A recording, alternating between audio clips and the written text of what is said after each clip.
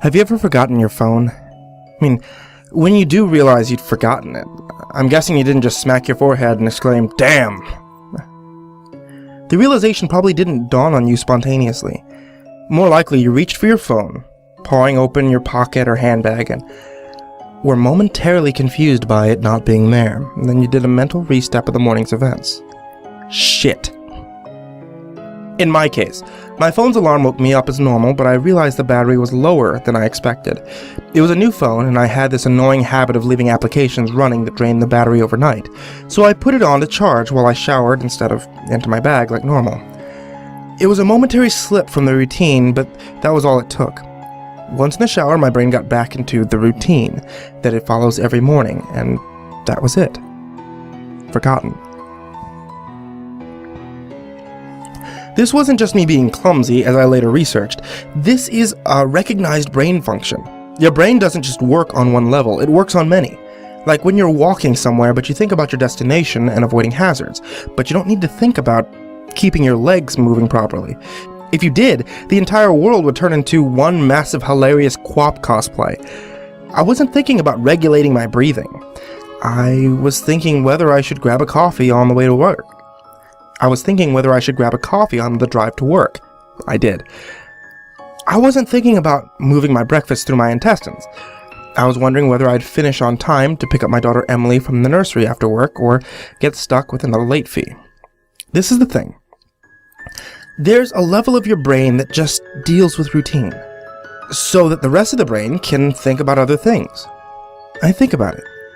Think about your last commute. What do you actually remember? Little, if anything, probably. Most common journeys blur into one, and recalling any one in particular is scientifically proven to be difficult. Do something often enough and it becomes routine. Keep doing it, and it stops being processed by the thinking part of the brain and gets regulated to part of the brain that dictates dealing with routine. And your brain keeps doing it without you thinking about it. Soon you think about your routine to work as much as you do keeping your legs moving when you walk. As in, not at all. Most people call it autopilot. But there's danger there. If you have a break in your routine, your ability to remember and account for the break is only as good as your ability to stop your brain going into routine mode. And my ability to remember my phone being on the counter is only as reliable as my ability to stop my brain entering morning routine mode, which would dictate that my phone is actually in my bag. But I didn't stop my brain entering routine mode. I got in the shower as normal. Routine started. Exception forgotten. Autopilot engaged.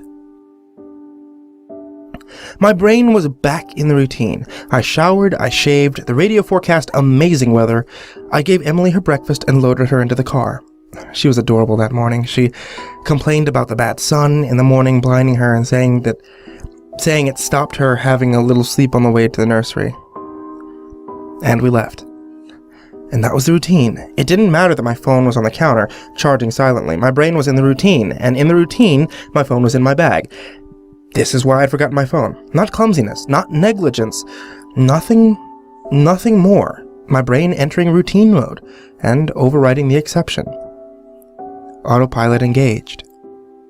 I left for work. It was a swelteringly hot day already. The bad sun had been burning since before my traitorously absent phone woke me, and the steering wheel was burning hot to the touch when I sat down.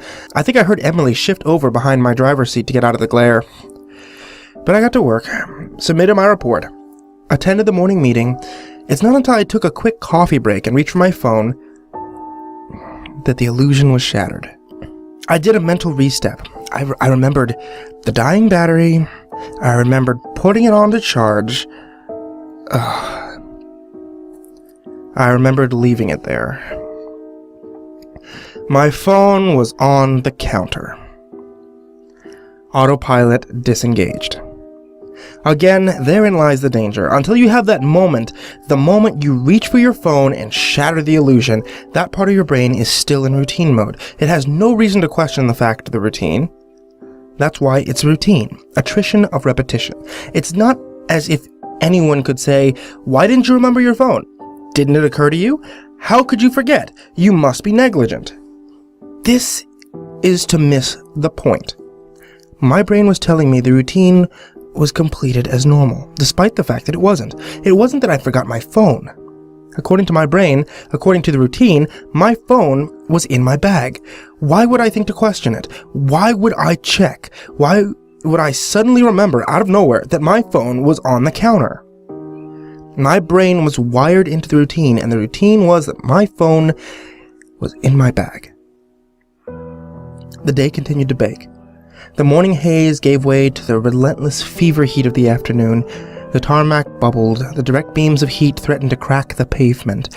People swapped coffees for iced smoothies, jackets discarded, sleeves rolled up, ties loosened, brows mopped. The park slowly filled with sunbathers and barbecues. Window frames threatened to warp.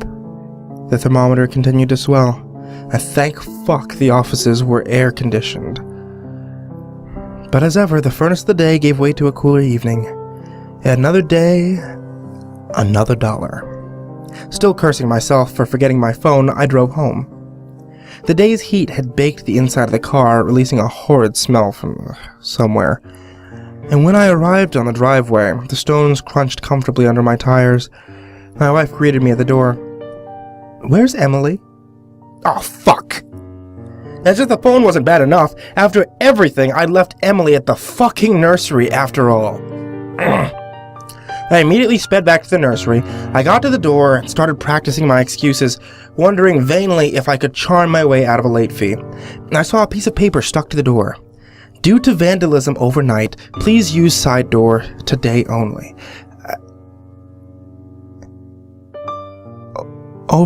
Overnight? What? I mean, this door was fine. I froze. And my knees shook. Vandals. A change in the routine. My phone was on the counter. I hadn't been here this morning. My phone was on the counter. I'd driven past because I was drinking my coffee. I did not drop off Emily. My phone was on the counter. She moved her seat. I hadn't seen her in the mirror. My phone was on the counter. She'd fallen asleep out of the bad sun. She didn't speak when I drove past her nursery. My phone was on the counter. She'd changed the routine. My phone was on the counter. She changed the routine, and I'd forgotten to drop her off. My phone was on the counter. 9 hours. That car, that baking sun, no air, no water, no power, no help. That heat. A steering wheel too hot to touch. That smell. I walked to the car door. Numb. Shock. I opened the door. My phone was on the counter. And my daughter was dead.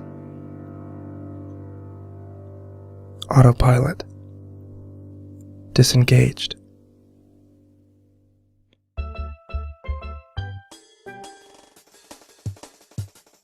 Mario has been a gaming icon for decades and has been in more games that can be counted. Although no year in recent memory has gone without some type of Mario game being released, series fans will remember the nearly decade-long drought of original Mario platformers. From 1997 to 2005, there was only one new Mario platformer released, Super Mario Sunshine. During the second part of this drought, after Sunshine's release, the mysterious Super Mario 128 was the main focus of the fanbase. No concrete information was given on the game, and eventually, series creator Shigeru Miyamoto claimed it had simply been a series of test concepts that were never intended to be an actual game. The mystery faded from memory as the Mario drought finally ended, and most people forgot about the game that had once been the center of every Mario fan's imagination. The Mario drought corresponded with a bad era for Nintendo in terms of console sales.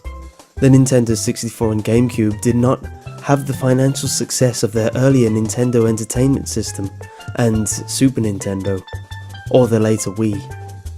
For a very proud company that relied solely on video games to make money, this is quite upsetting for the higher ranking employees that were attached to the company and felt its success or failure reflected on them personally.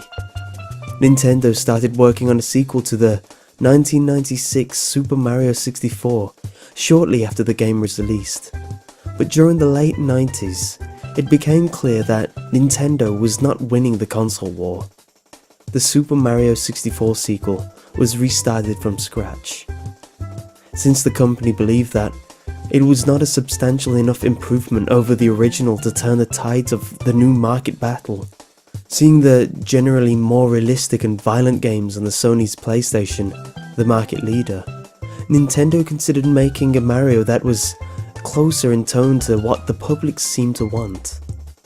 There was quite a bit of internal conflict over how far to go with this new direction, and the new Mario was clearly not going to be ready until Nintendo's next console, the GameCube. The only hint of this was released to the public was a comment by Miyamoto that he thought Mario and Luigi should act more like grown-ups in their games for the then soon to be released GameCube. The new Mario project was ultimately split into two games, Luigi's Mansion, which reflected the darker tones that many felt the series should turn to, although it was still toned down quite a bit compared to what some Nintendo executives and developers wanted, and Super Mario Sunshine, which went in the complete opposite direction. Both were released within a year of the GameCube, and Nintendo felt confident that their new system and Mario games would return to their former glory as market leaders. As those familiar with gaming history know, they didn't. The GameCube did even worse in market share than the Nintendo 64, and the mass market's taste shifted even more towards violent, realistic games. During this period, the somber mood at Nintendo intensified, and the dark Mario project was revived. This time, codenamed Super Mario 128. It isn't clear exactly what happened at Nintendo during this period. As we know, nothing called Super Mario 128 was ever released or publicly shown. The source that revealed the internal strife at Nintendo during the later N64 era refused to discuss what happened during the time of the GameCube's failure, but released a prototype of Mario 128 online that can be played on the Wii Homebrew channel. The following is a recollection of my time playing it. The game was clearly an early beta. The title screen was nothing more than white text saying Super Mario 128 against a black background. There was no option menu or save file selection either. After the title screen, the game started.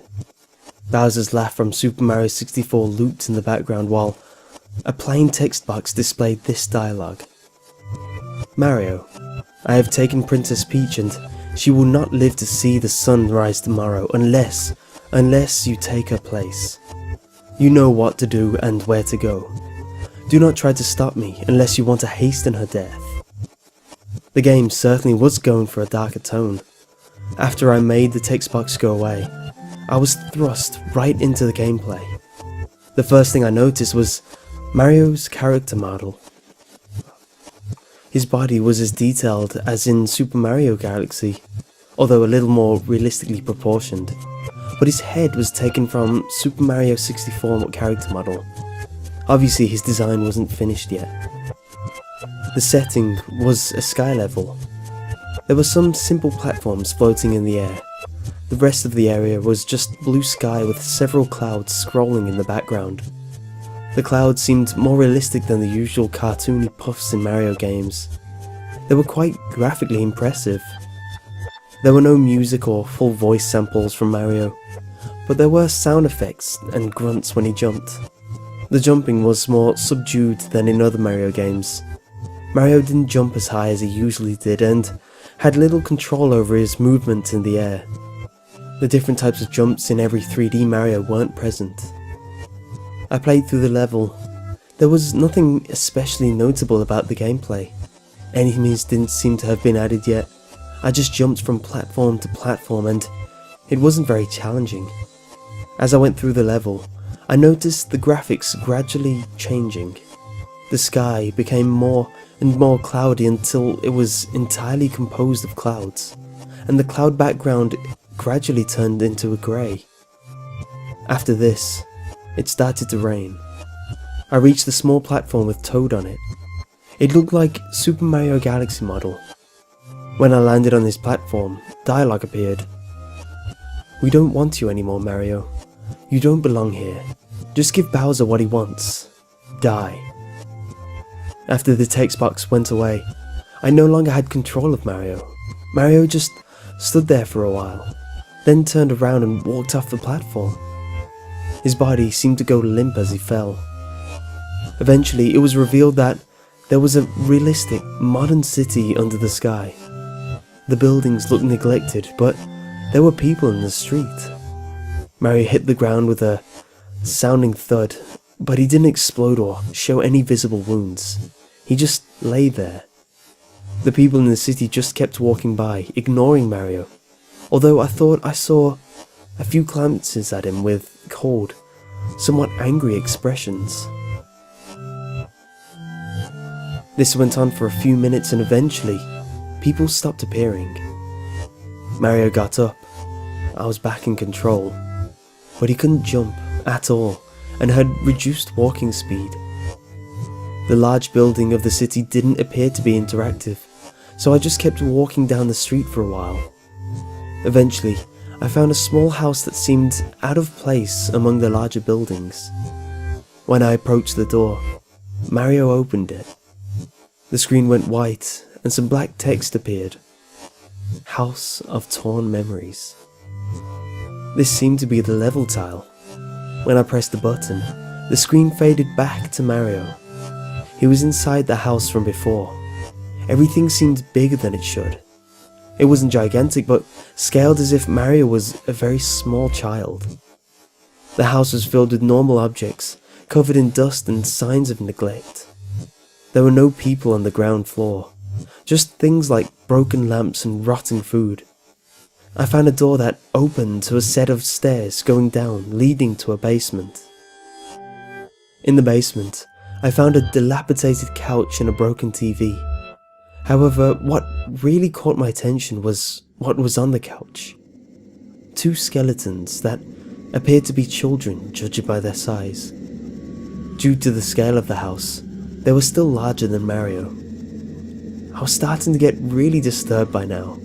How had a Mario game containing this been programmed to this extent?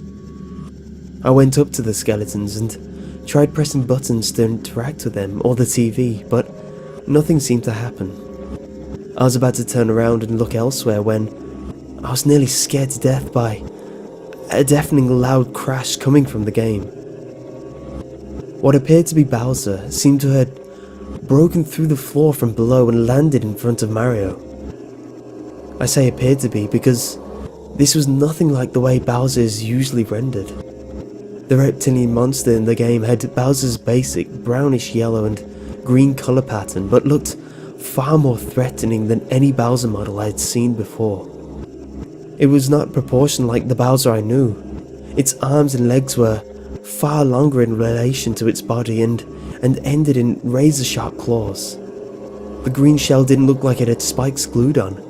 They were more jagged and organic looking with the same dark green colour the rest of the shell had. The face had small but intense pure black eyes and a mouth full of jagged teeth that took up far more of the face than it should have. Mario was cowering in fear from this thing. A dialogue box appeared. "You've kept me waiting long enough, Mario. I will taste flesh soon. Will you finally surrender, or does Peach have to die?" I still didn't have control. Mario just stood there, shivering for several seconds before nodding his head. Bowser impaled Mario with his claws. There was no blood, but it was clear from the animation and sound effects that sharp digits of Bowser's hand had gone through Mario's body. In one swift motion, Bowser dragged Mario up to his face and bit off his head. Again, there was no blood or graphic details left behind on Mario's neck, just Mario's character model being destroyed. The screen faded to black. In white text, another level name appeared. Mario's Eternal Home. Mario's character model was whole again when this level started. It was the only thing on the screen besides the black background. It was floating, as if in space. I could somewhat control it, but it felt more like I was deciding the general direction in which Mario would tumble than fully controlling him. As I drifted towards no apparent destination, voices faded in. They were echoing, deep voices telling Mario that he was worthless, that the world no longer had any use for him, and everyone would be better off if he was dead. High-pitched crying was layered onto the voices after a bit. It sounded like it was supposed to be Mario's cries. This really disturbed me as I found myself fighting back tears. For reasons I couldn't understand, this was affecting me on an emotional level. The voices and aimless wandering went on for several minutes until I spotted a light grey speck in the distance. I moved towards it. It took a very long time to reach and grew closer at a much slower rate than it should have. When I was close enough to make it out, I saw that it was a tombstone. It was a very plain one with cracks in several places. When I got right next to the tombstone, I could see writing on it. I turned off the system after reading it. I'm not going to play the beta or hack or whatever this was. There was a single word written on the tombstone. Innocence.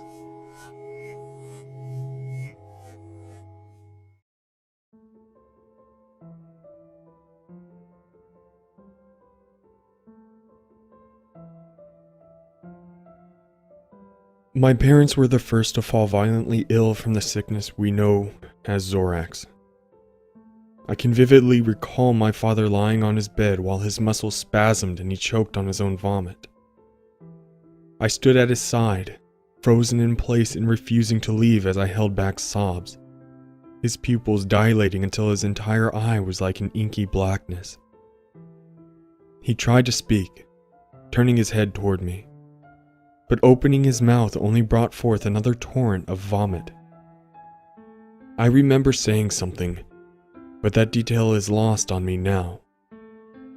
I remember staring into his glazed eyes as his shuddering became less pronounced and he was suddenly very still.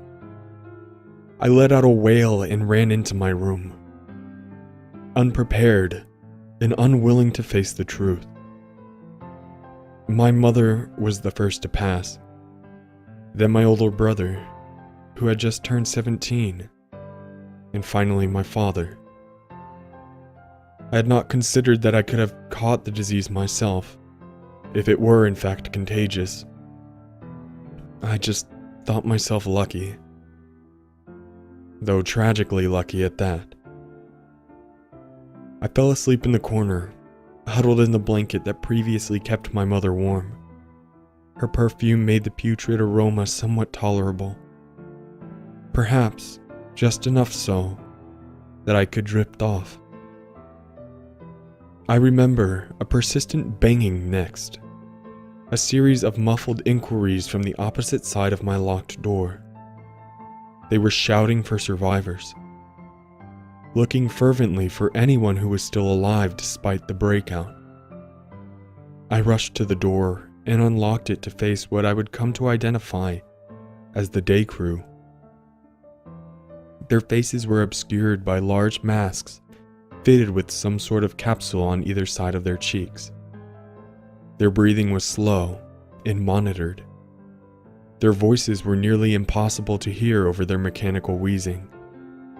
They were covered from head to toe in black regulation hazmat material with orange text reading "Day Crew" on their backs.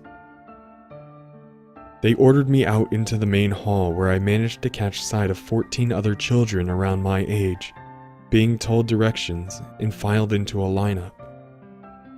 Once the entire group had been examined, we began our trek out into the streets, which was a vision of chaos and destruction.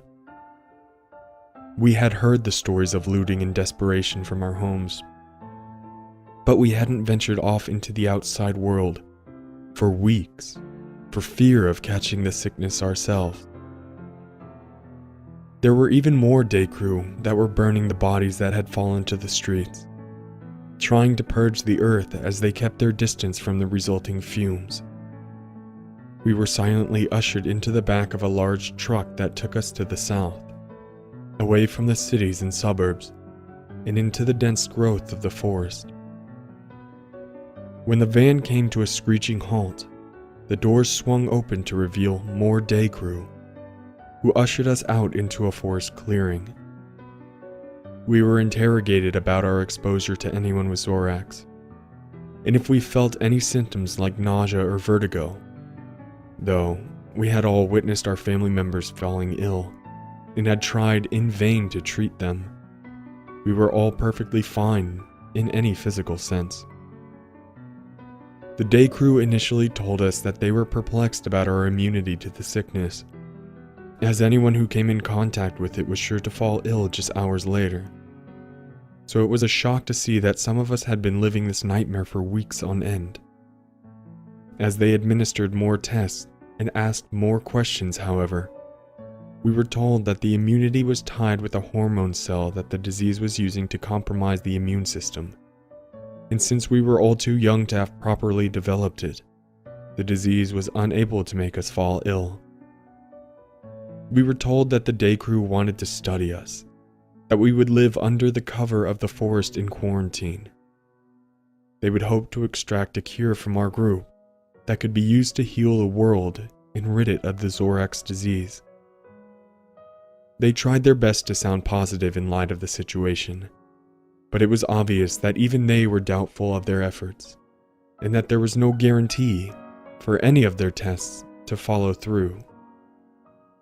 Still, they kept the mood optimistic and promised us that we would save countless lives with our efforts. They built a secluded village in the woods, providing us each with a makeshift house carved into the tree trunks around the area. I was led to a simple tree house that had a single bed on the far end and a table in the middle. We were told that first thing the next morning, we were going to have our blood taken, so we weren't allowed to eat anything until then. I was fine with that. I hadn't been hungry for days. The image of my mother, father, and brother crowded my thoughts instead. I didn't get much sleep. The forest with chirping, with crickets, and muffled bickering of the night crew kept me up into the early hours. We were woken the next day and filed into a single lineup to have blood drawn.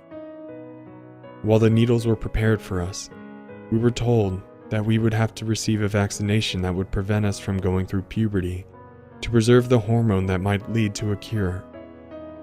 It was never elaborated on at the time that we would never be able to grow up or have children, but it was unlikely to live beyond the first few hours of infection, never mind the next few years. So our adulthood was seen as a necessary sacrifice. This continued for a few weeks. We would continue to receive vaccinations and assured that a cure would arise soon. But times were getting desperate.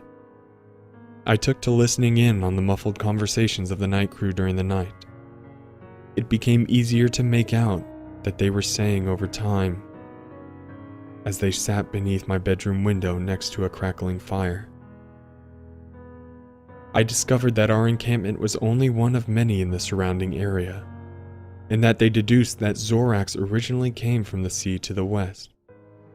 They passed around horror stories of people that lived by the shore that were hit the worst, that they had gone completely pale and that they began to sprout growth off their elbows, hips, and their toes.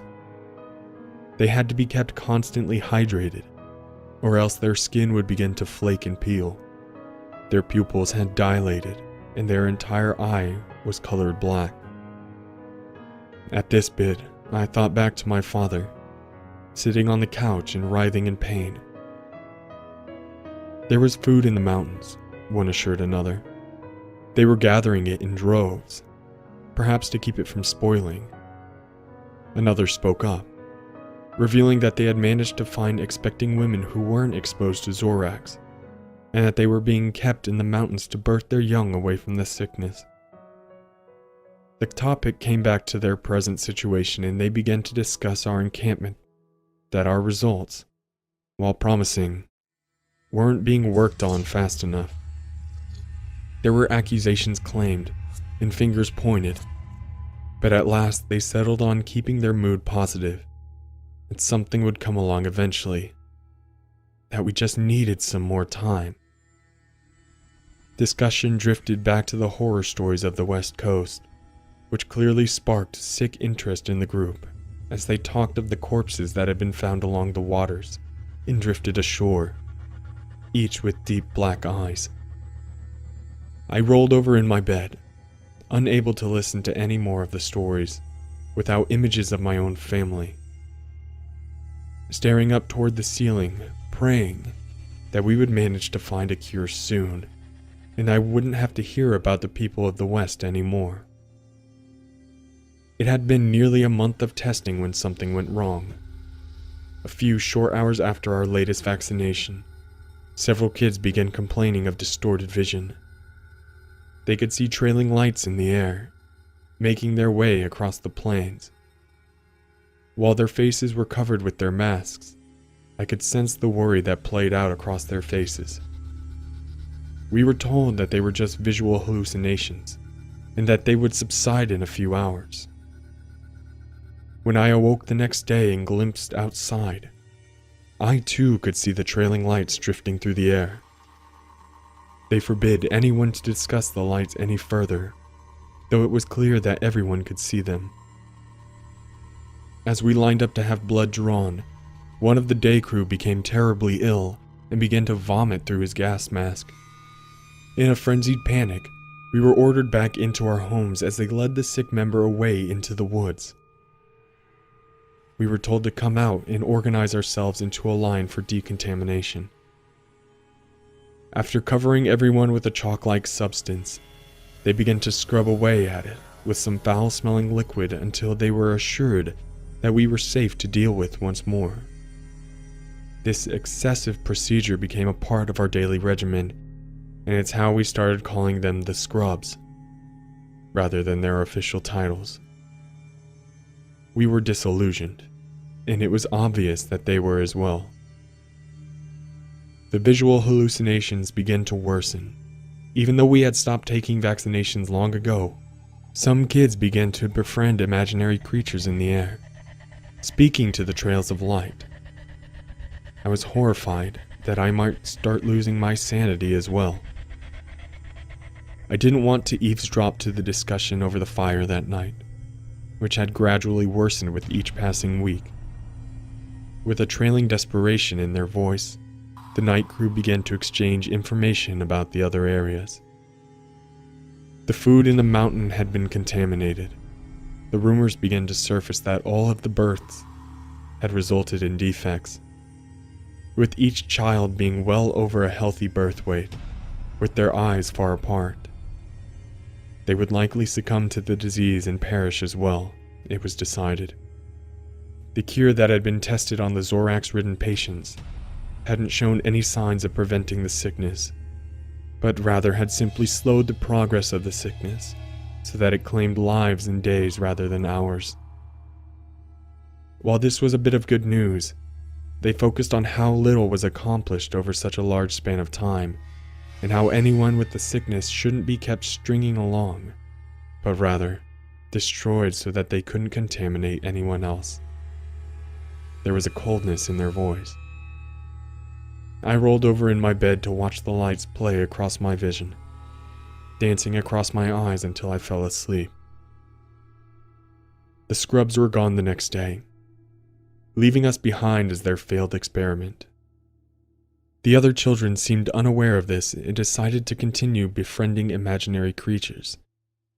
In a depression, I sulked off to bed, only to suffer a violent burst of spasms and shivering in the process. I drifted in and out of sleep that night, having one recurring nightmare after another. When I awoke, I heard something pass through my doorway. Something that couldn't possibly be there.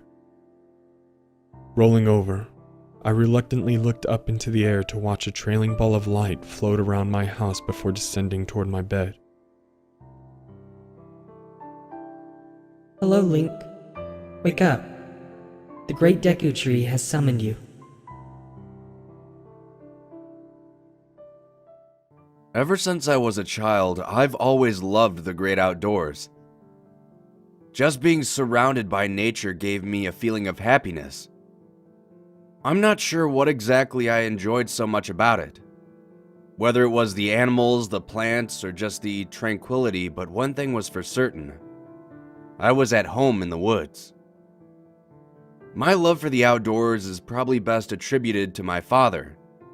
Every summer, him and I would load up the truck and drive 2 hours north to a cabin he'd rent for a week. We'd spend the entire week fishing, cooking s'mores by a bonfire, hiking, and generally spending time with each other. It may sound cliche, but those are some of my fondest memories of my childhood. Suffice to say, that tradition my father and I had stuck with me even after I had graduated high school and got a full-time job. Once a year, I'd save up my vacation days, load up my truck, and make my way to a local campsite. I'd usually bring some friends along, coworkers, or some girls I'd be dating. Most of them weren't too thrilled to be alone in the woods with a guy they had only known for a couple of months, which is understandable. But the few who did go with me over the years said they had a blast. Although I had many people go camping with me in the woods, most of the time it was just me and my best friend Jimmy. We had grown up together, and a couple of times my father brought him along with us on our excursions. Jimmy didn't care too much for the outdoors, but he was how did he put it? A firearm enthusiast. He also liked to drink and enjoyed bonfires as much as the next guy. So whenever that time of year rolled around and I had no one else to go with, he was always my last resort. Last year, he brought enough alcohol to subdue 3 fraternities and ended up drinking most of it by himself. He called me a few days after we had gotten home and he told me he had the best time ever, though I highly doubt he even remembers the trip. He spent half the time passed out in a drunken coma in the tent, and the other half he spent shooting beer cans until they were metallic dust. Aside from my inebriated companion, I had a relatively good time. While he was unconscious, I took a stroll through the woods, admiring the scenery. Even though I would go camping year after year, I always found myself amazed at the world around me. The trees swaying in the breeze. The animals scampering away from my noisy footsteps. The fresh air cleansing my lungs. I was having a great time. Not long after, we packed up, and by we, I mean I packed up and we made our way home. That was the last time I truly enjoyed camping. A few weeks ago, I was preparing for my yearly trip into the woods. I attempted to talk some friends into joining me, however, all of them seemed to have plans and couldn't make it. So I asked Jimmy if he would join me once again, though this time he had to decline. He told me that his work was riding him, and if he took any more time off, it would result in termination. Upon hearing this, I was put in a strange position I had never found myself in. I know it may sound strange, but I always had someone who wanted to go with me every year. I called around frantically, hitting up old contacts whom I hadn't spoken to in months. All of my attempts, however, had proved fruitless. As the week was fast approaching, I resigned myself to going alone. I convinced myself that having some one-on-one time with nature would be spiritually beneficial. I'm not spiritual, but it made me feel better to believe that. The day had arrived, and I gathered up everything I would need for a week of tranquility. I packed it all into the back of my pickup and hit the road. This year, I had chosen a new location to camp at. I had gone to the same old spot for many years, and I wanted to have a change of scenery. This site had great reviews online, and was only an extra hour drive away, so I took it. When I arrived, the turnoff into the woods gave me a strange feeling. The trees on either side of the road seemed to grow and fuse together at the branches, almost creating a natural arch over the road. It was as if I were driving into an endless tunnel. The further I drove, the more dense the foliage became. The thought to turn back and go home briefly crossed my mind when I saw a worn-down sign that read "Campsite ahead." I sighed as I pulled up to another turnoff that led to a small clearing. The first thing I noticed when I parked was that I was the only vehicle here. The reviews had led me to believe this place was a popular locale for families to enjoy nature. I must have just chosen a slow month to visit, I thought to myself. I grabbed my pack from my truck and made my way into the woods. As I was walking, that strange feeling I felt earlier had come back. I couldn't hear the animals scampering away from me. The trees seemed static above me, almost frozen in time.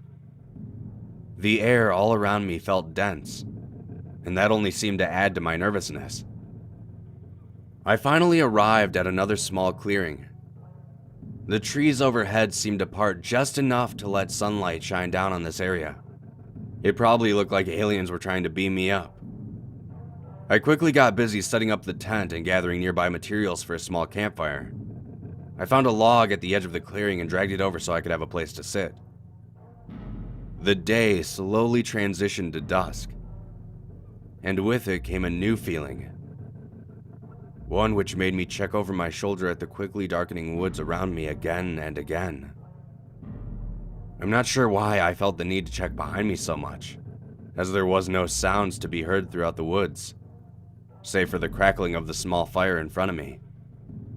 The night quickly fell upon me. I decided to head to bed in hopes of a better tomorrow. I crawled into my flimsy tent, zipping it up behind me. I quietly slid into my sleeping bag and laid there listening. The crackling of the fire had died down. I was left with an utter silence. A silence that shouldn't be in the middle of the woods. I laid there for 20 minutes trying to take my mind off my surroundings. My fatigue slowly started to grow, and just as I was about to drift off to blissful sleep, I heard something.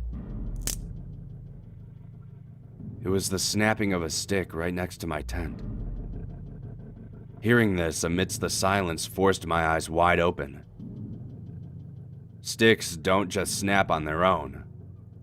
But what was truly bothering me was how something had gotten so close to my tent without me hearing them. I laid there waiting, my breath caught in my chest, wondering if something was about to tear through my tent at any moment. The slowest minute I had ever experienced ticked by. Then two. After what felt like an hour of laying there, I decided to shut my eyes and go to sleep. As soon as my eyelids shut, I heard something that nearly gave me a heart attack. It was a voice, just on the other side of the tent. The voice said my name.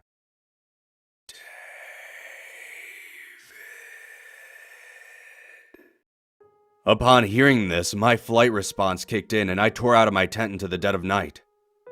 I quickly glanced around and saw that I was the only one in the entire area. My anxious mind combined with my imagination must have just made the whole thing up. Still, I didn't want to remain in the woods any longer, so I gathered up my tent and my supplies and began my trek back to my truck. Just as I was about to reach my vehicle, a twig snapped right next to me. Instinctively, I turned, and what I saw froze me in my tracks. It's hard to describe, but I'll try my best. The creature was about the same size as me, but its arms seemed too long for its body. Its knuckles seemed to just barely hang above the ground. Its skin was incredibly pale, a stark contrast against the black woods behind it. Its face was unsettling, completely bald. It had no eyes, but it had a large mouth filled with razor-sharp teeth. As horrifying as that was, what really freaked me out was how it was moving. It somehow wasn't making a single sound. I was watching it take lumbering steps towards me, but with each step it took, I didn't hear anything. It was getting closer to me. It stopped only a few feet away from me and called out my name again, almost as if it were looking for me.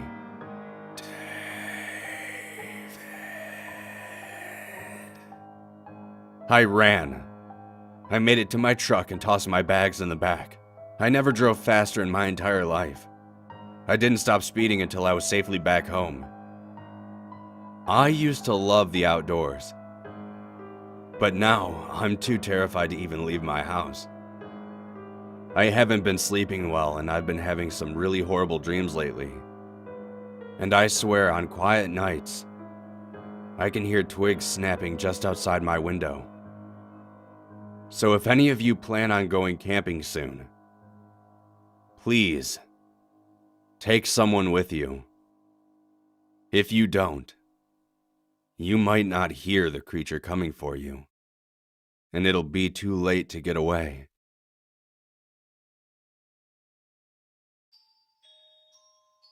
It was late afternoon and I was walking home. I was almost out of the forest when I saw a bush rustle and I heard quiet steps. They were rapid. I thought it was a deer. There aren't many deer and I love to see them, so I followed the noise. It led me to a clearing in a part of the forest I had never been to before. When the creature walked in the clearing, I was shocked. It was almost 15 feet tall and had black, shaggy, thick fur. Its face seemed oddly dog-like and it had a large, almond-shaped, blank black eyes. Its legs were long and spindly and ended into a sharp point. I had never seen a creature like this before, and there was blood on its mouth. It paused for a moment, as if sensing what was nearby. Then it looked directly at me. The moment it set eyes on me, I knew it was a mistake to follow that strange noise. It seemed like the creature could see my soul. I ran as fast as I could in one direction, but what seemed like hours of running, and still I couldn't find the end of the forest. I knew I had only followed the sick creature for a few minutes, but hours of running couldn't get me back. I was lost. I checked behind me for the creature and I saw it wasn't following me. I relaxed a little, but I was still tense from the fact I couldn't get out. I hear a voice ahead of me, so I sprint to it. I finally emerged from the forest on the sidewalk. The voice had been the police. My mother ran over and hugged me from behind. I screamed, thinking it was the beast. I guess I had been in the forest for a while and my mom got worried. I got home and forgot all about the monster in the endless forest. I sat up in bed and put on my glasses to see the clock. 2:39 it read. I wonder it had woken me up. For a moment, and then I just decided it was a nightmare, but I just don't remember it. I tried to go back to sleep, but it eludes me. I go to get a drink of water and I hear it tapping. I look out the window, but it's just too dark to see anything. I dismiss it as a branch. I get my water and hop into bed. I fall asleep after a while and wake up with a jolt from my nightmare. I was being chased by that beast, endlessly, until its extreme speed had gotten it close enough to launch a meteor into the air and landed straight on top of me. I checked the clock. 9:34 it said. I'd slept in with the nightmare. Great, I thought. I wasted a few hours of my day and I got scared out of my skin. I walked downstairs to get some breakfast, but oddly, no one else was there. Probably went to work early, I told myself, but I felt like someone or something was watching me. I knew I didn't have a guardian angel because if I did, that creature would have never looked at me. I thought a bit about the creature and that it might have kidnapped my parents, or worse, it could have killed them. I went online and searched around. I only found a small bit of information about the creature. It was called a strider. It hunts animals and tears off their legs before feasting on their bodies. If a human follows them, then they will hunt down that person until they are dead. Then thought that the strider would not stop until I was dead. It was unsettling. I researched until lunchtime and only found that no one has encountered the monster or survived more than a few months after the encounter. I also found a few other names that people called that thing. Stiltwalker and Forest Strider. It was time that my parents came home from work for their break, but they didn't. I called their work, but I was told that they hadn't come in. I called 911 to report missing people. After the police left, I decided to end this. I walked to the forest and followed the tracks I had made in the mud to the clearing. The Strider stood tall and strong over decapitated cow elk. There was gore and entrails everywhere around the carcass. I felt like I was going to be sick, but I spoke to the creature. "If I give you my life, will you leave my parents alone?" I yelled at the hideous animal. It quickly looked at me and began to slowly creep towards me. It made no sound as it stalked. When it was close enough, it lunged at me, just like my nightmare, only I didn't run away. Months passed and the news on the murdered child had died down. No one had seemed to see me or my parents since the murder. The Strider still walks the forests in search of its next meal. If you enter the forest in late afternoon, then be prepared, and don't follow that strange noise.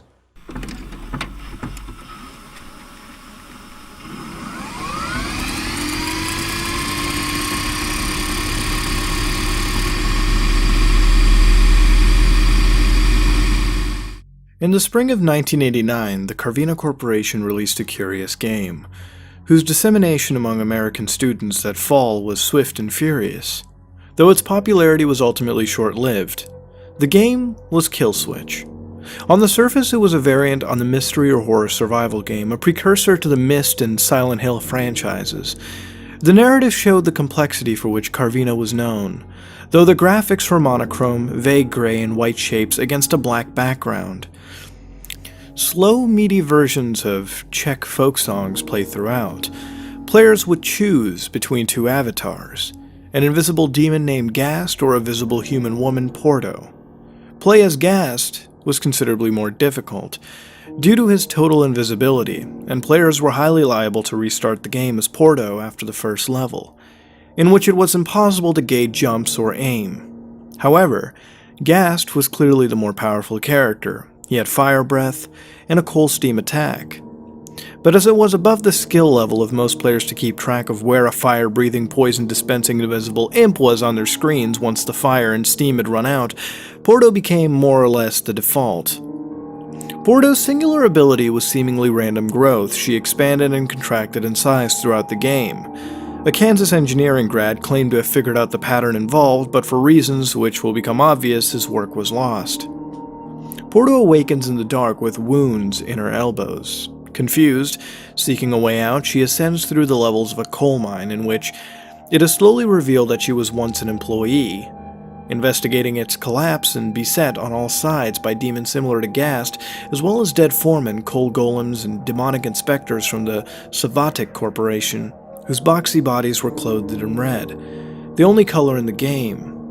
The environment, though primitive, becomes genuinely uncanny as players progress. There are no bosses in any real sense. Porto must simply move physically through tunnel to reach subsequent levels, with her size varying wildly through interlevel spaces. The story that emerges through Porto's discovery of magnetic tapes, files, mutated factory workers who were once her friends, and deciphering an impressively complex code inscribed on a series of iron axes players must collect. This portion of the game was almost laughably complex and defeated many players until Porto881 posted the cipher to a Columbia BBS. Attempts to contact this player have been unsuccessful, but due to the username no longer being available on any known service, well, the point is, the foremen, who were under pressure to increase coal production, began to falsify reports of malfunctions and worker malfeasance in order to excuse low output, which incited the Savatic inspection. Officials were dispatched, one for each miner, and an extraordinary story of torture unfolds with fuzzy and indistinct graphics of red-coated men standing over workers, inserting small knives into their joints whenever production slowed. Admittedly, this is not a very subtle critique of Soviet-era industrial tactics, and as the town of Carvina itself was devastated by the departure of the coal industry, more than one thesis has interpreted Killswitch as a political screed. After solving the axe code, Porto finds and assembles a tape recorder, on which a male voice tells her that the fires of the earth had risen up in their defense and flowed into the hearts of the decrepit, pre-revolution equipment they used and wakened them to avenge the workers. Now, it's generally assumed that the fires of the earth are demons like gas to coal fumes and gassy bodies inhibiting the old machines. The machines themselves are so big that the graphics elect to only show 2 or 3 gear teeth or a conveyor belt rather than the entire apparatus. The machines drove the inspectors mad, and they disappeared in the caverns with their knives, only to emerge to plague Porto, of course. The workers were often crushed and mangled in the onslaught of machines who were neither graceful nor discriminating. Porto herself was knocked into a deep chasm by a grease-stricken engine, and her fluctuating size, if it is real and not imagined, is implied to be the result of poisonous fumes inhaled there. What follows is the most cryptic and intuitive part of the game, and there is no logical reason to proceed in the correct way. And again, it was Porto 881 who came to the rescue of the fledgling Killswitch community. In the chamber behind the tape recorder is his great furnace where coal was once rendered into coke. There are no clues as to what she is intended to do in this room at all. Players attempted nearly everything from immolating herself to continuing the process of making coal as if the machines had never risen up. Porto 881 hit upon the solution and posted it to the Columbia boards. See, if Porto ingests the raw coke, she'll find her body under control, and she can go to fight her way out of the final levels of the mine, which are impassable in her giant state, clutching the tape containing this extraordinary story. However, as she crawls through the final tunnel to emerge above ground, the screen goes suddenly white. Killswitch, by design, deletes itself upon player completion of the game, and it is not recoverable by any means. All traces of it are removed from the user's computer. The game can't be copied. For all intents and purposes, it exists only for those playing it, and then it ceases to be entirely. One can't replay it, unlocking further secrets or narrative pathways. One cannot allow another to play it, and perhaps most importantly, it's impossible to experience the game all the way to the end as both Porto and Gast. Predictably, player outcry was enormous. Several routes to solve the problem were pursued with no real efficiency. The first and most common was to simply buy more copies of the game, but Carvina Corp released only 5,000 copies, and they refused to press further editions. The following is an excerpt from their May 1990 press release. Killswitch was designed to be a unique playing experience. Like reality, it is unrepeatable, unretrievable, and illogical. One might even say, ineffable. Death is final. Death is complete. The fates of Porto and her beloved Gast are as unknowable as our own. It is a desire of Carvina Corporation that this be so, and we ask our customers to respect that desire. Rest assured, Carvina will continue to provide the highest quality of games to the West, and that Killswitch is merely one among our many wonders. This didn't have the intended effect. The word beloved piqued the interest of committed, even obsessive players, as Gast is not present in any portion of Porto's narrative. A rush to find the remaining copies of the game ensued, with the intent of playing as Gast and discovering the meaning of Carvina's cryptic word. The most popular theory was that Gast would at some point become the fumes inhaled by Porto, changing her size and beginning her adventure. Some thought this was wishful thinking, that if only Gast's early levels were passable, one would somehow be able to play as both simultaneously. However, by this time no further copies appeared to be available in retail outlets. Players who had not yet completed the game attempted Gast levels frequently, but the difficulty of actually playing this enigmatic avatar persisted, and no player has ever claimed to have finished the game as Gast. One by one, the lure of Porto's lost, unearthly world drew them back to her, and one by one they were compelled towards the finality of the vast white screen. To find any copy usable today is an almost unfathomably rare occurrence. A still shrink-wrapped copy was sold at auction in 2005 for $733,000 to Yamamoto Ryuichi of Tokyo. Now, it's entirely possible that Yamamoto's is the last remaining copy of the game. Knowing this, Yamamoto had intended to open his play to all enthusiasts, filming and uploading his progress. However, to date, the only film which has ever surfaced is a 1 minute and 45-second clip of a haggard Yamamoto at his computer, the avatar choice screen visible over his right shoulder. Yamamoto, though, is crying. Does anyone remember an old PC game from the 90s called Mr. Mix? It's mainly a typing game, similar to Mario Teaches Typing, where you have to type words into a box to make a chef the titular Mr. Mix put ingredients into a bowl. Unlike most typing games, however, this game is notorious for having an insane difficulty curve. The game has a words per minute requirement for each level, being as low as 10 on level 1 and as high as 85 on the third. By level 5, the requirement reaches over 500, effectively making it impossible to proceed any further. One of the main things that people noticed about this game immediately was the background music. The music on the first level was an unsettling pattern of growls that got progressively louder as the level went on, often causing damage to early computer speakers that were not designed to handle extremely high volumes of sound.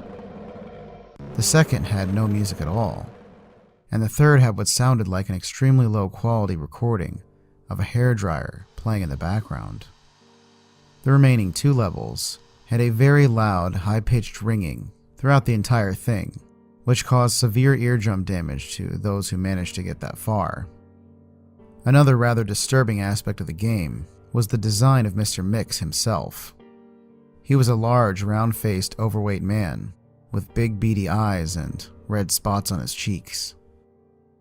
Most children who played the game reported having vivid nightmares of Mr. Mix, speaking to them in a quiet, raspy voice and threatening them to keep quiet about something.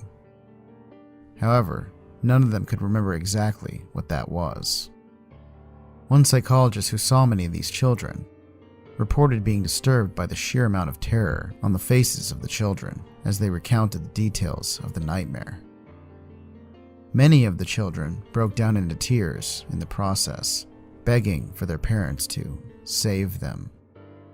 However, no direct relationship to the game itself could be determined by these few cases, as not all children suffered the same adverse effects.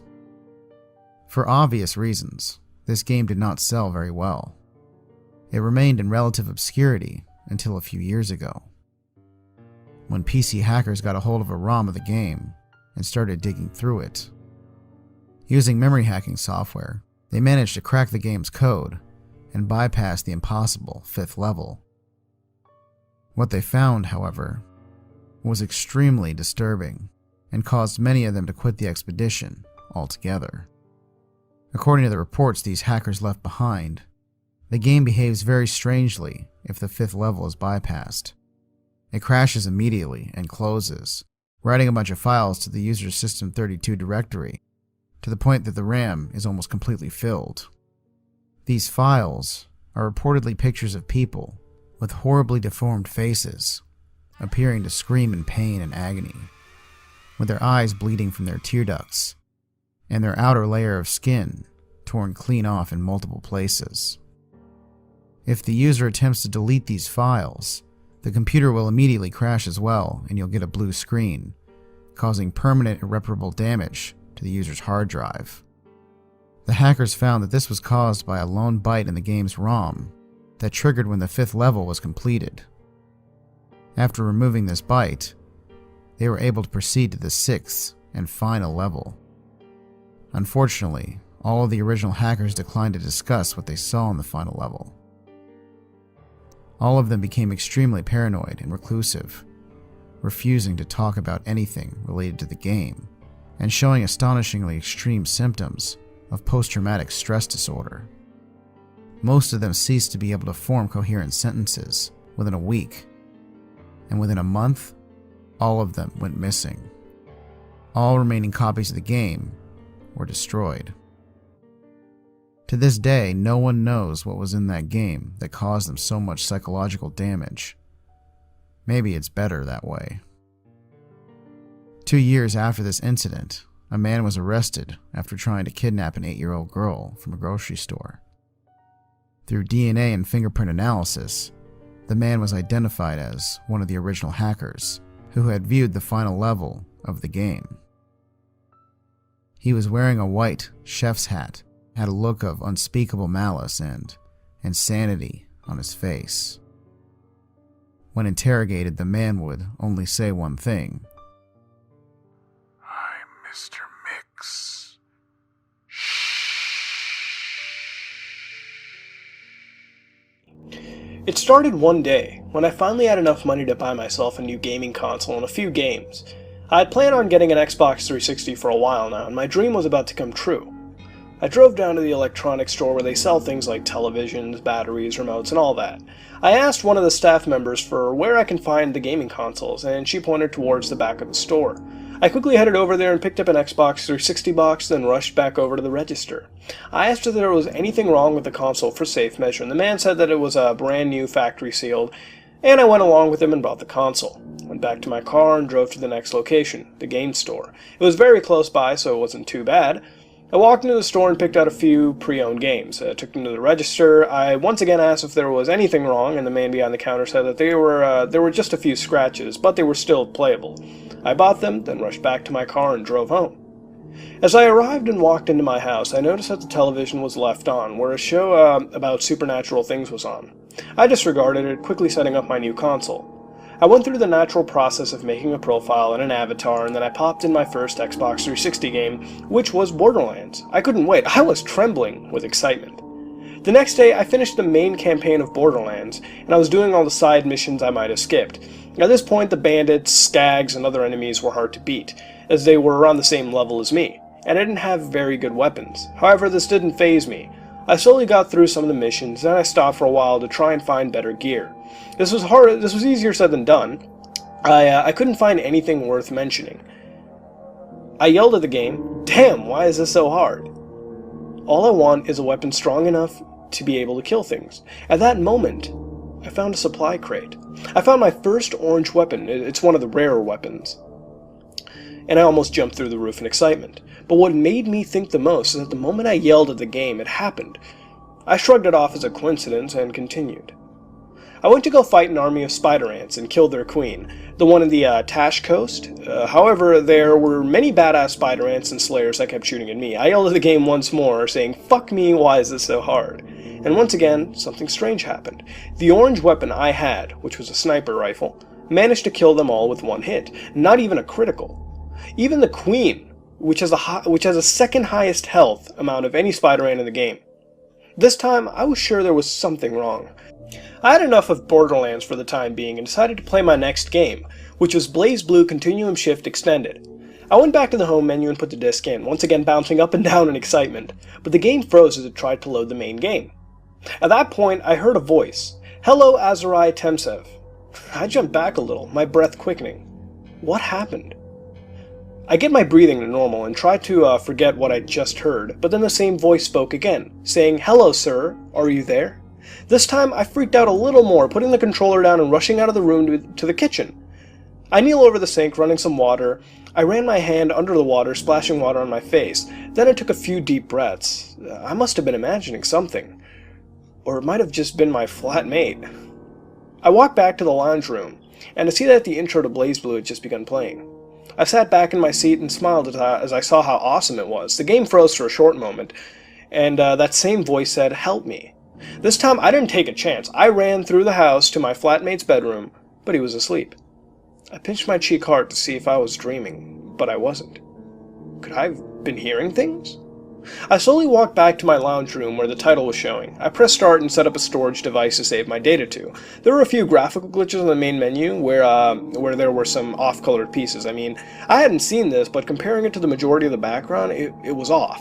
The game ran smoothly though. Some of the commands might not register, but it was fine, as it wasn't too common. Every time I beat an opponent though, the game would freeze. Audio and video, and I could hear a background sound as if it was someone gasping for air. I disregarded this fact as my flatmate had light asthma, and his inhaler was close by, so there was no immediate danger. The game decided to play again, but it froze again. That voice from before coming back. "Find the microphone. The headset. In the box," it gasped. I was curious, if a little bit freaked out. And then I looked inside the box, and there was indeed a microphone and headset, which is a little strange as I had not purchased one. It wasn't in the box when I opened it first, and the box didn't say it came with one. Reluctantly, I plugged it in the controller and strapped it into my head. "Hello," I said cautiously, waiting for a response. The voice had sighed, then made a sound as if it was a person getting up after a nasty fall. "Oh good, you're still there." I hadn't paid attention until now, but that voice sounded feminine. "Who are you?" I asked again. "My name is Cass. What about you?" she said, suddenly much more relaxed. I hesitated for a bit, then I shook my head. I'm not too comfortable with telling. I heard a faint giggle and then a sigh. It must have come from this person. That's understandable. Oh, I forgot, would you like to continue playing your game? My eyes widened a bit, and I responded with a yes, and the game started up again at the character select screen. Did I give you a fright? I shook my head, picking another character. At first, yes. I managed to stammer out, and I heard another giggle from Cass. Sorry, I didn't mean to. She was very polite with a soothing voice. I picked the comms character and began a new match. Surprisingly, there was no apparent glitching. All the commands I entered happened. The menus didn't have that off-coloring, and it ran like a brand new game. Was this because I talked to Cass? I don't know. What are you doing in my console? I asked, trying to be polite as she was. I was bound to you quite some time ago, sort of like a string attached to two persons' fingers. I didn't show up sooner because I had no means of contacting you. What about one of the other consoles I have? They weren't compatible. None had a microphone attachment. I looked away for a moment, then I looked back at the screen, still fighting matches with the computer, but my Nintendo DS has a microphone. She giggled, then tried to muffle it. Don't you remember? Your flatmates didn't check to see if everything was working. That microphone never worked. I growled under my breath, then I shrugged it off, continuing to play my game, losing on this match. This Cass, she got bound to me. Since when? Wouldn't I have noticed a change? I shrugged off the thought, and then I turned off the console, then took a short nap on the couch. I woke up after an hour later, which is longer than my usual naps, turned on my Xbox again, and noticed that the opening scene had frozen the last frame. I heard what appears to be a droning. Then the menu eventually showed a few seconds later. Why didn't you say goodbye? I heard Cass's voice say. I was a little shocked. Then I strapped the headset on and responded, Sorry, I didn't think of it. She huffed it off and went silent. While the fact that there's a real person on the other side of the television that can actually interact with me in my game, I felt genuinely sorry. I eventually started up BlazBlue again and played through the story mode. Hours passed, Cass remained silent throughout it. Even when I spoke to her, she still messed with the games whenever they got me frustrated. But did it almost hesitantly. Every time she did, I apologized, and I heard her sigh every time, as if trying to say, yeah, whatever. Well, I'm going to go, it's getting late, I say as I begin to get off. Alright, Cass finally says after 4 hours of solid silence. I'll see you soon, right? Yeah, as soon as possible. I heard a sigh of relief from her. Then I turned off my console and went to my room, tucking myself in the bed. During my sleep, I had a dream that seemed to be a recollection of what happened on that day, with a few details left out. I woke up repeatedly during the night, but by the time morning came, I had gotten enough sleep to not be exhausted. I rolled over and hit snooze on the alarm clock, then I looked behind it and saw another headset. Similar to the one for the Xbox, except it was white and connected to my DS. I sat up and stared at it for a while. Then I reached over and grabbed it, starting up my DS and strapping the headset to my head. Hello again, I hear Cass say in a very cheery voice. Isn't this great? I found a way we can stay together. I laughed nervously.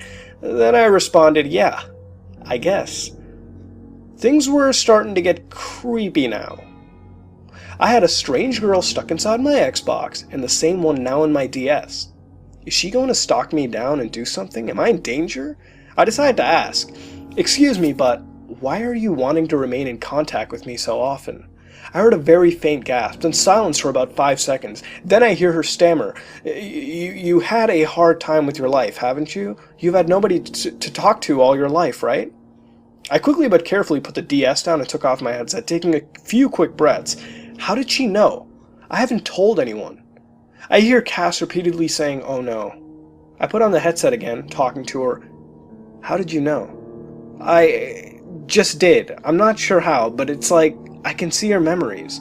She sounded really sincere and even a little upset. I don't know what to say.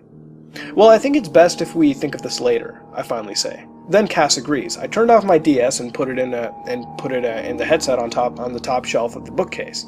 I walked out of the kitchen to get a glass of water, but I was starting to see things. There was a strange man hovering over someone defenseless. I couldn't make out any faces or hear anything, but he struck this person on the ground with what seemed to be a knife. I was at my limit. I fell backwards and landed on my backside, leaning up against a chair. My forehead was a little sweaty from worry, so I quickly crawled over to the sink, propping myself against it, washing my face again. My hands were shaky, and I felt as if my body would shut down from pure shock and anxiety. What had I seen? Why did I see it? Who were the people I saw? All these questions need answering. I took a quick drink. Then I turned around and leaned against the cupboard under the sink, closing my eyes and taking slow, deep breaths. I opened my eyes and saw that my hands were still a little shaky, probably because of the cold air from the open window blowing against them while they were wet from the sink. I dried them off with the tea towel and stood up slowly, looking around. I eventually walked into the lounge room, turning on my Xbox, with no freezing on the menu and no voice from Cass. Maybe she didn't feel like talking to me after what I'd said. I grabbed the headset, put it on, talking into the mic. "Are you there, Cass?" I slowly said, trying to hide my trembling voice. The home menu on the Xbox slowly faded into a picture what seemed to be a pure white room with no window, and a single person in the middle of the screen, sitting on a chair. It was a woman, smiling at me. She stood up and walked closer, waving as she did. "Yes, I'm here," the woman said. Now realizing that I can see her, I smiled slightly, sighing in relief. "Where are you?" I asked. She simply looked around while pacing, then shook her head. She didn't know. "What was it that I saw?" "That was a memory, one of mine. A man offered me a job, one that would change the face of communication for millennium to come. That was a man you saw. He betrayed me. He stuck a knife through my stomach and watched as he..." I leaned in closer, covering my mouth, as I saw her hide her face, shaking her head lots. No, I shouldn't. I stood up and walked over to the television, pressing one hand against it. Then Cass looked up at me, putting her hand where mine is. She smiled, wiping away tears that rolled down her cheek with her cuff. I could see the pain in her eyes. She needs to say what happened, so I asked for the rest of the story. Not looking away, she slowly nods, and begins where she left off. "He betrayed me, left me to die as he grabbed something and stuck it into my head. I could feel all of my memories, my emotions, my experiences, and everything about me flow into this one device. It was like he reached into my being and pulled it out, leaving just an empty, fleshy shell. The next thing I know, I've woken up by the person he chose to be his victim." I felt my knees give away as I fell backwards, landing on the coffee table, my eyes wide, simply staring down to the floor in front of me. Cass took her hand away, bringing them to her chest. "I'm sorry, there's no preventing it." I looked up at the screen, tears welling up in her eyes, and then the screen fades into static, no sound coming from the speakers. Eventually, it came back to the home menu of the Xbox, waiting for me to pick a game. I picked up the headset and microphone and quickly said, "I'll be back soon," then quickly unplugged my Xbox without waiting for a response. Then I stumbled towards my room, bumping into a few walls on my way. I felt very lightheaded, and I collapsed onto my bed, my breath escaping my lungs. I could feel something within my chest, as if a hand had plunged into it from the outside. I clasped it tightly. My heart was racing with fear. I was gasping for air as I saw the lights from my DS turn on from the top of the bookshelf, and Cass's voice yelling, "Hang in there, it's only temporary." I eventually passed out onto my bed, my eyelids slowly falling. I woke up eventually with my flatmate shaking me wildly, and all I could hear was his grating voice. But it was muffled and distorted. I looked up at him, as all sound was drowned out by something. My head felt heavy and it dropped, finally hearing a single thing before passing out again. "I'm sorry." The next time I opened my eyes, the room I was in was a very white room. Laying on a bed, there was a single glass window and a door to the right of it, but nothing else. There were 3 people standing behind it. One of them was Cass. I sat up slowly, rubbing my head, and then looked out the window. Where am I?" I managed to say. Then I see Cass smile and clap her hands together, grabbing a microphone from the wall to her right, from behind the window. "Oh, thank God you're alive. I'm sorry to say, but you're stuck in the same place I am. You're just waiting to be bound to someone." I look around the room a second time. As it begins to come more into focus, it seems to be a single hospital ward, but it was completely quiet, no other patients, no doctors even.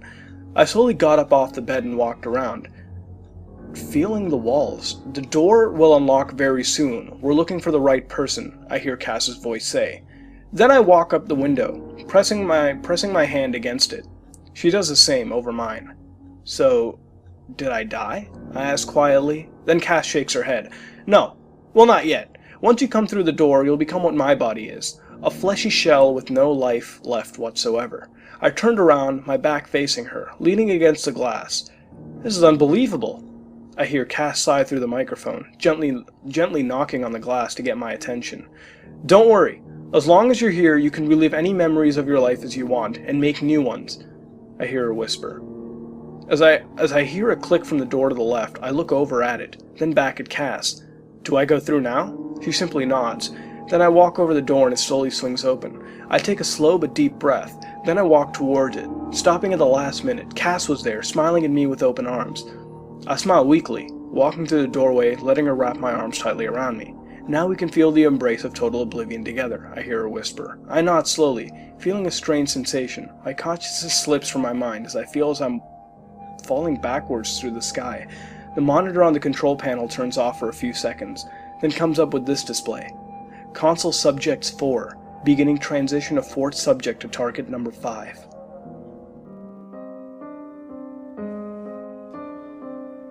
During the first few days of the release of Pokemon Red and Green in Japan, back in February 27th, 1996, a peak of deaths appeared in the age group of 10 to 15. The children were usually found dead through suicide, by hanging or jumping from heights. However, some were more odd. A few cases recorded children who had began sawing off their limbs, others sticking their faces inside the oven and choking themselves in their own fists, shoving their arms down their throat. The few children who were saved before killing themselves showed sporadic behavior.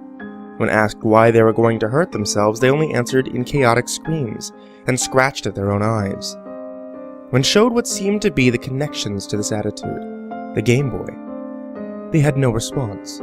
But when combined with either Pokemon Red or Green, the screams would continue, and they would do their best to leave the room it was located in. This confirmed the authorities' suspicion that the game somehow had a connection to these children and their deaths. It was a strange case because many children who had the same games did not show this behavior. Only a few. The police had no choice but to pursue this, since they had no other leads. Collecting all the cartridges these children had purchased, they kept them sealed away as strong evidence to look over later. They decided the first thing to do was to talk to the programmers themselves. The first person they met was the director of the original games, Satoshi Tajiri. When told about the deaths surrounding the games, he seemed slightly uneasy, but admitted nothing. He led them to the main programmers of the game, the people responsible for the actual content. The detectives met Takinori Ota, one of the main programmers of the game. Unlike Satoshi, he did not seem uneasy, but very kept, explaining that it was impossible to use something like a game to cause such deaths, and also bringing up the point that not all the children were affected. He brushed it off as some kind of odd coincidence or mass hysteria. It seemed like he was hiding something, but he wasn't giving away. Finally, he did say something interesting. Takanori had heard a rumor going around that music for Lavender Town, one of the locations in the game, had caused some of the children to go ill. It was only a rumor, and he had no real definite backup, but it was still something to look into. He pointed the detectives to Junichi Masuda, the music composer of the series. Masuda had also heard of these rumors, but again said they had no evidence his music was the cause. Even to prove a point, he played the exact song from the game completely through with no effects to anyone. The detectives, nor Masuda himself, feeling anything different or odd. Although they still had their suspicions of Masuda and the music of Lavender Town, it seemed they had reached another dead end. Going back to the cartridges they'd seized from the homes of the children, they decided to take a slightly more direct look at the games. They knew that it was these games that gave the children the ill effects. So they took extreme caution, popping in the cartridge and turning the console on. The game screen booted, the title screen appeared, and the option to continue or create a new game appeared on screen. When they chose to continue the game, stats of that game popped up. They saw the names of the children who had played, usually Red or another simple name. However, the interesting thing was the time played, and the number of Pokemon they owned on every game. The time was very low, and all of them had only a single Pokemon in their inventory. They came to the stunning reality that it could not have been the music from Lavender Town that caused such ill effects in the children, since it was impossible to reach that part of the game in such small amounts of time, and with only one Pokemon in their inventory. This brought them to the conclusion that something early on in the game had to be the cause. If it wasn't the music, nor the title screen, it had to be something within the first few minutes of the game itself. They had no choice but to turn off the game and go back to the programmers. Asking for a list of all the programmers from Takanori, they found, surprisingly, that one of the programmers had committed suicide shortly after the game was released. His name was Chiro Miura.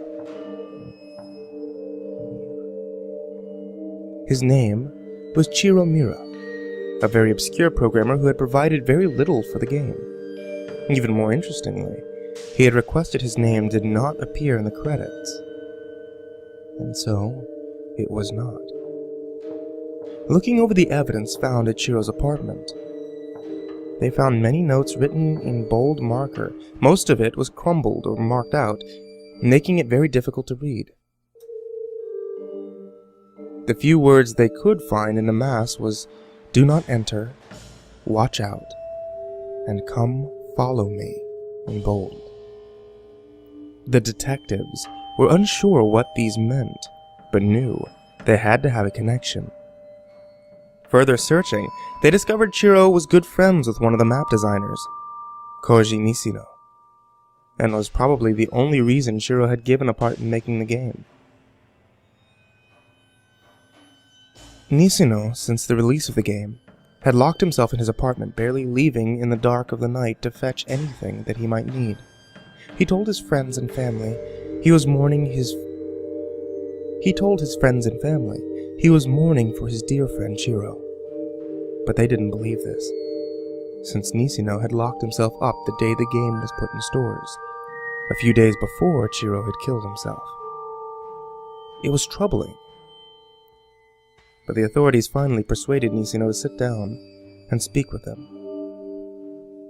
He looked as if he hadn't slept in days, dark rings under his eyes. He stunk. His nails had grown black, and his hair was greasy, sticking to his forehead and neck. He spoke in stutters and murmurs, but at least he did have something to say. When asked if he knew anything about the children who had died after exposure of the game, and if they had any connection to the game at all, he answered them seemingly carefully, choosing his words thoughtfully before answering. He told them that his friend Chiro had an interesting idea with the game, something he had wanted to try since he heard the project was starting. Nishino himself knew Takanori, the game, the director and main programmer for a long time. He could easily get a mediocre programmer in on the project with little persuasion. It seemed Chiro had convinced Nishino to get him on the project. And it had worked. The detectives knew that they were onto something. This unknown, obscure programmer, Chiro, had something to do with it. Something. They asked what Chiro's idea was, why he wanted so badly to have a part in making this children's game. Nishino told them that Chiro never told him about it, other than a few details every now and then. He wanted to insert a special Pokemon in the game, one completely different from all the others. It would serve as an extra, a kind of out-of-place thrill for the player. It wasn't, however, missing now. It couldn't be. With the gameplay time recorded on the cartridges, it was impossible for the children to have time to meet that Pokemon. Nishino, throughout the entire conversation, seemed to break down even more with every question. The detectives pushed him more and more, searching through his mind for any and every scrap of knowledge this man had on the game and Chiro's intentions. It was when they asked him about the notes found in Chiro's home that he snapped. From under the couch Nisino was sitting on, he whipped up a pistol, pointed it straight at the police, while backing away a few steps. Then, just as quickly, he brought the pistol to his face. "Don't follow me," muttered Nisino as he stuck the pistol in his mouth and pulled the trigger.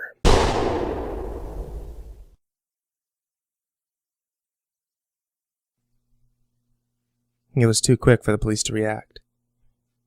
He was done. Nisino had killed himself, repeating slightly differently what was written on one of Chiro's papers. It seemed all leads had finally died. The team who had created this original game were splitting up, becoming harder to find. It was as if they were keeping a secret. When the police finally managed to talk with anyone who had parts in the game, even the obscure character designers or monster designers, it seemed they had nothing of interest to say. Most of them didn't even know Chiro, and the few who did only saw him once or twice working on the game itself. Throughout all of this, the only confirmation they had was that Chiro was indeed the one who had worked on the very early parts of the game. It had been a couple of months after the original children's suicides, and the death rate had dropped dramatically. It seemed that the game was no longer giving any ill effects to any children. The recall of games that was planned was cancelled, since it seemed the game was no longer harming anyone. They had begun to think that maybe Takinori was right, and it was all just a very odd coincidence or mass hysteria. Until they received a letter. It was given to one of the detectives himself, quite directly out on the street. It was a woman who gave him the note, a very frail, thin, sick-looking thing. She gave him the letter quickly, telling him it was something he needed to see, and without waiting for a response or another word, she disappeared into the crowd. The detective brought it to his office, and calling the others in, he brought it out and read it aloud. It was a letter written by Chiro himself, but it wasn't one found at his apartment. They had thoroughly searched and cleared out the place, so wherever this letter had come from, it wasn't kept at his home. It was signed to be given to Nisino. It started off quite formally. A hello, how are you? Regards to the family and such. After one or two of these normal paragraphs, they reached a section that requested Nisino to get him into the game team, and to get him a programming position in Pokemon Red and Green. As the letter continued, the handwriting seemed to grow more jittery.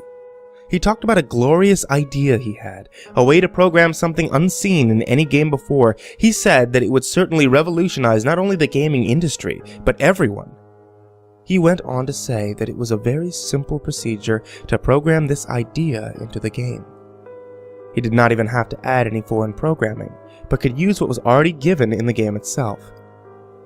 This would, the detectives agreed, make it impossible to notice any obscurities in the programming. It was a perfect way to hide whatever it was. The letter ended abruptly. There was no goodbye, no say hi to the family, no write back or thank you. Nothing like that. It was just his name, written hard in the letter where the paper almost broke through. It was only his name. Chiro Mira. It was the nail in the coffin for the detectives. They had more suspicion about the cause. Chiro had programmed something into the early parts of the game, something maddening, to further increase his streak of success. They discovered the programming team had worked in pairs, even Chiro himself. He worked with another programmer, Sasuke Tamada. If anyone knew what the secret in this game was, Sasuke Tamada would be the man. This was their final hope of unraveling this mystery once and for all. They learned Sasuke had provided a lot of programming to the game and seemed to be an average, hard-working employee. They were easily allowed into his home, a fair place, and they entered his living room where they sat. Sasuke did not sit, however. He stood by the window of the second-story floor, looking out into the busy street. He was smiling a little.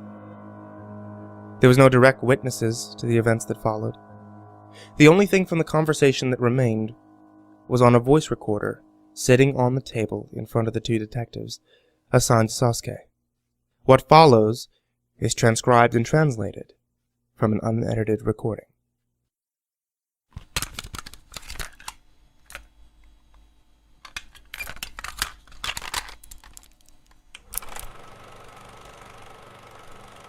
Sasuke Tamada, what part did you have in the games Pokemon Red and Green? I was a programmer. That's all. I'm right in knowing that the programmers working on the game worked in teams. You would be right. And your partner, his name was Chiro. Chiro Mira. What was his name? Chiro Mira. Could you tell us if Mira ever acted strange at all? Any particular behaviors you observed while working with him at all? I don't know him that well. We didn't meet up frequently, only every once in a while to trade data, or when the entire group was called up for a meeting. That's the only times I really ever saw him. He acted normal. As far as I could tell, he was a short man, and I think this affected his consciousness. He acted weaker than any other man I met. He was willing to do a lot of work to gain recognition. This I don't know. I think... Yes? You think what? I think he was a very weak man. I think he wanted to prove himself regardless of this point. I think he wanted to make himself known for something special, something that would make people forget about the way he looked and pay attention to the powerful mind that lay inside of his skull.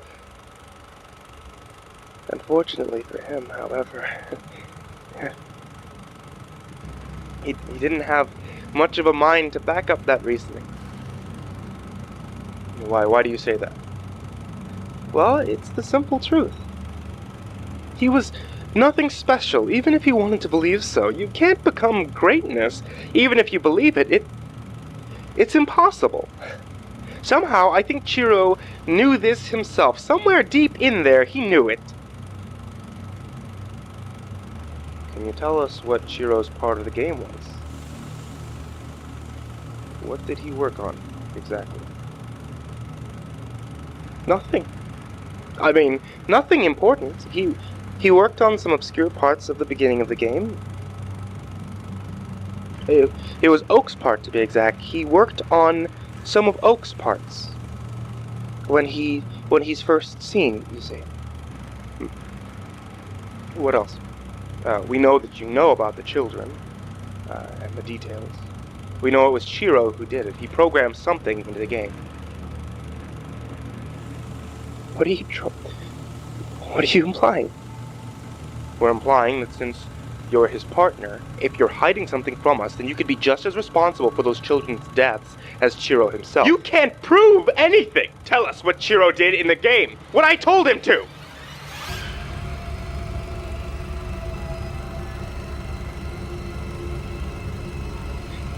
You wanna know, huh? You wanna know what this is all about? Chiro was an idiot. He'd do anything for a bit of attention, anything at all. He couldn't program worth shit either. The only thing that he could do, however, was be manipulated. You could tell him what to do, and he'd do it. He wouldn't even question it. He'd do it, just to hear that thank you when you received the final product. That was his reasons. That's all he wanted. I could control his flawlessly. He's a lot like Takanori. Of course, none of you knew this, but I was the only one who brought up the idea of the game, the idea of the entire operation. I told that man what to do, and he followed me without a doubt. He knows nothing. Just like Chiro. Don't. Let me tell you about a mechanic in the game. Don't make a move. consider it a hint, alright? If you walk around in grassy areas enough, a Pokemon will appear, and you'll have the chance to go into a battle with it. It's a necessary part of the game overall, you see? At the start of the game, you have to walk into the grassy areas before Oak appears, and you receive your first Pokemon. Understand me? Under normal circumstances, it was programmed that even though you're in a grassy area, no Pokemon will spawn. I made it different. I manipulated Chiro. Told him what to put in the program, gave him all the instructions on how to do it, and he did it flawlessly. It's rare. It could happen. Stepping into the grass, away from the window. One can spawn. We won't warn you again. Shoot me. Shoot me. You're as dumb as Chiro was. Once he found out the truth, he had to end it. It was his fault, after all. He shot himself because of it. And you're so determined to finish that case of yours. You want to know? Play the damn game yourself. Roll the wheel, and who knows? Maybe you'll learn the secrets. Step away from the window. Sasuke, we will shoot you. Come follow me. Stop! Come follow me.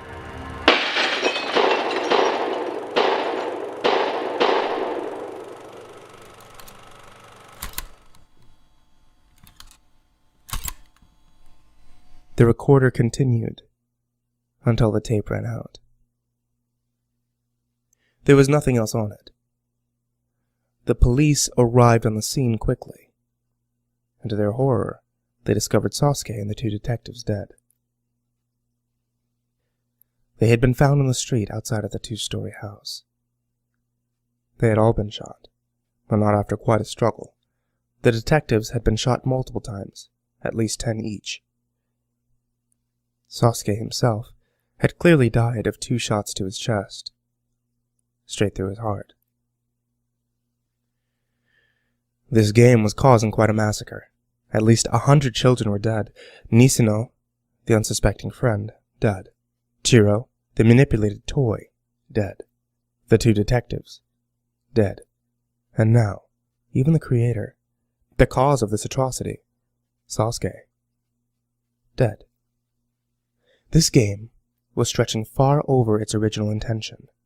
It was killing anyone and everyone who got involved.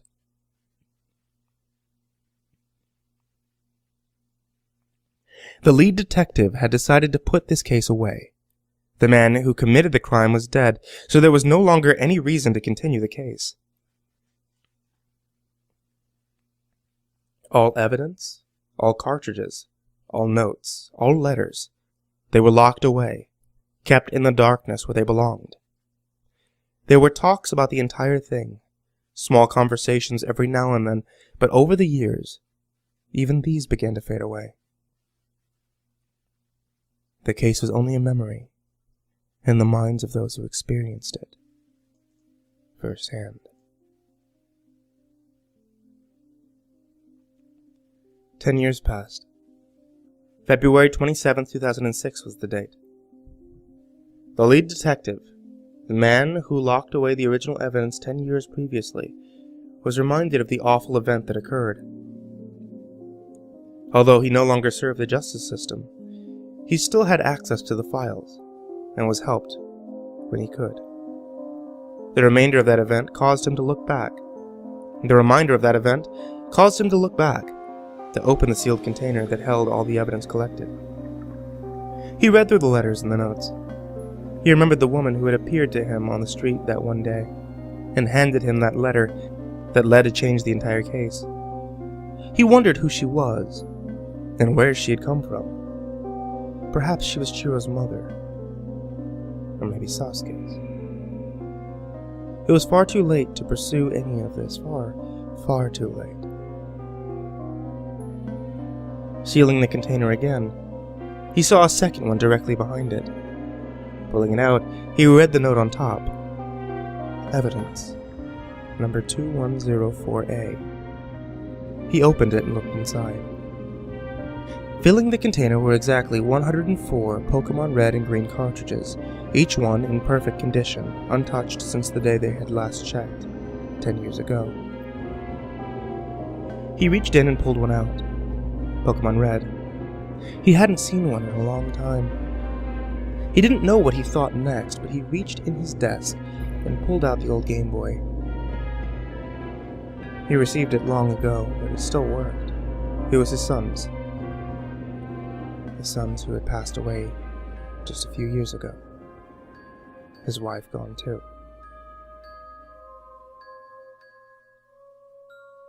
That was in the past. Popping the cartridge in the back of the Game Boy, he turned on the system. The title screen. Then the option to continue or start a new game. Tanaka. That was the child's name. The one who had played it first. He pressed new game. He was normal, average. He walked around, talked to his mother, went outside. He started walking towards the grass.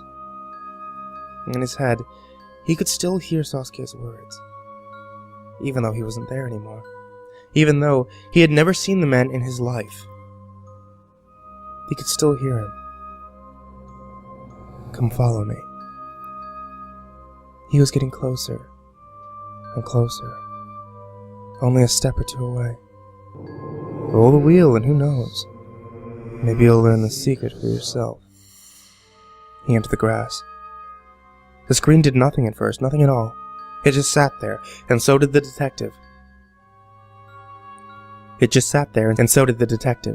Completely frozen, as if time had stopped just for them. The screen went black, and then lit up again. The iconic green background with black text appeared. The lead detective's weary eyes grew wide. He couldn't help but read out what there was in front of him.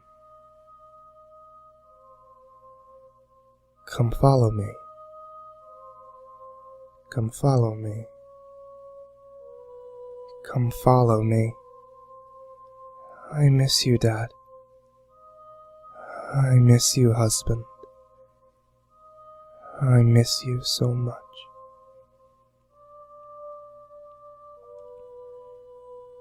Tears formed in his eyes, falling down his cheeks. Screens and screens of text appeared, and he rapidly clicked the A button to continue it. It was his wife and his child. They were speaking to him, calling to him, crying with him. They wanted to see him. They loved him. He loved them. Love you too, muttered the man in a hoarse, scratching voice. Come follow me. Become new again. We want to see you, and hold you, and be with you forever, and ever, and ever, and ever, and ever, and ever, and ever. Don't stay away. You can see us too. We miss you. Come follow me. We love you. A black screen. The detective's eyes grew wide, his jaw dropped. The screen lit back up, and Oak was sending him out into the grass. Come follow me, said Oak. No! Shouted the man, dropping the game onto the floor. He quickly fell forward, reaching for it, bringing the screen back up to his face. Bring them back! Bring them back to me! The game continued on as usual, not responding to the man at all.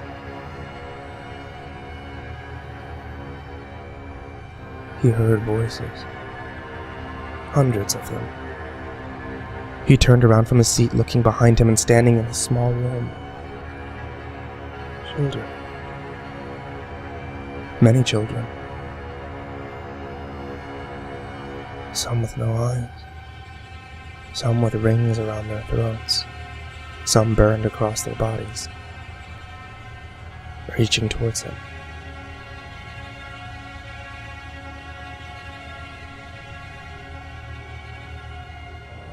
Come follow me, said a voice. The lead detective looked over, and in the corner of his room, next to his old desk, was Sasuke. He stood in the corner, tall, handsome, clean. A smile was on his face, stretching. His smile was on his face. Come follow me. The lead detective jumped up, stepping back, trying to force away the children crawling towards him, reaching out for the game that was held within his hands. What's going on here? What's going on? Where's my family? Sasuke smiled generously. I'll show you. I'll help you get away from them, you see. Just follow me.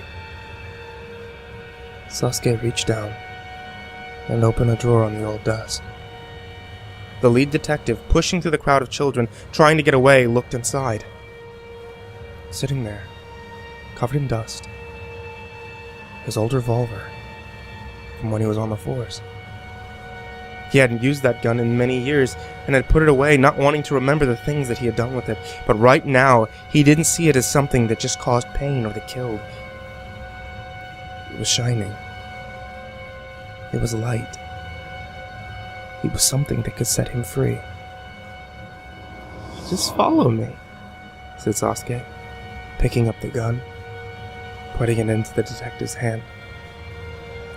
He formed his hand to hold the gun, then brought it up to his temple. So easy. That's all. The lead detective turned around. The children, crawling at him, grabbing his legs, pulling at him. They reached for the game. He turned back towards Sasuke and smiled. For my family, I'll follow you.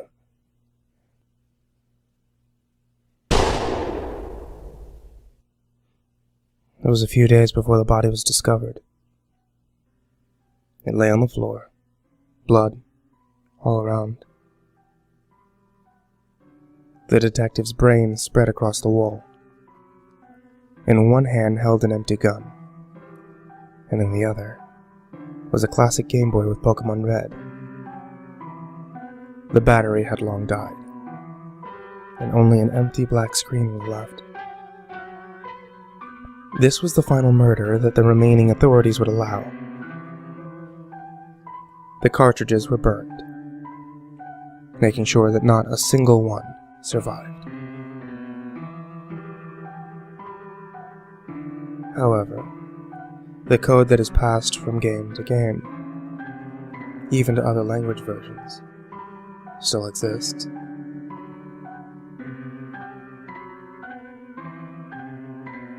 If you have an old Pokemon game, you can still place the cartridge in the back of the classic Game Boy, turn on the system,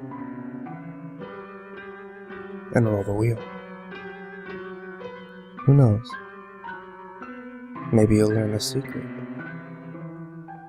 for yourself.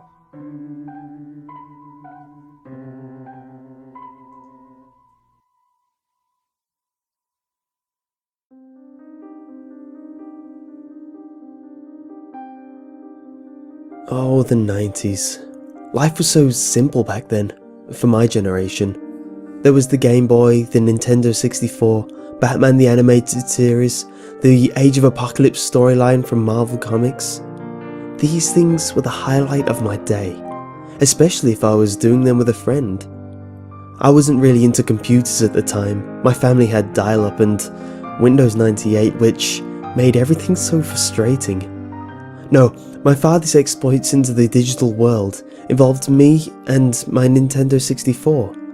Super Smash Bros., Super Mario 64, Star Fox 64, Mario Kart 64 and Pokemon Snap were my favourites. After I'd thoroughly rooted out every secret in these games, the only one that kept my attention was Pokemon Snap. I constantly went through every level trying to get the best possible shot of all the Pokemon featured in that game. What intrigued me was the realism in that game. In all other Pokemon games, everything was synthetic. You couldn't walk amongst the Pokemon and see how they interacted. You could only have them in a ball or following you around. One could argue that Hey You Pikachu was more interactive, but on the whole, only certain words are recognised, and the scripted non-realistic events gave that game a disgustingly synthetic feel. The first-person 3D view of Pokemon present in Pokemon Snap gave everyone who grew up in the 90s something they could dream of, a chance to live in a realistic Pokemon world. So, eventually, we moved into a new house and got a PS2, DSL, and a computer that could run Half-Life. I moved on to bigger and better things, but would often look back fondly at the simplicity of my childhood. My N64 and all the games were put in a forgotten corner in the basement. This brings my story to more recent events. About a week ago, I was at my friend's house. He's one of those people who are well equipped and has many things. Wi-Fi, several computers, iPods, a Mac, drum set, a piano, a widescreen HD TV, surround sound, guitars, a PS3 and whatnot. He was one of the people I liked to whop in Super Smash Bros. Back in the day.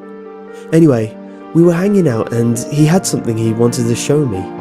He powered up his Wii and one of the channels was Pokemon Snap, which he proceeded to load. He had recently downloaded it from the Virtual Console. As soon as I heard the fast theme song and camera flashes, I was overcome with an intense wave of nostalgia. Something I rarely feel these days, and really wanted to play that game. My friend loaded it up and selected Continue. For everyone unfamiliar with Pokemon Snap, the premise is that Professor Oak needs someone to photograph all the Pokemon on some island with many different environments.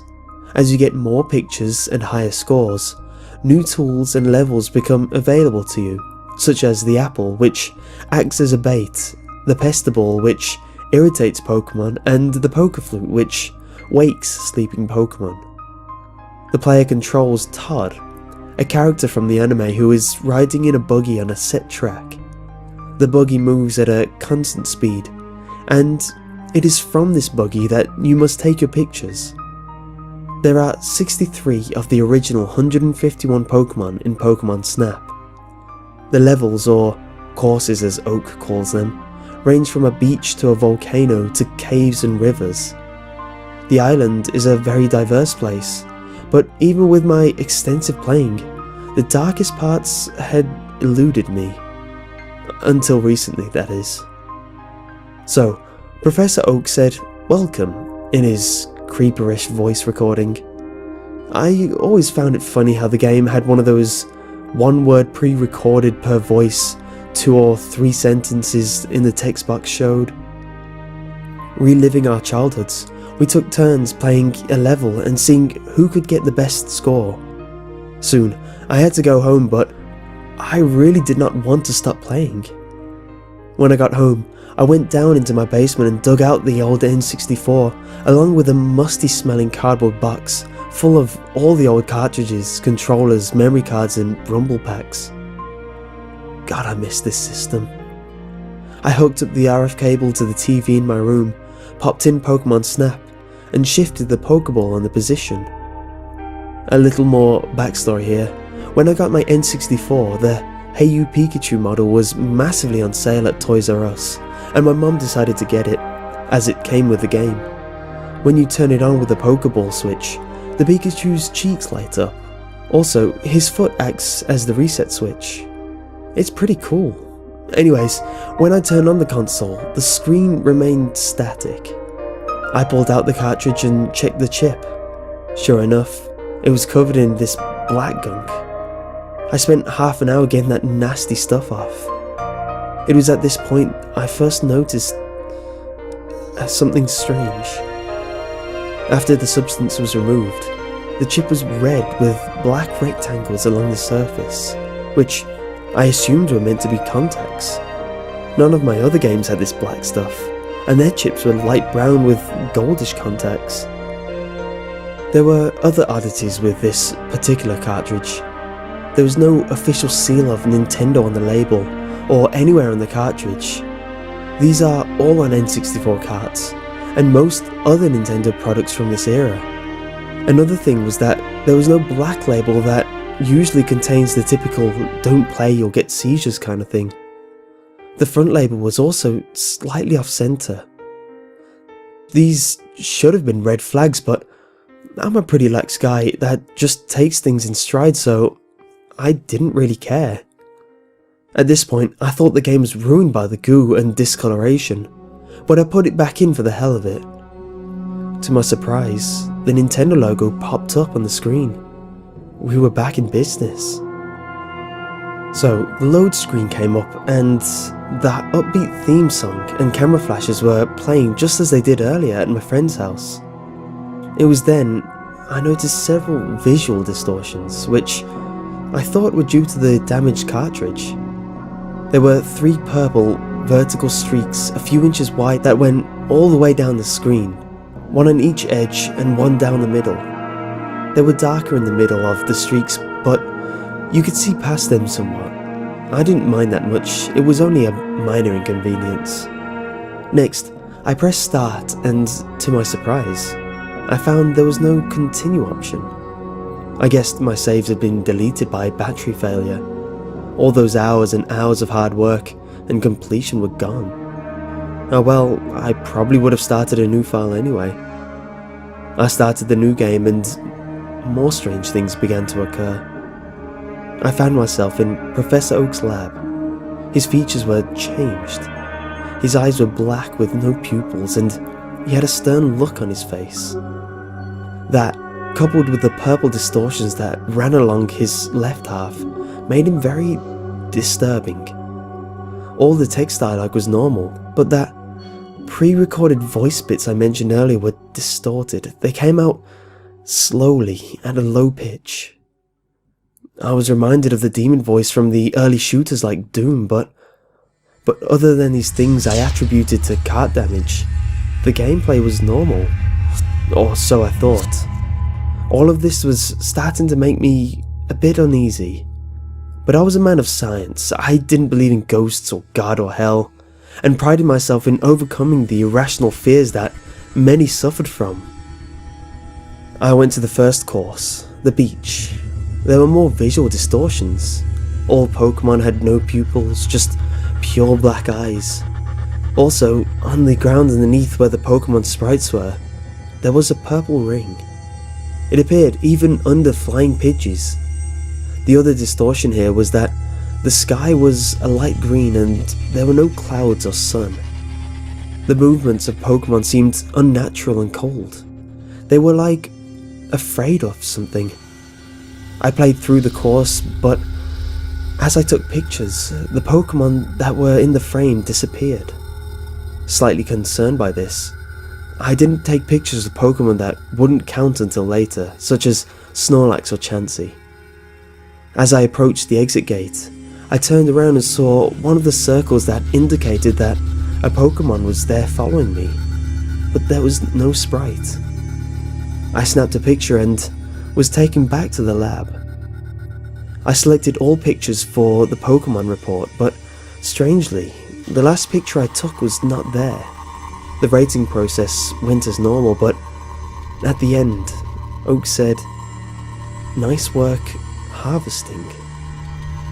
There was a brief pause, and then he said, "You let it in, didn't you?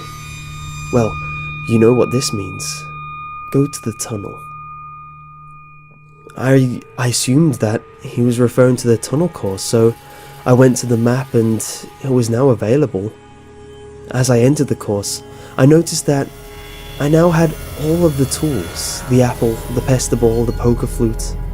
I went through the course and found that it was the same visual distortion as the beach. At the end, I tossed an apple at the electrode by the rocks, and the path to the volcano opened up. The electrode looked like it was in extreme agony, not like the comical explosions seen before. It seemed to be begging for help. As the travelling cutscene took place, I saw the purple ring with no sprite again. It followed me. Strangely, there was no cut to black to the lab after discovering the course like it was supposed to. It just took me straight into the volcano level. A quick survey of the area showed that the visual distortions were getting worse. As I moved forward, the Ponytas and Rapidashes were running, then jumped into the lava and gave off low-pitched screams. All the Pokemon did this as I approached. Finally, I reached the egg, which blocked the path. You are supposed to throw an apple at it so you can proceed, but I found that my tools were gone. This was problematic, and I took this opportunity to get some dinner. I didn't pause the game because there was no need to. When I got back, I saw the purple ring again. It was in place, motionless, behind me. I also saw something else coming from the distance. It was an electrode from the tunnel, rolling down the path. This electrode must have been the one I blew up, as it had the look of anger and revenge on its eyes. I could do nothing to get away, so I just sat and watched. As it hit me, it exploded, which caused my buggy to flip on its side and then go top down into the lava. A travel-like cutscene played, but it was slow with distorted audio. The low-pitched screams of the flailing, burning Todd were heard. I was back in the lab and Oak looked angry. He said, "You let it get to you, didn't you? Well, you only have yourself to blame." The screen faded to black and the course selection screen came up. Oak was standing alone and the only option on the screen was hell, which was spelled with 3 L's, and the go back option was gone, so I had no choice but to click on it. There was no way I was stopping now. The camera zoomed on the charred corpse of Tom. Its bottom half was under the upside down buggy. This was on a pedestal of stone in the endless sea of fire and lava. All of the Pokemon I had taken pictures of and made disappear were floating in the lava, screaming in low-pitched voices. Suddenly, there was a camera flash. The screen swung to a demonic figure with a camera, taking pictures of the corpses. After he had a few pictures, he curb-stomped Todd's head and took more pictures. Then, a low-pitched, demonic voice said, "Say cheese," came out of the speakers, and my whole room lit up for a second. That scared the hell out of me, and when it was over, the screen was dead black and the system shut off. I hit reset because I knew it was just a game and it couldn't hurt me. That stuff was pretty sick, but I had seen worse on the internet. I wanted to see what happened next. As it came on the screen, the menu came up and the only option was to view the album. I hit A and immediately wished I hadn't. The album was filled with hundreds of photos, all horrific torture and mutilation scenes. Many of these pictures involved children. These photos were not in 64-bit, but appeared to be authentic, scanned photos. At this point, I was overcome with nausea, but it got worse. The game forced scrolled to the end and zoomed to the final picture. It was the picture I had taken of the purple ring without a sprite. Only now there was something above it. It was a picture of my dead body, floating a foot off the ground.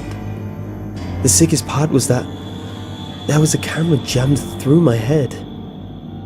The screen faded to black.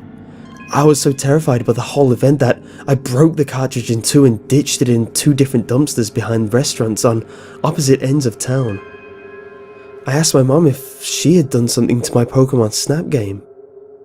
"Oh yes," she said. "When we moved, I was carrying that box down to the basement and that game fell out and broke.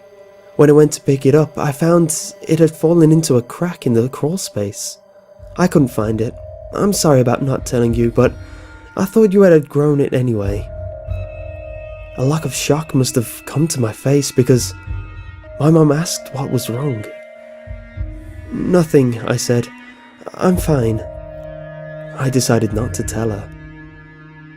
A week has passed and I'm bringing my story to the internet in hopes that it may help someone else or at least entertain. I do apologize for the length, but I feel that the details were necessary. What scares me the most is not the photographs of mutilation or my dead self. What scares me most is whatever the hell is in my basement that can make a broken game into something so gruesome. Thank God I'm moving out soon.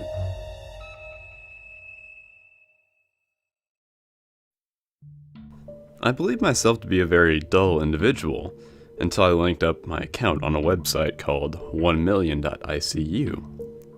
I got a message in my inbox from some random user about this site, who said that if I wanted 1 million viewers, I should link my email address to this site. I put the site address in Google search to verify if it was spam. However, there was nothing. There were no articles or even a direct link to the site. Curiosity got the better of me, and I clicked the link from the message.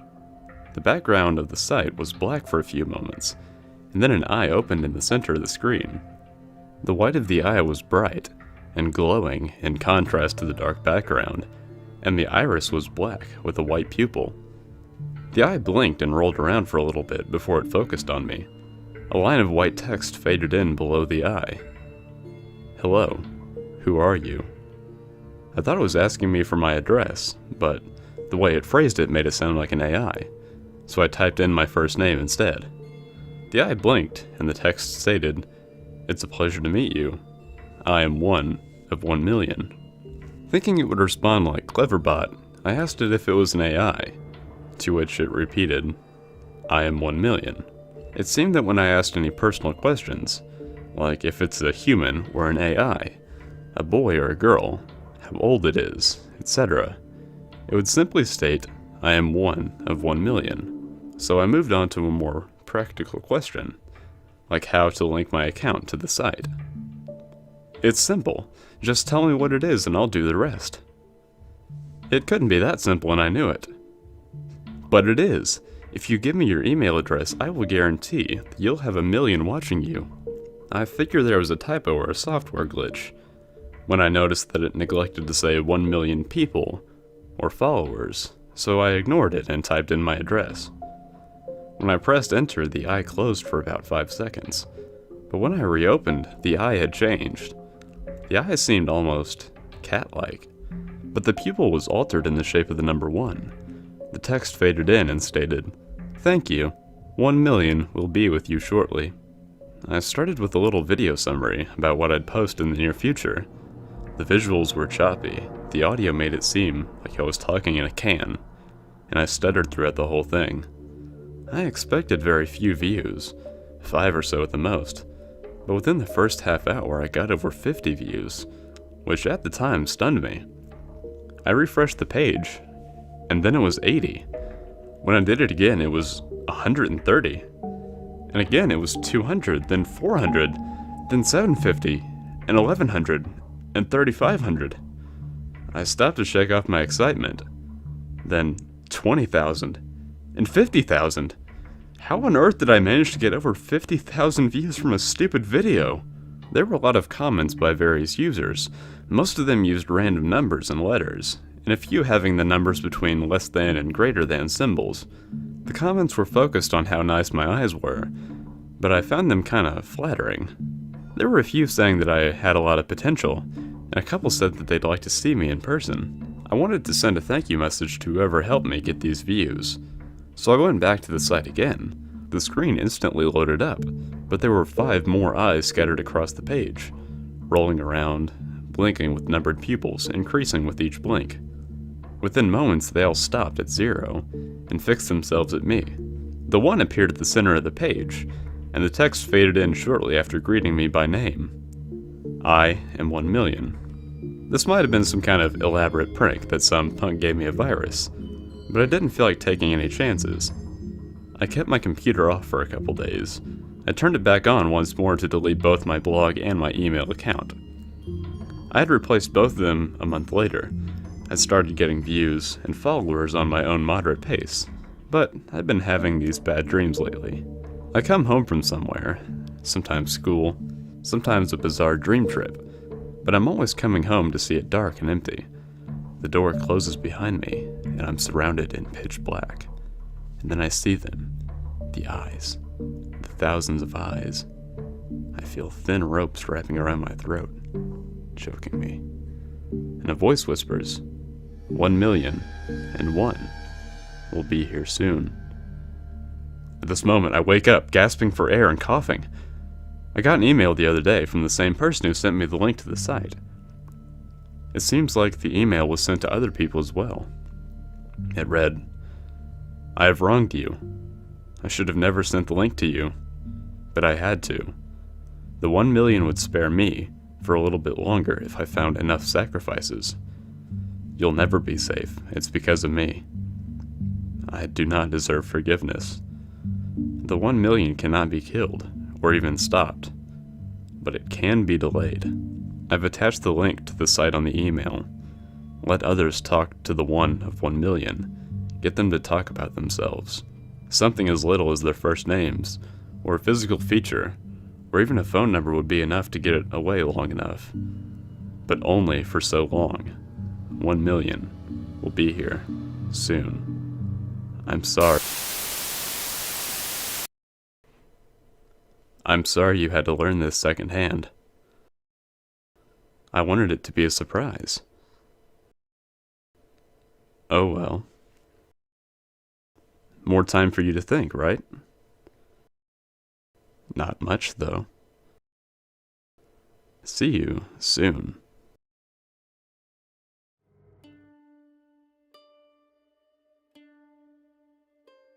My name is Andrew Eriks.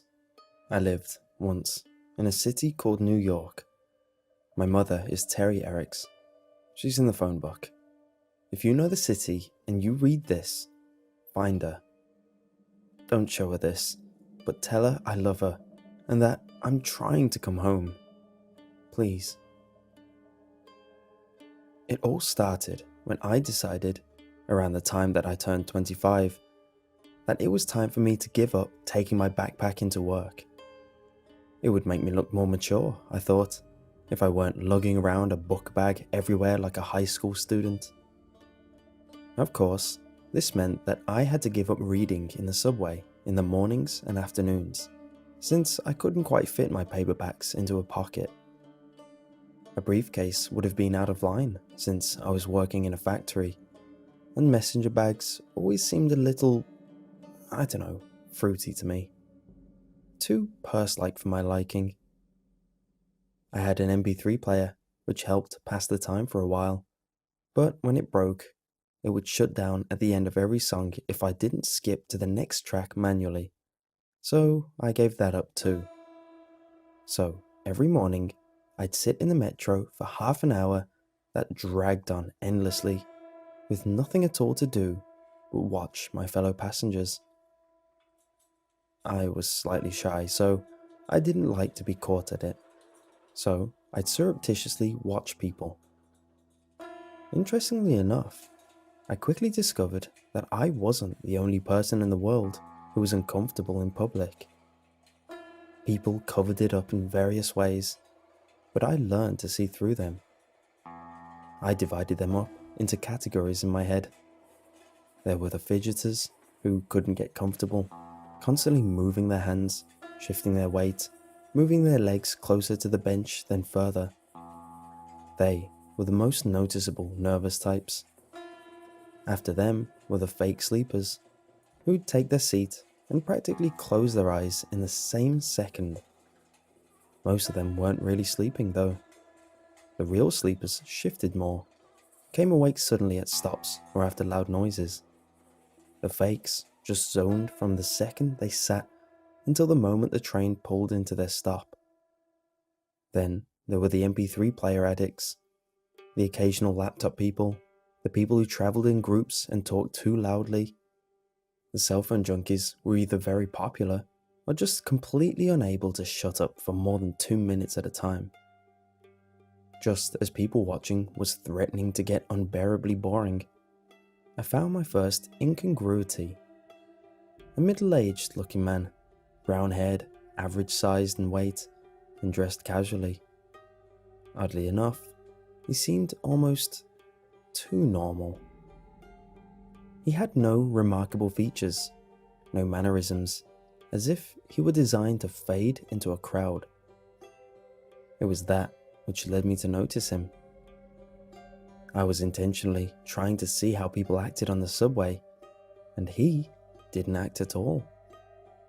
He didn't even react either. It was like seeing someone sitting in front of the television, watching a documentary about fish. They aren't excited, aren't engaged, but they aren't looking away either. Present, but not accounted for. He was on the subway in the afternoons. It was more than a month into the people watching experiment before he caught my eye, because I didn't catch the same subway every day, and didn't consciously sit in the same car when I did. I saw him for the first time on a Monday, I believe, and for the second time on the Tuesday of the same week. He obviously did catch the same train, and sat in the same car, in the same seat even. OCD much, I thought at the time. Since he'd caught my attention so much the first time, I watched him more avidly the next. He was, frankly, downright unsettling. He didn't do anything at all. He sat there, expressionless, head straight, no matter what happened. A woman with a wailing child entered the car and sat right behind him, and still, nothing. He didn't so much as turn his head or frown in annoyance. And that kid was loud too. By the time the subway reached the stop, I found myself queasy, and when I exited the car, my hands were shaking like I was having a nicotine fit. Something about that man was wrong. He was, I thought, some kind of freak. A sociopath, maybe. One of those quiet guys who it turns out has a dozen women's heads in his freezer, the first victim his mother. I found myself intentionally dawdling after work in the afternoons, stopping to browse at kiosks in the mall, near the subway, even when I didn't intend on buying anything. For a couple of weeks, I avoided catching that subway, and when I found myself at the stop when it was pulling in, I made sure to choose a train car as far from the one I'd seen him in as possible. Then, one morning, I saw another person who set off the same warning bells in my head. A woman, just as plain looking, just as out of place in hustle and commotion around her. The moment I recognized her, I realized later, was when my obsession began. My people watching, which had began as a bit of a hobby to stave off boredom, became something of a religion to me. I couldn't enter a subway or ride a bus without finding myself examining everyone, filling out a mental checklist in my head. Plain clothes of solid colours, no brands, check. No expressions, no casual glances out the windows or towards the passengers, check. No bag, purses or accessories, check. Check, check, check. We've got another one. I started calling them the strangers. I didn't see them every day, even after I started taking the metro more than I needed to, even when I found myself riding buses out of my way in the evenings. But they were there, often enough. Seeing one would set my teeth on edge, make my palms sweaty and my throat feel dry. If you've ever given a speech, you might recognize the feeling. Even though they didn't pay me the slightest bit of attention, I felt like I was on display for them.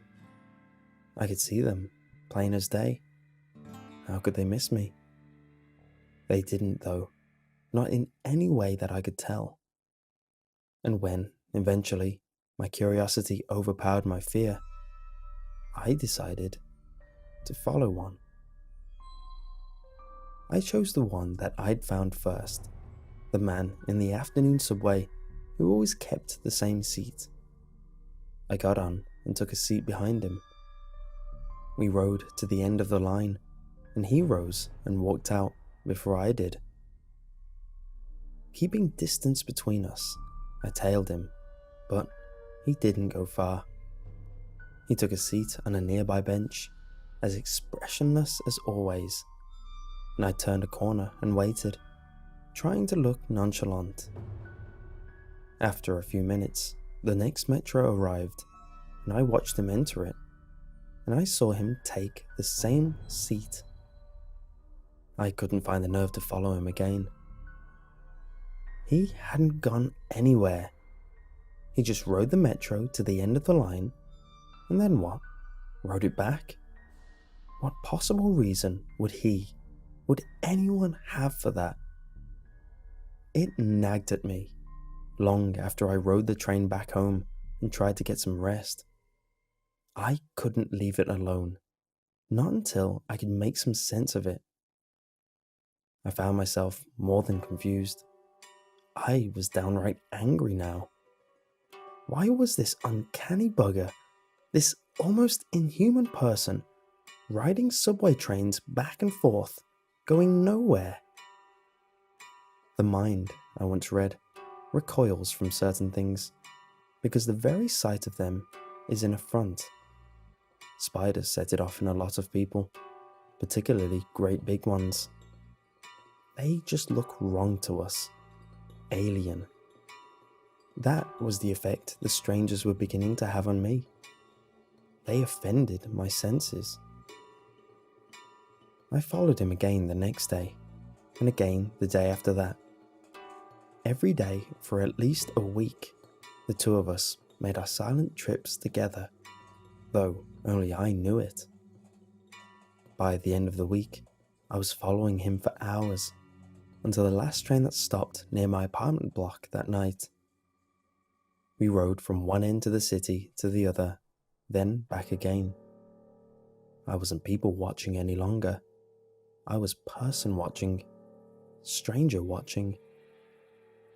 I didn't have eyes for anyone else, though peripherally, I noticed more than a few confused glances sent my way. Other than that, we two might have been the only two people on the planet for all I cared. I lost my job the next week. My manager was kind and timid, but firm. I wasn't concentrating. I had to focus. Wasn't being anywhere near as productive. It was actually quite a speech, I think, but I could barely hear it. All I could think about was my new work, my vigil. What would that man, no, that thing on the subway get up to when I wasn't there to keep an eye on him? I left work for the last time at noon that day. Normally, I'd have started tailing my subject at 5:30, but I was sure he'd be waiting for me. I wish now that I'd paid more attention to that day. Was it sunny? Was it summer at all? I could have walked around downtown, maybe checked out a few pretty girls. Could have had an iced cappuccino and a smoke at an outdoor cafe and then gone home.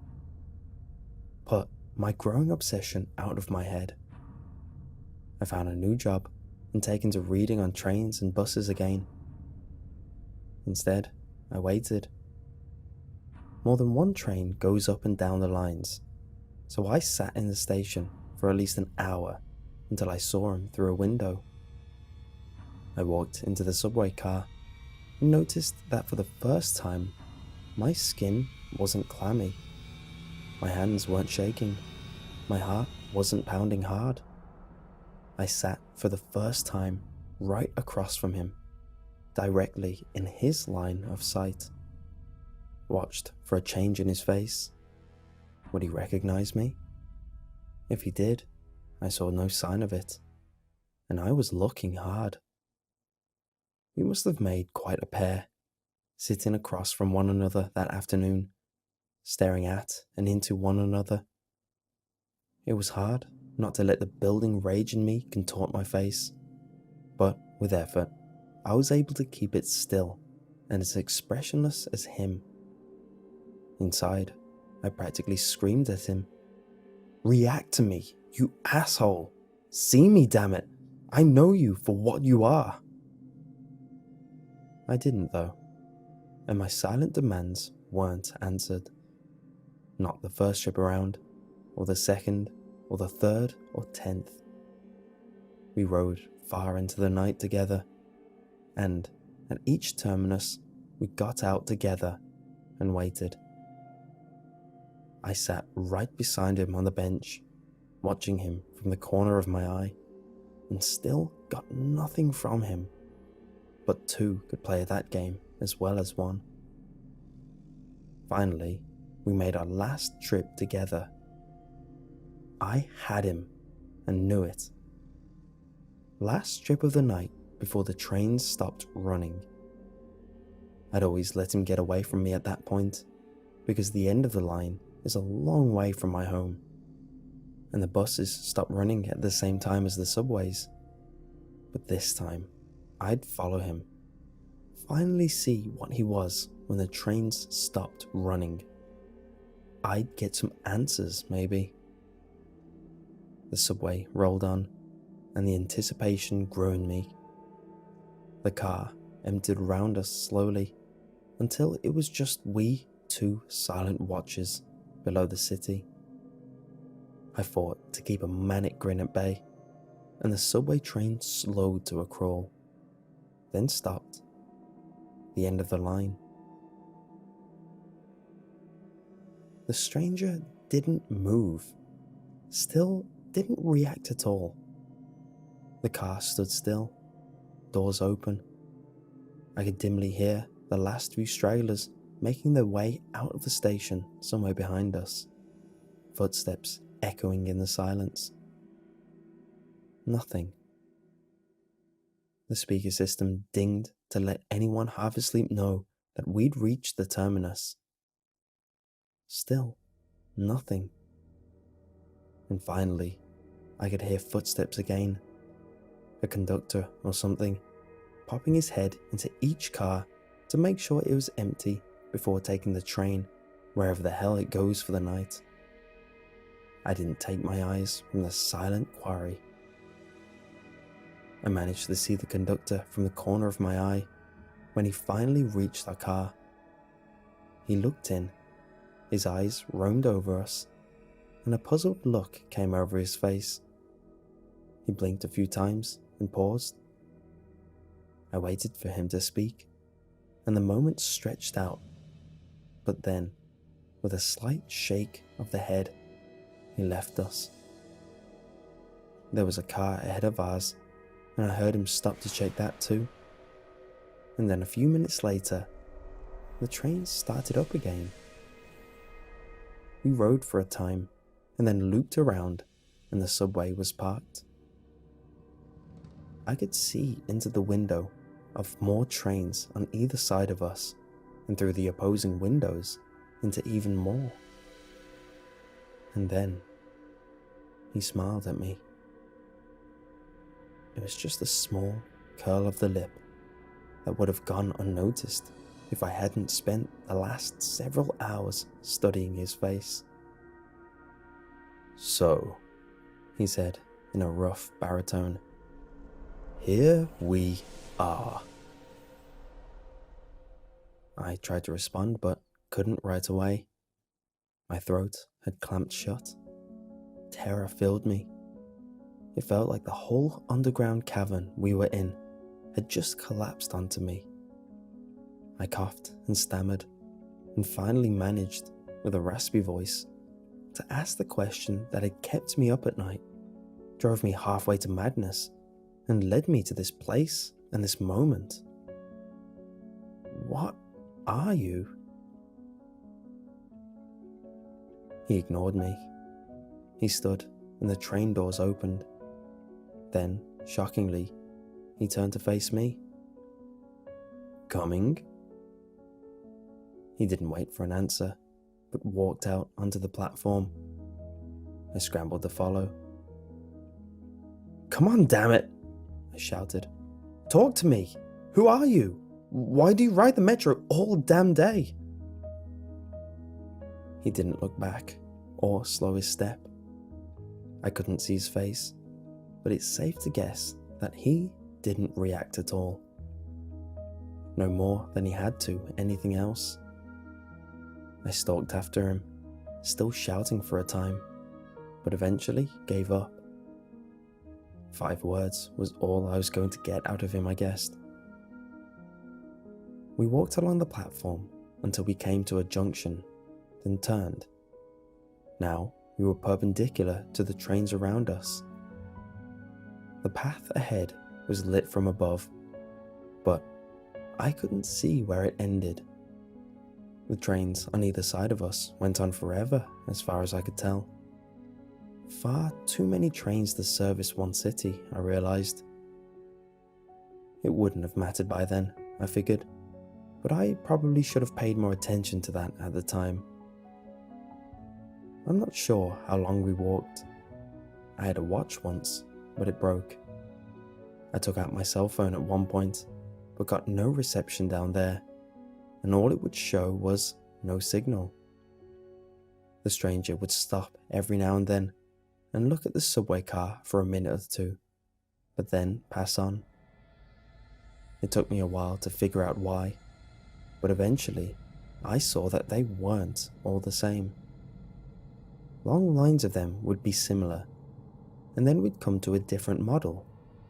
It would be a little larger or smaller, or have a slightly different shape. The cockpits, or whatever you call the front part where the conductor sits, was superficially different as well. I didn't and don't know what exactly he was looking for, but eventually he must have found it, because we turned again, and the subway doors opened when my impromptu guide stopped in front of them. We entered and took our seats. "Are you willing to speak now?" I asked. No answer. I sighed with frustration and seriously weighed the pros and cons of punching him right in the face for a time, when suddenly the lights in the car came on and I heard the engine starting up. What the hell? He gave me a look that was almost sad. "You're not going to be able to go back." "What are you talking about? Go back where?" Nothing again. A stonewalling asshole. The train lurched into motion, pushing off in the opposite direction than the one we came from, I think. The endless parade of them had thrown off my sense of direction. It rolled for a few minutes, and then began to slow as we approached the stop. His vacant gaze grew sharper, and for the first time, I got the sense that he was actually staring at me, rather than just looking in the direction I happened to be in. "Be still. Be silent. Don't catch their attention." The train stopped, the doors opened, and they began to flood in. I don't know what I noticed first. The weird clothes, the two long arms with hands that almost brushed the floor, the jet black eyes and angular faces, or the blue-grey hue of their skin. My eyes took in all those stimuli, but for a long second, my brain refused to process it. And when it finally did, I was barely able to bite down on the shriek that had tried to tear its way from my throat. I thought my heart was going to explode. Hell, I thought I was going to explode. I was like a strummed guitar string. Everything in me lurched and throbbed. My sight grew dizzy, which I was thankful for, and I vomited. My mouth was clenched shut, and I forced myself to swallow it, barely managing it. My instincts were screaming his words at me. Be still. Be silent. Don't catch their attention. That day was a blur. We rode the subway car up and down the line, still and expressionless, for hours, for perhaps days. It seemed much longer than the line I knew, the line I'd follow the stranger along. The hideous things around us seemed to pay us no undue attention, though we must have stood out fiercely.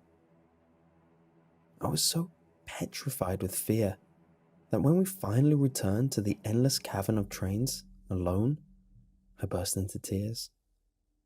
I collapsed to the floor and just sobbed for a long time. the stranger watching him passively. When I gained control of myself, I looked at him imploringly. "Take me home," I croaked out. "Please." "I can't," he told me. "Don't know which of these would lead you back, if any of them do." He stood and walked out onto the platform, and I rose wearily and followed him.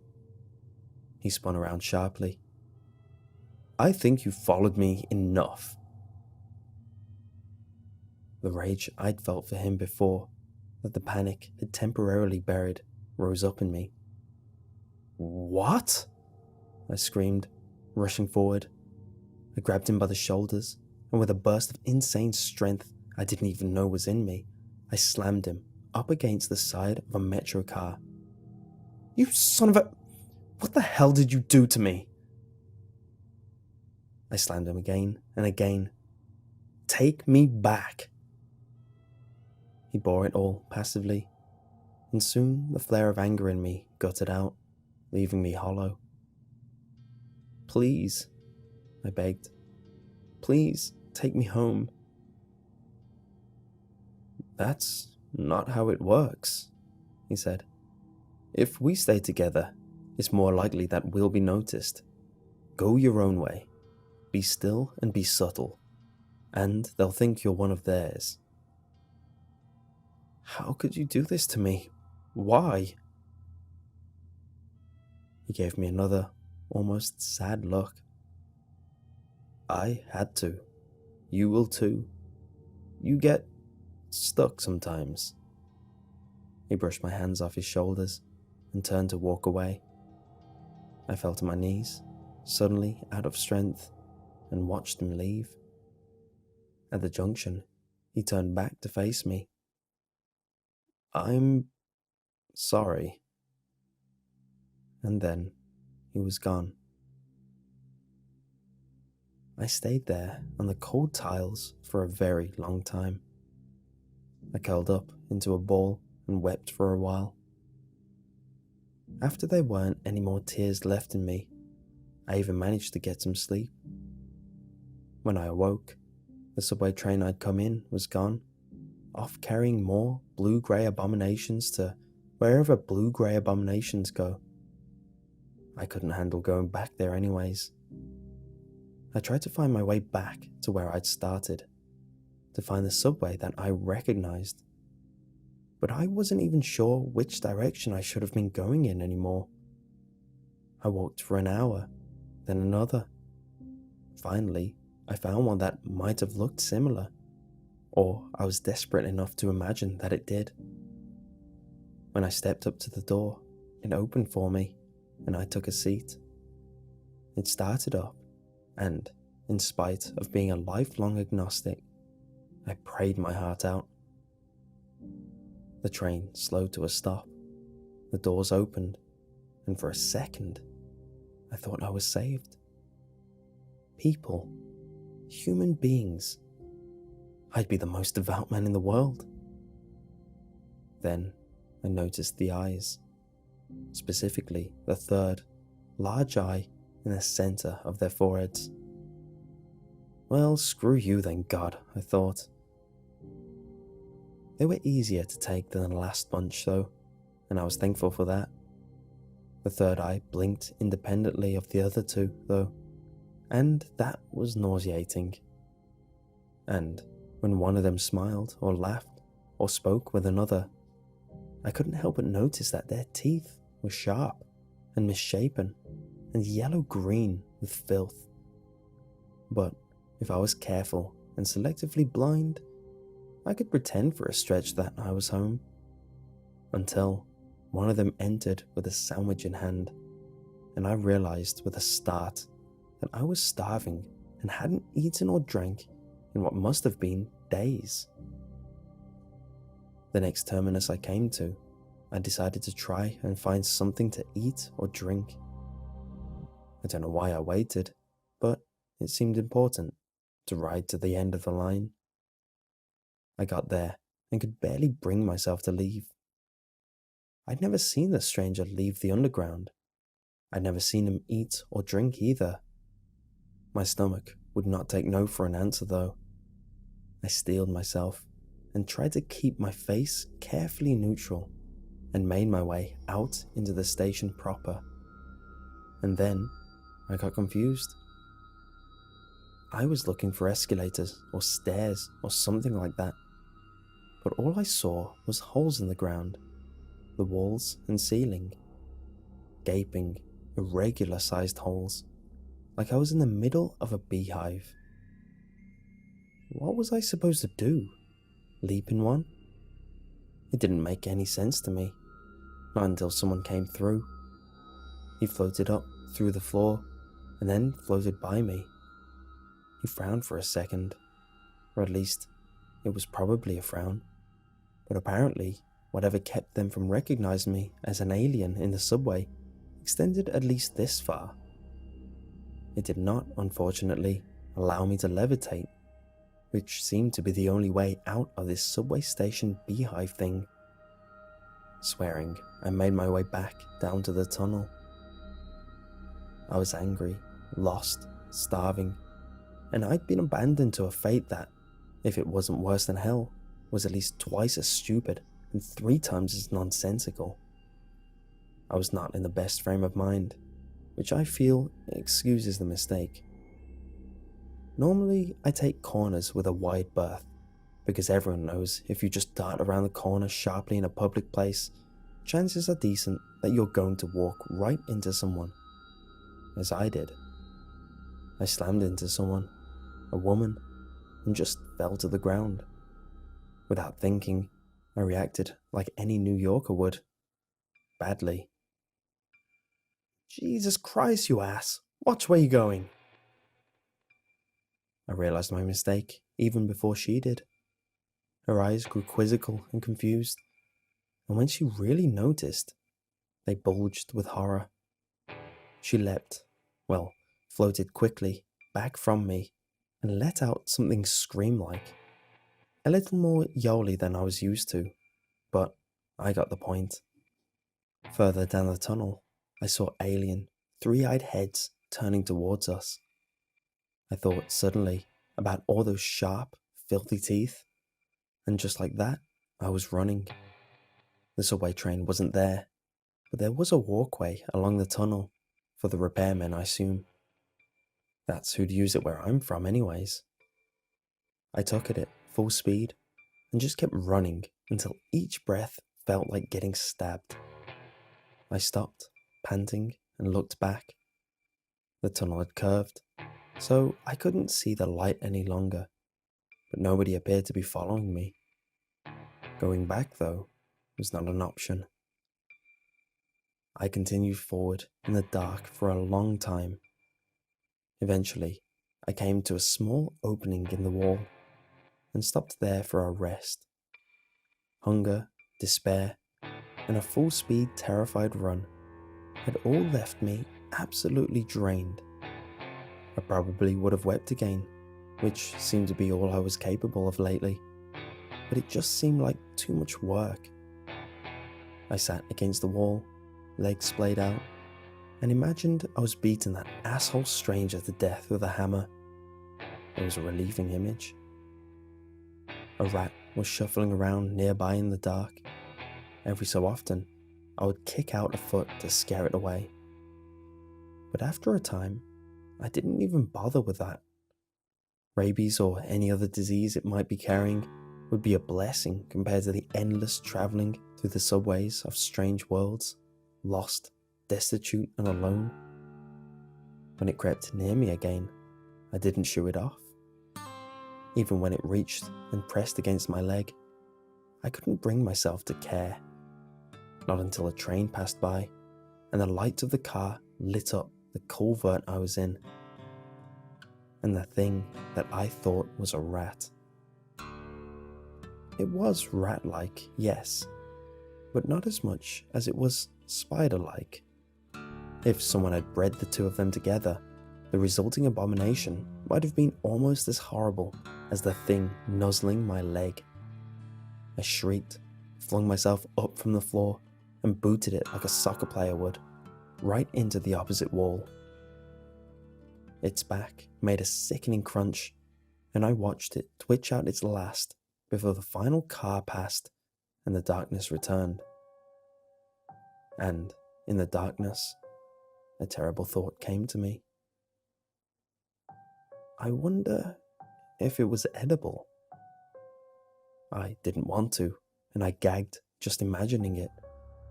But I was hungry, and there was no guarantee that I'd be able to find food in this place, or ever again.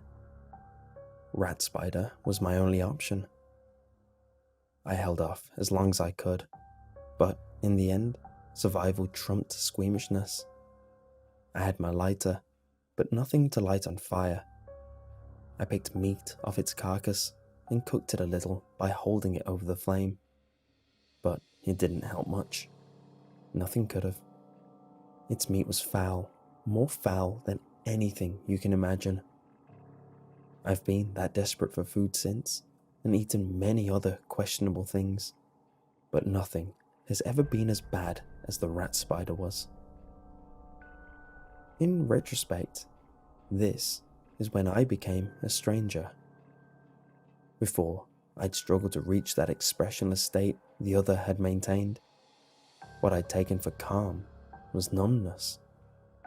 A sharp rock thrown in a river will, over time, have its edges rounded off by the water beating over it. And what I'd gone through had done the same. Tearing up and eating a monster in the dark below an alien world, the last of my edges smoothed. By the time I left the darkness and came back into the tunnel, I was as expressionless and empty as the one who'd led me here had ever been. That was not the worst of it, though. The worst came later. The first time I got stuck. The stranger had mentioned it, but in the state I'd been in, I had hardly noticed it. One night, at the end of the line, I was asked to leave the train. The world was one of the closer to normal ones. The people were almost human, as I recognized it. They were orange, sure, and hunched back, but other than that, they were practically normal. After the last world, where the people had been hideously overweight, six-breasted hermaphrodites with no noses, the orange guys were pretty much beautiful to me. I thought, at first, that the conductor was talking to someone else, but I was the only one in the car, and moreover, I understood him. The oranges certainly hadn't been speaking English all day, but nonetheless, I could understand what he was saying. When I stood, I began to realize why. I couldn't stand up straight. I was hunchbacked, and, as I saw in my reflection against the window as I exited, orange. I pieced together the rest from there. Stuck meant that I was trapped in this world for some reason, and stuck looking like them as well, which would be handy if I wanted to take the opportunity to leave the subway station, which is possible most times, but requires a lot of care and is quite overwhelming. Alien worlds are a little revolting, I found. You try to compare them to your own, but the differences are so vast that it just makes you sick. I left that subway anyways, because it was clear I wasn't returning to the central hub, what I'd taken to call the infinite line of subway trains that night. Or any other night, I soon found out. Whatever had let me go unnoticed wasn't working any longer. I considered briefly staying, but this place wasn't home, and could never be. Even if they looked like me, their culture was bound to be different. That was a lesson I learned before. Even worlds where the people are absolutely indistinguishable from me are fraught with danger. I was once on a world where people looked just like me. Well, actually they looked Brazilian, but that was more than close enough. And learned the hard way that the gesture to me means hello, meant something gravely insulting. Insulting enough that I'd been beaten half to death while a crowd looked on with approval. Besides, even if a place had a culture I could fake, I didn't want to stay. I wanted one of two things: to find my way home, or to find the stranger who'd set me on this path and beat the crap out of him. Nothing else would do. So, I wanted to move on. I wasn't sure, though, if I could do to some poor sucker what had been done to me. Could I really force someone else to wander the eternal underground like me? It turned out I didn't have to. After a few months, one of them did notice me, yes, and began to follow me around for weeks. I very carefully made it seem like I hadn't seen him, just like the stranger had, but I was torn between the desire to warn him away and the desire to bring him to the end of the line so I could leave his dismal world already. The last night, he followed me to the end of the line, just as I had once done. He hadn't managed to work up the nerve to sit right across from me, though, and as soon as the train stopped at the terminus, he rushed off. I waited, hoping the conductor wouldn't see me and I could continue on, but to no avail. I left the car and the metro rushed off without me, and I cursed inside. As I walked around the corner towards the ticket booth, the young man who'd been following me attacked. He had a wicked, curved knife and should have caught me by surprise, but I'd been traveling through hostile alien worlds for several years. My reflexes were sharp. We struggled viciously before I managed to wrestle the knife from him. I don't know how it got in his neck. I don't think I wanted to kill him. I hadn't been that angry, remembering my own building rage from so long before. Afterwards, as he lay there, bled out, I got mad. I kicked him repeatedly, shouting, "You dick! You were supposed to..." Kick, kick. "To follow me!" Kick. I fled the scene of the crime, but not for long. I was there bright and early the next day to catch the first subway of the morning, and that night, when I rode it to the end of the line, I was invisible to the conductor again. I guess you can either kill them or bring them with you if you want to return to the central hub. I was invisible again, but I was also orange and hunchbacked still. I stayed that way until the next time I became stuck. The next time I killed.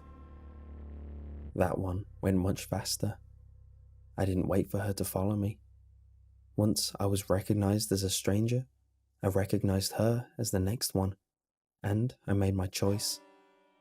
I won't bring anyone else into this. It makes me wonder, though, about the stranger who inducted me. I wonder what he originally looked like, and whether he knew he could have killed me. I wonder too about the others I saw back home, and the rare few I come across since I left. Do they kill them or take them? And whichever one they choose, do they consider it mercy? I can't bring myself to talk to them, to ask. We're damned either way, and the damned should suffer in solitude. I've killed 15 of them now, and I've gotten very good at it. But I've made a decision. I'm done killing, innocents at least. Before I returned to the central hub, I filled a backpack with as much paper as I could cram into it, and I wrote this story, over and over again, to be left in as many subway trains as I can. A couple thousand messages in bottles, cast into a sea of steel rails. This is a request, a warning. My request, above, was that you find my mother and tell her a lie. It's a white lie, don't worry. Tell my mother that I love her and that I'm trying to come home. It may give us some hope, or a small measure of peace. I wish it were true too. But here's the thing. I've been thinking of myself as like Odysseus, lost and adrift, looking to return to familiar shores. But I am not lost at sea. I am lost in endless tunnels, the labyrinth. The difference is important, because labyrinths are designed, built. Somebody or something made this impossible place, and they must be held accountable for what they've done to me. They cast me as Theseus, not Odysseus, but I won't play that part any longer either. The strange rules of this place have turned me from the human I began as into something else, then something else again. They have made me a monster, and so I will be the minotaur of this labyrinth, and if I can, I will tear it down around me and destroy those that built it. My warning is that you should be very wary in public places of silent, expressionless men and women. Keep your distance. They may kill you, or they may do worse. If you see them, run far and fast. And even more importantly, I warn you, I beg you, don't ride the train to the end of the line.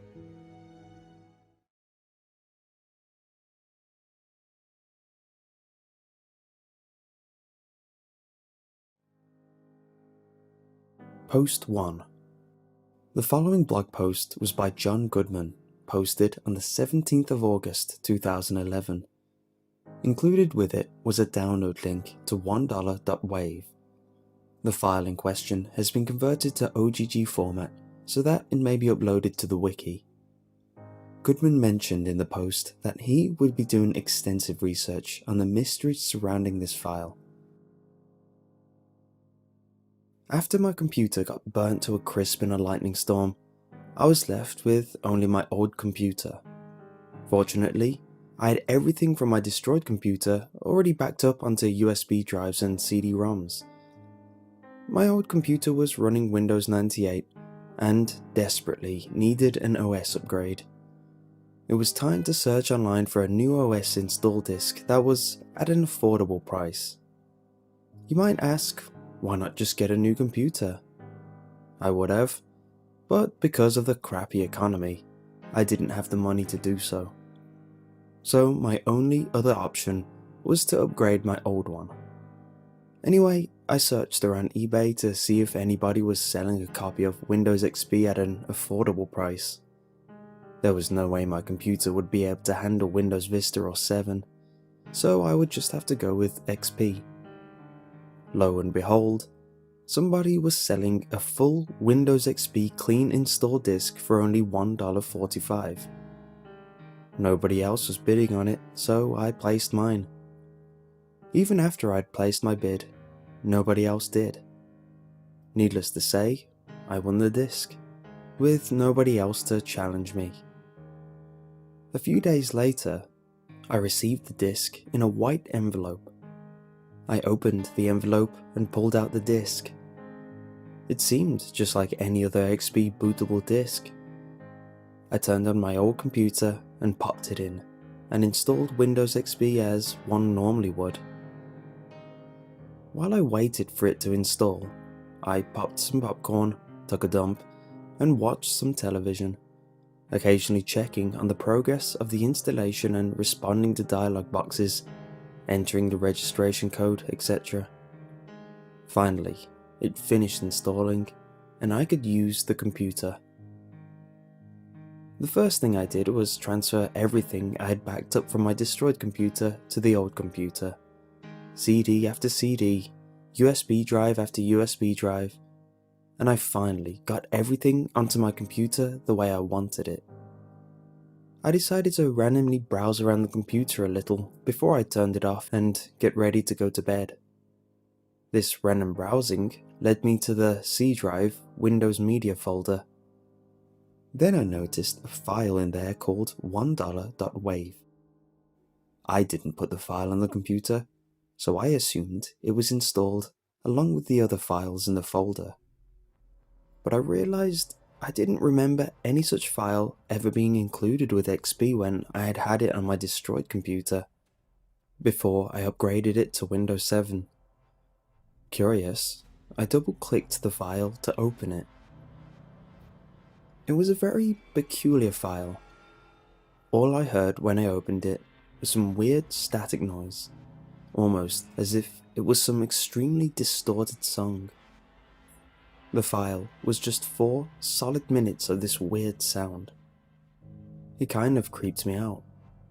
I mean, it was nighttime, with my sleeping dog being my only company, and I find a file on my computer that I've never put there and wasn't part of the original XP installation, and all it is 4 minutes of weird static noise. Furthermore, it's in a system folder. Thinking it might be a virus of some sort, I scanned the file. Behold, one Trojan came up. I had no clue where I would have gotten it from. I'd barely been on the internet at all since Windows XP was fully installed. Suddenly, I realized I'd seen a file with this same name flash for a split second on the screen as the disk installed all of the system files. I could only come to one conclusion: the disk had been tampered with. I decided to delete the Trojan, delete $1.wave, and do a full system scan with both my antivirus programs, Malwarebytes Anti-Malware and Microsoft Security Essentials. It was going to take a crapload of time to finish scanning, so I decided to go to bed while I waited. I felt a bit mad that I went through all that time to finally get my computer set up and upgraded the way I wanted it, only to find out the install disk had been tampered with. I woke up the next morning, ate my breakfast, took a shower, brushed my teeth, and went to my computer room. I sat down at my computer and turned on the monitor, which I had turned off last night before I went to bed. I couldn't believe what I saw. My desktop background had been changed to a picture of a dollar bill. There were 2 errors saying that my 2 antiviruses had crashed, along with a bunch of other blank error dialogues that were all titled $1.wave, with a single OK button. Every icon on my desktop had been replaced with a shortcut to $1.wave, even my recycle bin. My start button now said $1.wave, and the usual flag icon was replaced with a $sign. When I clicked the start button, or in this case the $1.wave button, to bring up the menu, every icon there was also replaced with $1.wave. The administrator name was also changed, and the account picture was that of a dollar bill. I clicked Don't Send Report to both errors saying Malwarebytes and Microsoft Security Essentials had crashed. Then I clicked the OK button on each $1.wave error box. Okay, the screen was clear of all those windows now. I tried to reopen my antivirus programs, but they both gave me a blank error titled $1.wave. I clicked OK on those. I went to the menu and clicked Shutdown, but I just got the familiar clunk error sound. I tried the power button. Nothing happened. Finally, I just unplugged the computer, and it finally shut off. I plugged it back in, booted it in safe mode, and tried opening the antivirus programs there. But when I did, my computer made the weirdest noise ever and abruptly powered off. I tried pressing the power button, but nothing happened. It didn't even wear up. That freaking virus had completely destroyed my only remaining computer, and I hadn't even gotten it from a website or anything. It had come with my operating system. Well, that was that. I had to go get some things at the grocery store, so I left the house along with my dog. I have yet to earn enough money to buy myself a new computer. I do everything computer related on a friend's laptop that he generously lets me borrow when I need to check my email, do something on my bank account online, etc. I have used that same laptop to type up and publish this story to the internet, along with $1.wave, which I have gone through and manually removed the malicious coding from. After a certain cryptic message I read talking about some last evidence that will have to be destroyed if I share it with anybody, which you will read about in just a moment, I have decided to research as thoroughly as I can about the mystery of $1.wave until I have figured out the sinister mystery that surrounds it. How did I get back $1.wave after my computer was destroyed, you ask? Well, when I got home, my dog's ears perked up, and she began growling menacingly. She followed a scent into the computer room. Everything seemed normal. However, when I looked at where my second destroyed computer was, it wasn't there. Everything else was still there, but the computer was gone. I thought of a robbery, but who would want an old computer that doesn't even boot up anymore? I also noticed that the tampered with XP install disk I had gotten off eBay was missing as well. In its place was a different disk. It was a white CD-ROM with something written on it in green Sharpie. I picked up the disk and read, "This is the last remaining evidence that I know of. Keep it secret, or I'll have to destroy it too." I glanced down at the table the disc had been sitting on. Where it had been was a single dollar bill. It wasn't crinkled or damaged in any way, unlike most dollar bills. It was in absolutely perfect condition, as if it had just been made. I took the disc and the dollar over to my friend's house, the one that has the laptop I'm typing these words on. I explained how both my computers were destroyed, and he agreed to let me borrow it whenever I needed to. So, I got on the laptop, put the CD in. On the CD was just one file. $1.wave. Post 2. On August 26, 2011, John Goodman made another post regarding his continuing research of $1.wave. Hey guys, it's me again. So you all remember that $1.wave crap I posted about a week or so, right? Well, like I said I would, I did some research on it. Simply searching $1.wave on Google yielded no results. I asked on a message board about the file, but nobody seemed to have even heard of it before. That is, until I got a reply from some guy saying he knew of the file, and had bad times with it. The post went as follows. Oh, don't even remind me. $1.wave. It's amazing how much trouble a 4-minute sound clip of heavily distorted music can cause. It was years ago. Some person on Craigslist was selling a computer with Windows XP already installed on it. At the time, Vista was still in beta, and 7 didn't even exist yet. I went to a house in Cleveland to pick up the computer. I brought it home and turned it on. I noticed a WAV file in the Windows Media folder entitled $1.wave. Curious, I opened it and listened to it. It was nothing special, perhaps a little creepy, but it didn't interest me. I closed it and went to the bathroom. I came back to the computer, and I could not believe what I saw. Everything was changed to dollar bills or some crap, and a bunch of error messages titled $1.wave. I tried using my antivirus to fix what I instantly took as a virus, but it wouldn't open.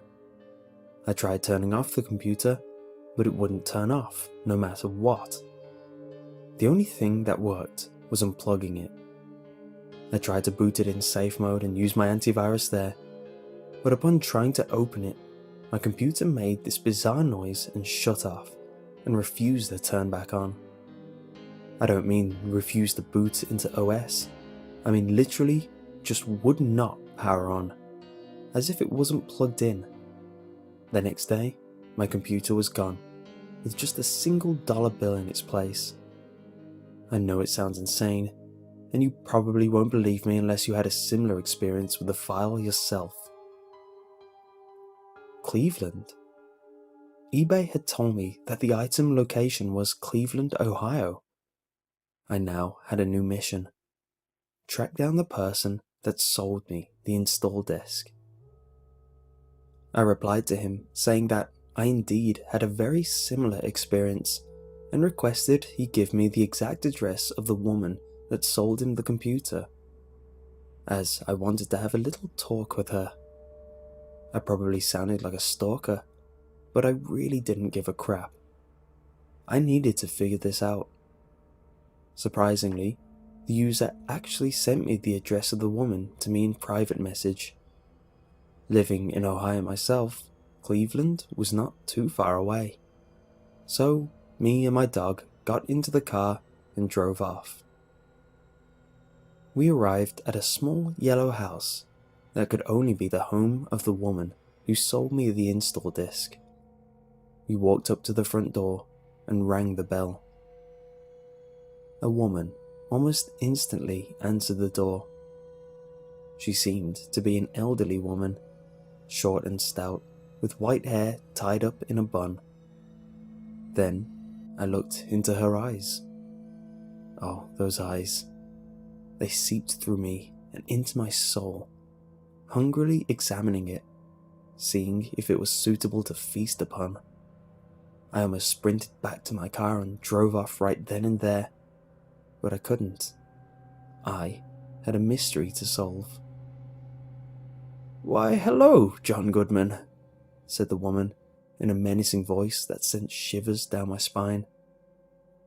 My first thought, oh dear, she knows my name. Oh God, please help me. My dog growled threateningly at the woman. It took all of my courage to finally spot her out. "Look, I don't have time for fooling around. What is $1.wave? And why did you put it in my Windows XP install disk?" "Oh, I can't tell you that," cackled the woman, whom I was now certain was no good. "Why not?" I countered, angrily. "Because," said the evil woman. "However, I can tell you this. Be wary in the days that follow, for $1 will haunt until all is hollow." And before I could say another word, the woman shut the door on me, cackling wickedly. I had no choice but to walk back to the car. Along the way, a man came by and asked me, "What were you doing over there?" "I was talking to the woman that lives in that house over there," I replied. The man's expression became concerned. "Nobody has lived in that house for over 10 years. I looked to the house, but instead of the bright, yellow, cheery house that I had seen when I arrived there was a crumbling, abandoned foundation with a wooden plank nailed to the front door saying, "Condemned," in green letters. But, I was just talking to an elderly woman that lived there a minute ago," I argued. All the colour drained from the man's face. "Elderly woman?" "Yes," I said. "You know, with her hair all tied up in a bun and whatnot." "The last person who lived there was an elderly woman, always having her hair tied up in a bun. But she's dead."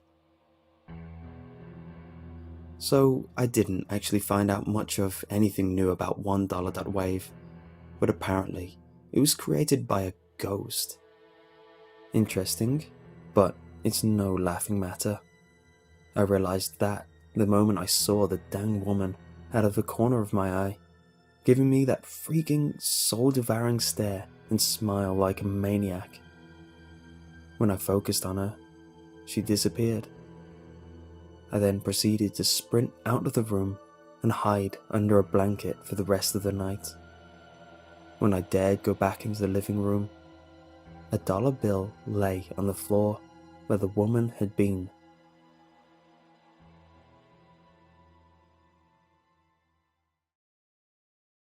Post 3. On August 29th, Goodman updated the blog again with yet another report about his research on the ominous $1.wave. It's official. That old hag is stalking me. Since my last post, I've been catching glimpses of her out the corner of my eye, always with that soul-devouring stare and demented smile. She always vanishes as soon as I focus on her, and it always has to be night when it happens. Every time I get the heck out of there and hide under a blanket for the rest of the night. When I dare enter the room again, there's a dollar bill where the woman was. I have actually collected all of the dollar bills she's left for me, beginning with the one that came with the last evidence disc, into one wallet.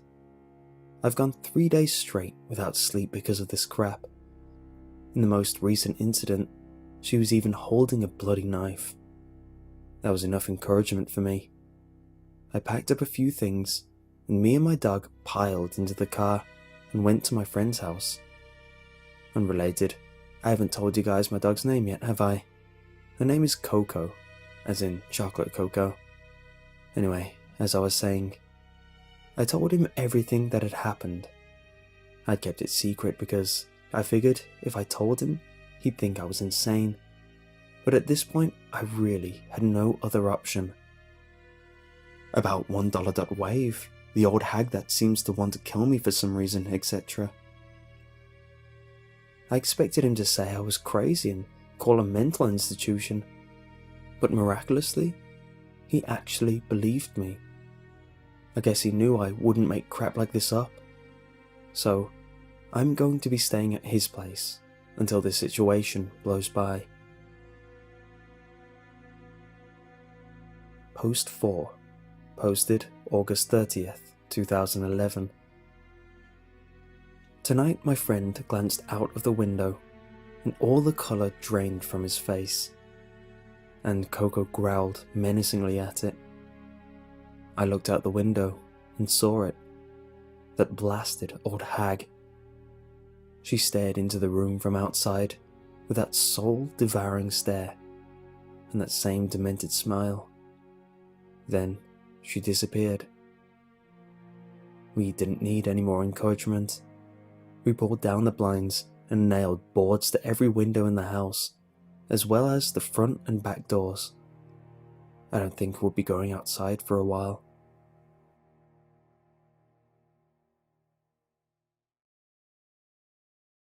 Post 5.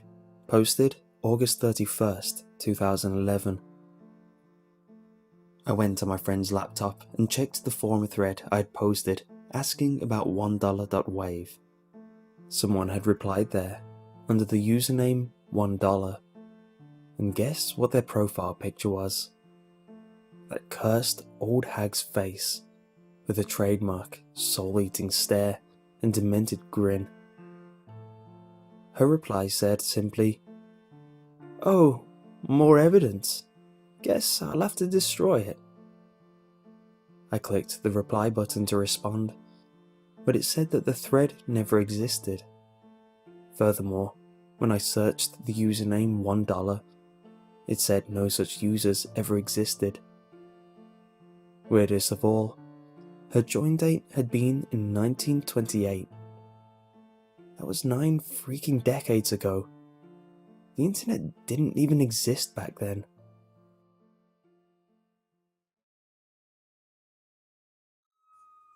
Post 6. Posted September 1st, 2011. While on my friend's laptop, a dialog box suddenly appeared, prompting me to download $1.exe. Knowing this could only be more of the old hag's haunting, I cancelled the download. But guess what? It downloaded anyway. Ain't that just nifty? As soon as it finished downloading, it opened itself up. I prepared for the worst. Another computer-destroying virus, the old hag contained within a computer file. It opened. It was a game. A game. Of all the wretched things $1.exe could have been, it was just some PC game. It showed a generic menu screen with the buttons play, exit, and options. The background was a picture of a dollar bill. I clicked options, just some graphic settings and such. I went back and clicked play, again preparing myself for the worst.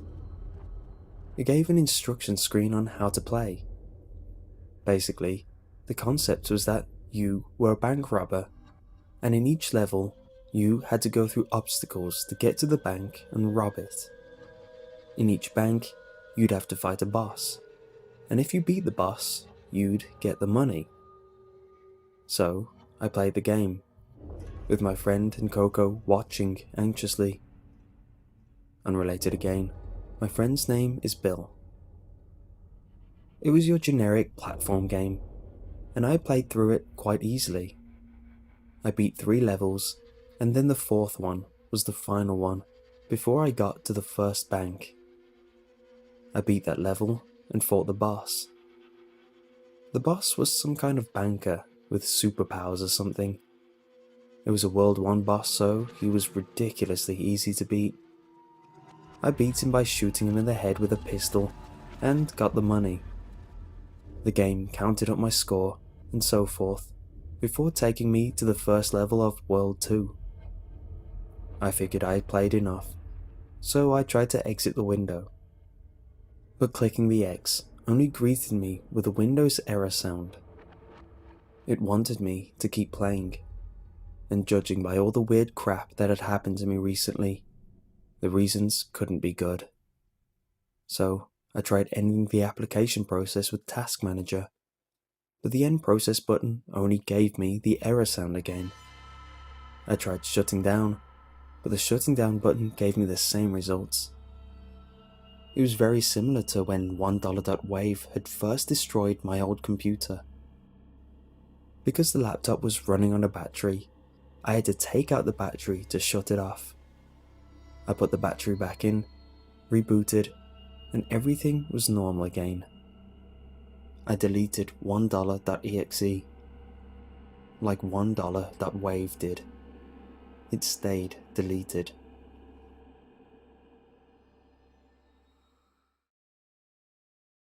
Post 7, posted September 4th, 2011. More corner of my eye sightings of the old hag. In all of them, she's holding a bloody knife. Boarding up our windows and doors didn't seem to help. She still got into the house. Today, we unboarded the front door to go and get the Sunday paper. Even if we were hiding from a sadistic ghost woman that wants to kill us, we still gotta keep up on the news, right? It said that a banker had been found dead at a local bank with a bullet wound in his forehead. It showed them a picture of the man, and to our horror, he looked exactly like the World 1 boss from $1.exe. The way in which I had defeated him had even been a pistol to the head, and the paper said there was a bullet wound on his head. As I read the paper, I saw the old hag out of the corner of my eye, holding a dead corpse under her arm that looked just like the banker. This time, I didn't focus on her. I focused on the paper to see what would happen if I didn't make her disappear. If she tried to kill me or anything, I'd just look at her. She just kept standing there, that demented smile and soul-eating stare. After a few moments, her smile began to fade and turn into a frown. It was as if she was disappointed that I didn't seem to notice her. I looked to Bill, and surprisingly, he had followed suit. Even Coco was pretending not to notice the hag. I turned back to the paper so I could continue seeing the hag out of the corner of my eye. It wasn't easy, trying not to see something, yet see it at the same time. I kept wanting to look, but I knew if I focused on her, she would disappear. I wanted to know what would happen if that didn't happen. Her disappointed expression turned into a fierce and angry look. She raised a knife and lunged at me. In unison, me, Bill, and Coco all whirled around to face the ghost. She stopped abruptly, just as she was about to reach us, then vanished. This raised yet another question. If she wants to kill us so badly, why didn't she just do it and get it over with, instead of taunting us like this? Maybe she doesn't want to kill us. Maybe she just wants to make us think she wants to kill us, make us paranoid to the point of insanity, just for her own sadistic pleasure and amusement. Sure wouldn't surprise me.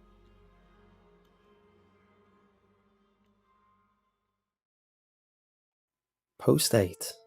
Posted September 5th, 2011.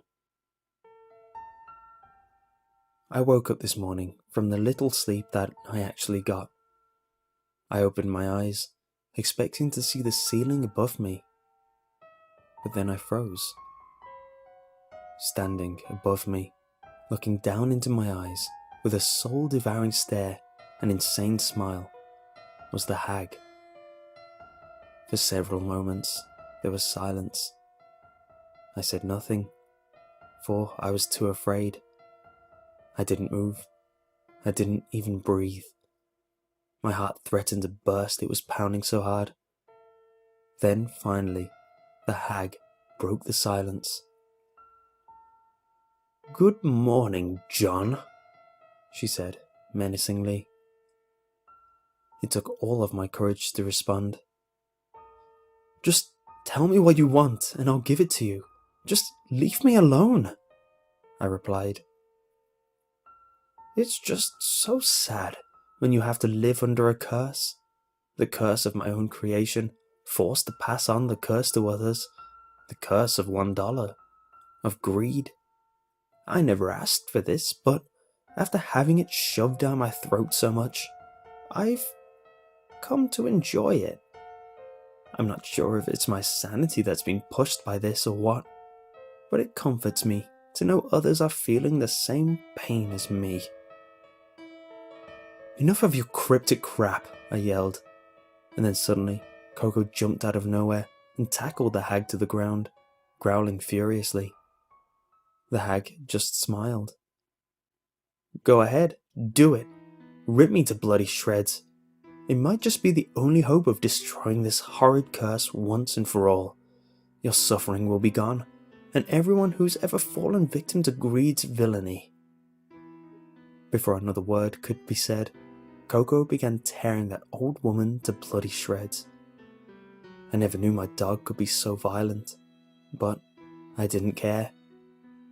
If it meant the end of this terror that loomed over us, it was worth it. Me and Bill, who had been woken up by all the commotion, could only watch as the hag was torn apart. She didn't even scream. In fact, she smiled, as if saying, "Thank God, it's finally over." And then it was done. Her body was mangled and ripped so badly you couldn't recognize her. Blood was splattered everywhere. Then, the body, or pieces of it anyway, began to shimmer and fade away. And then they were gone. No trace of them remained, as if nothing had happened. Then, we noticed a note laying on the floor where the hag had been. Bill picked it up and read it out loud. "Destroy the dollars, destroy the disc. Do it before the remnants of that curse that lie within them can enslave you as it enslaved me." I instantly knew what I had to do. I found the wallet I used to keep the dollar bills the hag had left me, and I lit a match to it. A blood-curdling scream of pain sounded from it, and almost made me jump out of my skin. I threw it outside, and it burned until it was nothing but ash and dust. Then I found the disc containing $1.wave. I threw it onto the ground and stomped on it. Another blood-curdling scream, and the disc spontaneously burst into flames. And that's what I call burning a CD-ROM. It burned until it was nothing but a bunch of melted plastic. I had to use a shovel to scrape it off the ground and chuck it outside. For the rest of the day, nothing else happened. The hag never came back. Nothing. I think at long last, this nightmare might be over. But I won't make assumptions too quickly. I'll wait a while, see if anything comes up. If nothing else does, I guess it's safe to assume the haunting of $1.wave has ended.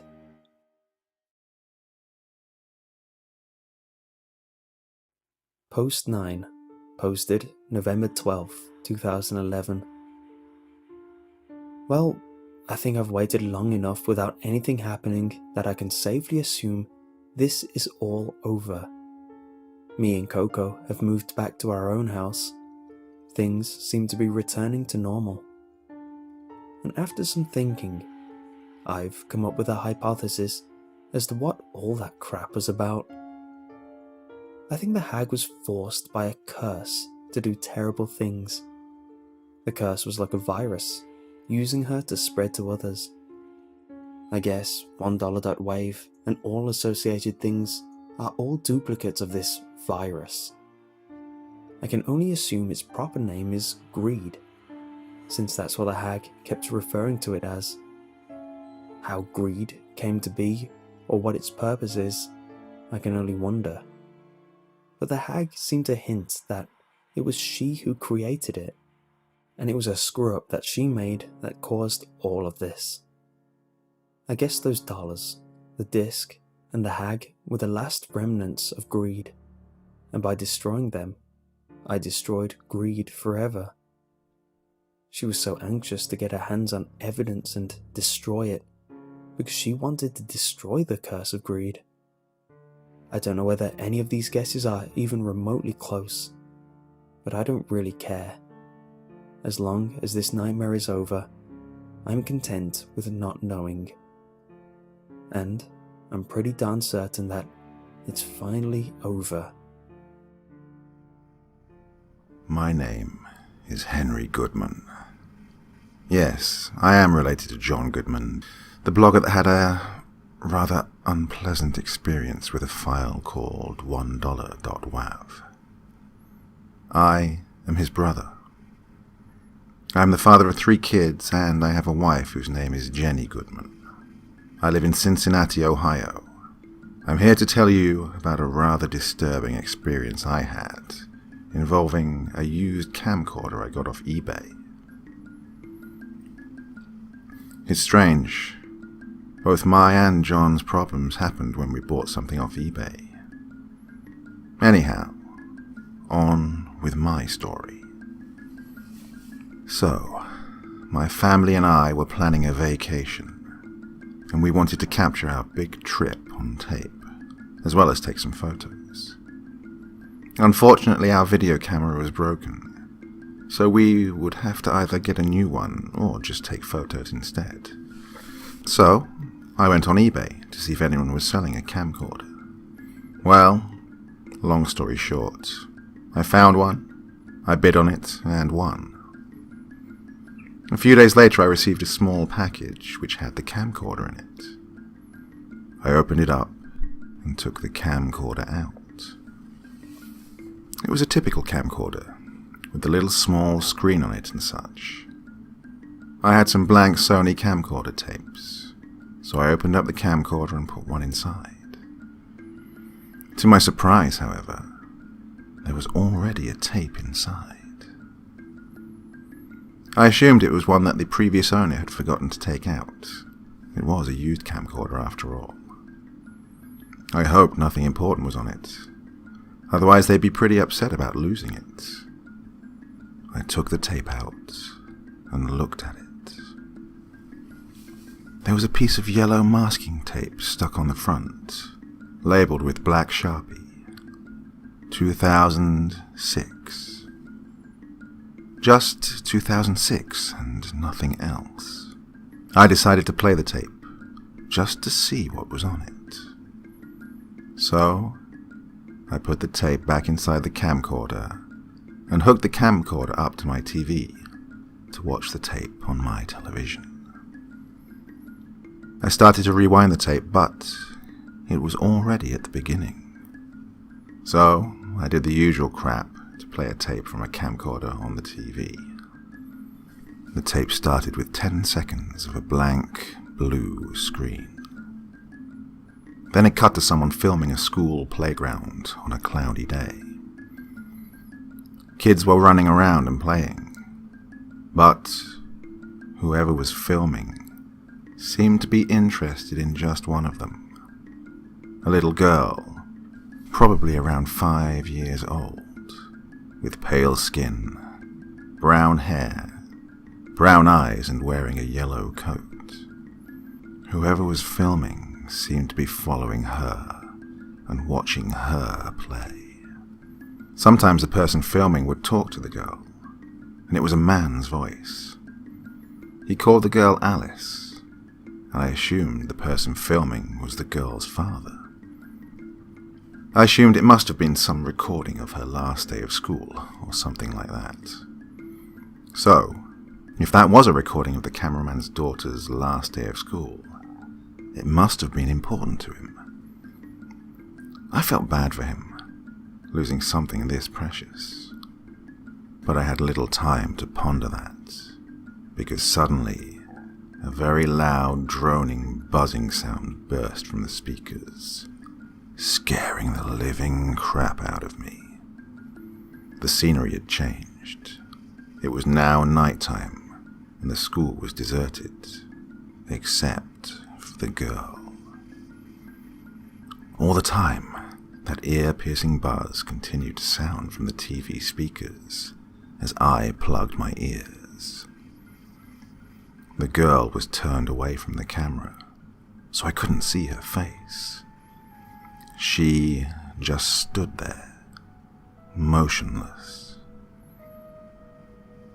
Then she turned to face the camera, and what I saw, well, I didn't see that one coming. The girl's eyeballs were gone.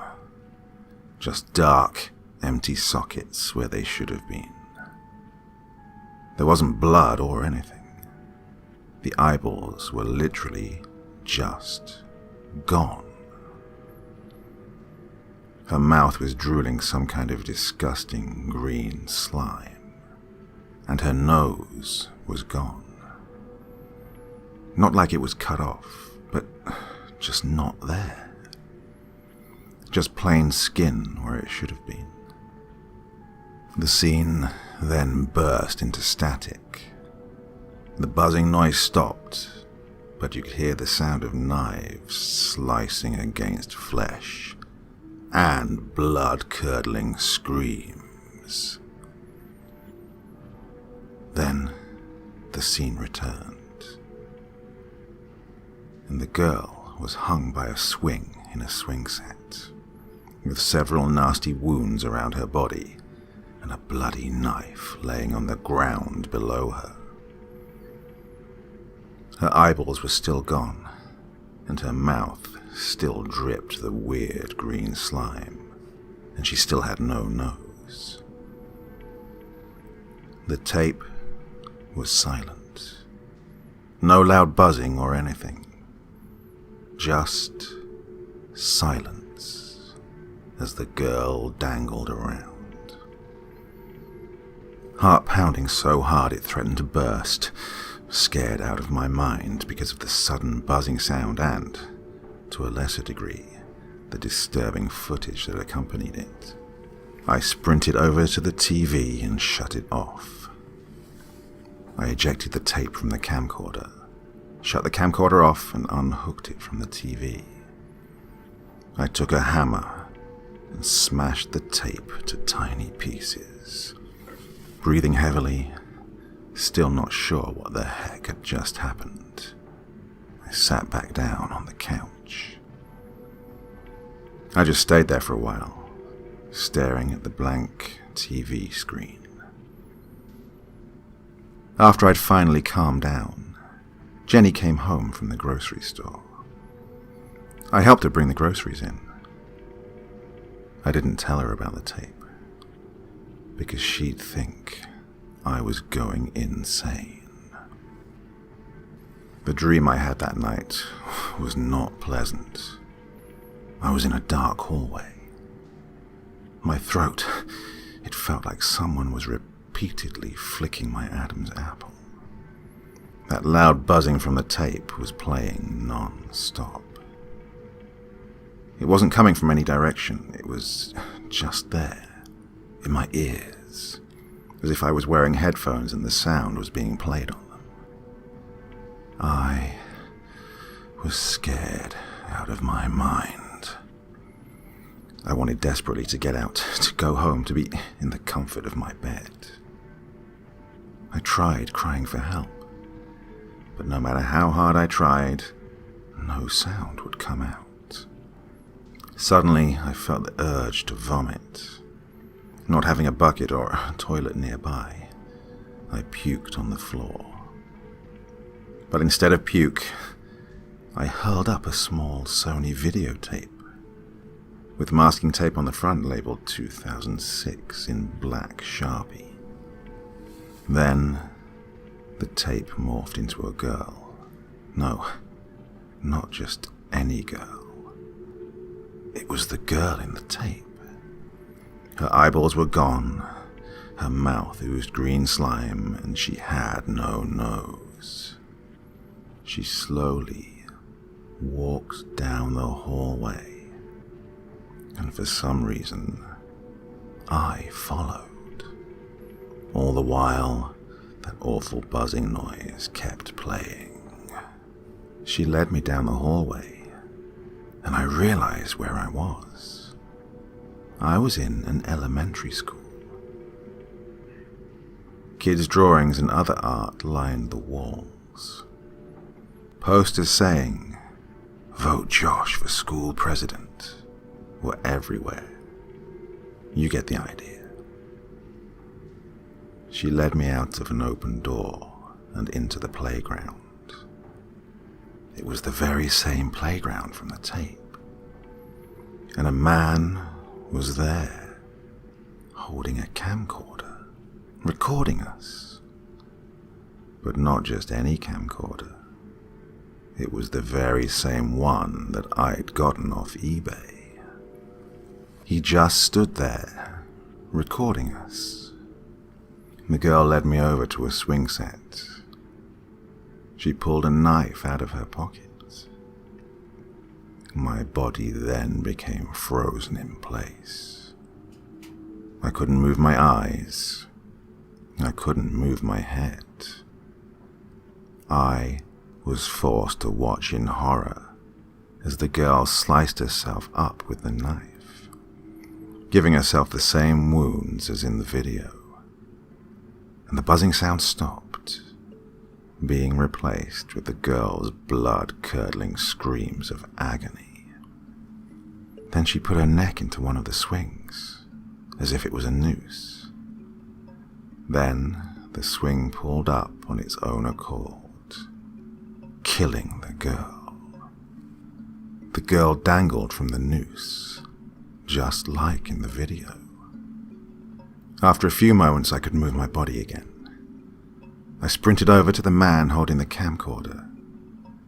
He just looked at me and smiled. "That's my girl," he said. "Ah, I'm so proud." I jolted awake. My heart pounded, my forehead was sweaty, and I was breathing heavily. Jenny lay next to me, apparently still asleep. I sat there for a while, and finally calmed down. I lay back down in bed and closed my eyes, but I couldn't fall back to sleep. My tossing and turning finally woke Jenny up, and she got mad and went to sleep on the sofa. She opened the door, but then she froze. She just stood there, and I could see her hands trembling. I asked her what the matter was. She just pointed a trembling finger out the door. I got out of bed and looked to where she was pointing. My blood ran cold. There was a hallway outside the door, going out to the living room where the TV was. From down the hall, I could see the TV.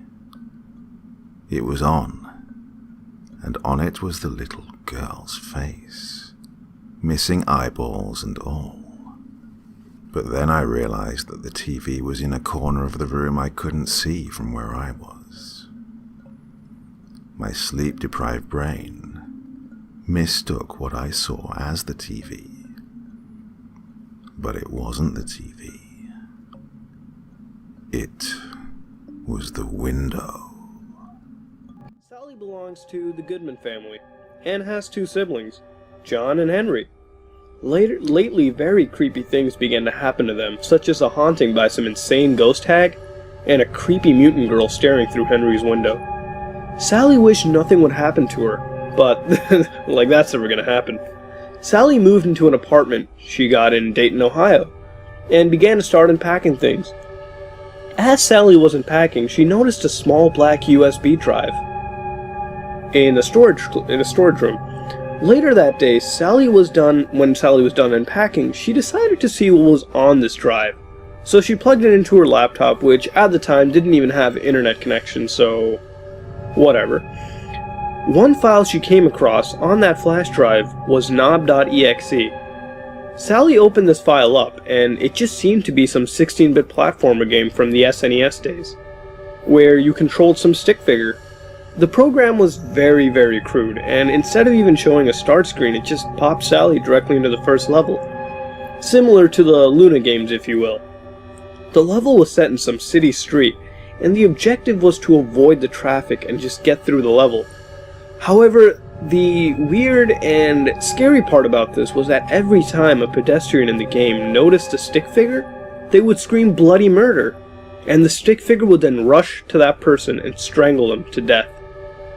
Sally kept playing the game and played through a few levels until she got to level 5. This time Sally was standing in a perfect 16-bit replica of the storage room Sally found the USB drive in. Sally was shocked, and without her even touching that keyboard, the character began to move automatically. The character left the storage room and went outside, and the game loaded up another map. This time it was Sally's patio. Sally was horrified when she looked out her window to see that somebody was on her patio as well.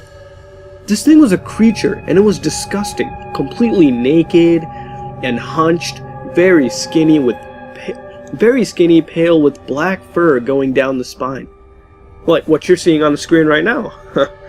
The creature looked at Sally, smiling at her. Sally looked back at her computer screen and noticed that the character on the screen was staring through the window, just like the creature was staring through Sally's window.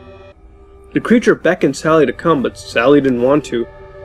Sally lost all control of her body and just went into some trance and went straight to the monster. Even though she tried to fight this urge, she couldn't help it. Her body just moved automatically. The creature then held up a map and pointed out directions, and then held up a claw to her throat and sliced Sally's neck. Sally woke up and realized this was all just a dream and started to calm down. But Sally realized that she'd just fallen asleep while playing this game. So she looked at her laptop, but it looked as if the game had crashed and had to close. Sally became curious about that map and the direction that creature was showing her in her dream. Sally decided to head to that location, because it's the smart thing to do. The next day, Sally went to that location and noticed it was just a pond and some woodlands, but decided to relax there for a bit. Sally noticed something in the corner of her eye while she was relaxing and decided to go examine it. Again, another extremely brilliant idea.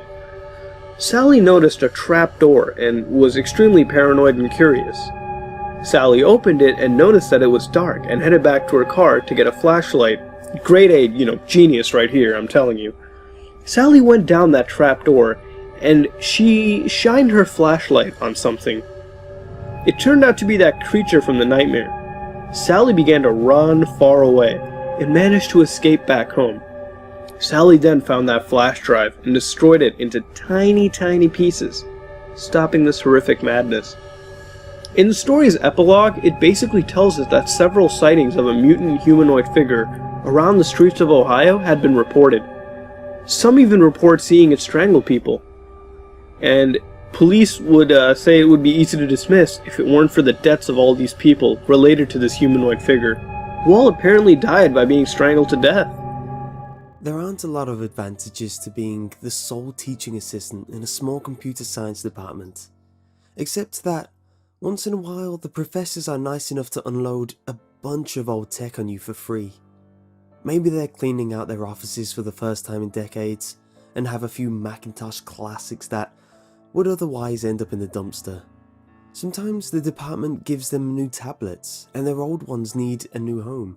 Or someone retires and everything not absconded with, for nostalgia's sake, becomes fair game for scavenging. Courtesy of the faculty's generosity, I have a bunch of old computers, disk drives, motherboards, and virtually any other computer part or accessory you can imagine kicking around my apartment. Tinkering with dated machines can be a great deal of fun. You can practice soldering without having to worry about flushing a bunch of money down the drain if you accidentally brick your machine. When you pull them apart, you might find so-called upgrades from years past that seem genuinely laughable now, like the 32 kilobyte deluxe memory expansion card I once yanked from a 1995 laptop. And let's not forget the charm of obsolete archival media. Remember the zip disk? No? Figures. Well, even if you're not a tech geek like me, you can at least appreciate the best part of my perk system. Discovering ancient computer games that nobody else remembers. And actually having the wherewithal to play them. Cleaning out offices or browsing through forgotten hard drives, I've stumbled upon games that I've never seen archived anywhere on the internet. Some of them even existed before my parents did. And I've been able to play every last one. You can't pretend to know gaming until you've played something on a legitimately floppy disk. Anyway, since I'm given first dibs on any abandoned tech, the department let me raid the office of some adjunct whose name I never quite learnt, not having interacted with him all that much, who must have followed through with his vows to quit his overworked and underpaid position. I don't blame him. I heard he made less than I did, and I don't hold a degree nearly as advanced as his. Whatever the reason, Sussman or Horseman, I can't remember, didn't return for the spring semester, and didn't leave us any way of reaching him, so a couple of weeks into the semester, after the faculty felt reasonably sure he wasn't coming back, they provided me with a key to his office, and granted me free rein to swipe whatever I found. I let myself in the second I had a free moment one night after classes, when my teaching assignment was taken care of for the day, and the rest of the department had long since headed home. The building was dark by the time I arrived, but the motion sensor lights fired up once I set foot inside, flickering into existence one by one as I made my way down the hallway. The adjunct's office didn't have a nameplate on it. I'm told few adjuncts even had offices for that matter. Consequently, I found the correct room only after I tried and failed to open an unmarked broom closet with my new key. The adjunct's office Might as well have been a broom closet though. It was barely larger than a bathroom stall. On top of that, it didn't have any windows and the only light came from a single, dingy, incandescent bulb dangling from the ceiling.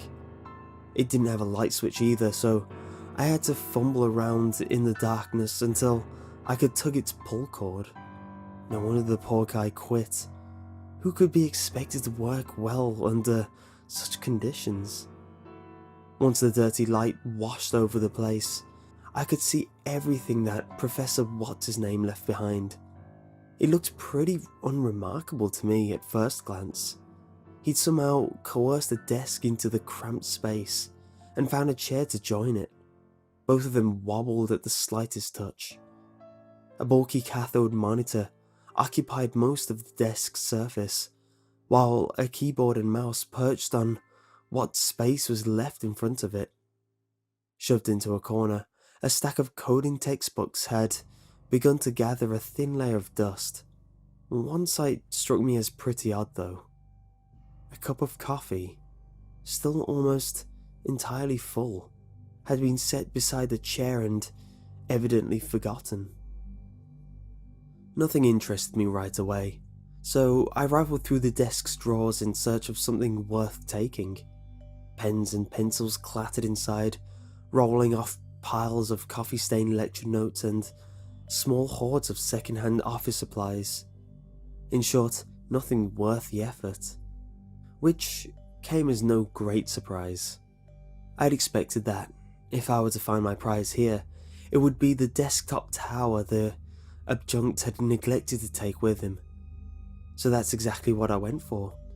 The monitor's cord trailed behind the desk, leading me to a grimy but sturdy-looking Dell that still had a 3.5-inch floppy drive installed. I didn't have a shortage of floppy drives or anything, but I decided to swipe the machine anyway. You can never have enough spare hardware after all.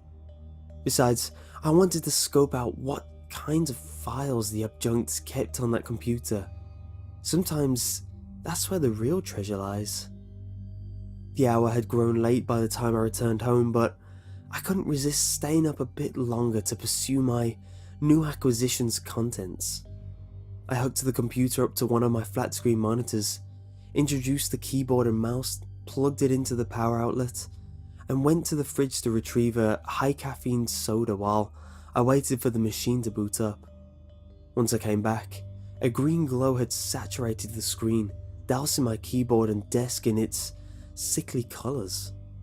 The usual boot dialogues for a late 80s OS appeared, written in green, low-pixel characters. That's strange, I thought. Most early operating systems and programs only locked green because of the monitor they used. The visuals themselves, under the ideal circumstances, were simply black and white. And my current monitor was pretty close to ideal. I figured it was probably a custom OS, coded to look green for nostalgia's sake, like that word processor Darkroom. I found it strange that the adjunct hadn't locked his computer with a password, but I was too excited to buy my new toy to think too much about it. The OS had a GUI comparable to the oldest Apple offerings, so I had no trouble navigating it. To my astonishment, the icon for the floppy drive indicated that a disk had been inserted. How had I missed that when I first inspected the computer? Sure enough, the ejector button in the tower protruded like something had been placed inside. I poked it and out popped a deep red floppy disk. I slid it into my hand. A label on the disk's front side, written in black marker with the most compact penmanship I'd ever seen, read simply, Toter's Maze. Was it a game? If it was, I'd never heard of it. But then again, I was always unearthing titles I'd never heard of before in my office excavations. Maybe it was a personal project the adjunct had been developing. But when's that title? Programmers name things after themselves all the time, but this one seemed foreign to me. I couldn't have told you the adjunct's name, but I felt confident it wasn't Toter. By that point, my curiosity couldn't be restrained. I slid the disk into its drive and ran the single executable file it contained. The mouse cursor turned into an hourglass as the computer processed my command. Then, for no more than a millisecond, it transformed into a completely different shape. I could have sworn it looked like a terribly distended face, but I didn't catch a close enough glimpse, because shortly thereafter, the screen went black. A second or two later, blocky green text, cleverly arranged ASCII style to look as if it were dripping or melting, filled the screen. Toter's Maze appeared in gigantic font, with a single red dot punctuating the center of the O, resembling a pupil caught in a camera flash. Beneath the title, a substantially smaller font presented me a binary command. Begin? Yes or no? Messing with the arrow keys, I found I could move the red dot around, but that it couldn't maneuver beyond the letter that ringed it. I appreciated this simple diversion that the programmer had thought to include. It showed some consideration for the player. Wondering what the rest of the game entailed, I hit the Y key. The screen again went black, save for the O with the red dot. Small green letters began to appear one after another, with seconds-long intervals between them, as if they simulated someone making a tentative remark. Eventually, they finished spelling their message. Are you sure? Yes or no? What a bizarre feature, I thought. Usually you save something like that for quit functions, so that users don't accidentally lose all their progress from a botched keystroke. The unexpected dialogue only made me more curious. I pressed Y. At that point, the small letters erased themselves one by one, saving my Y for last. Then the large O disappeared. The red dot stayed for a moment before it too disappeared. I was left with another black screen. Soon, some text seemed to float up from the blackness, like bubbles rising from a deep pond. Level 1. Then the text seemed to sink out of view.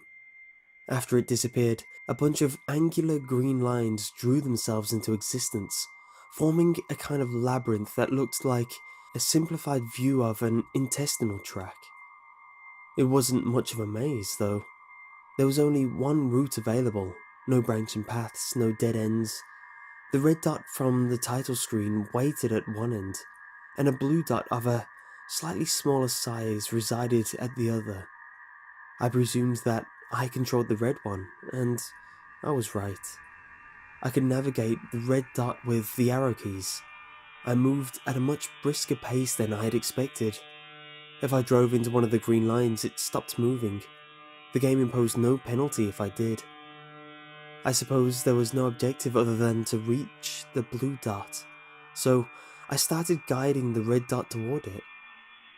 When the two dots finally touched, the blue one simply faded away.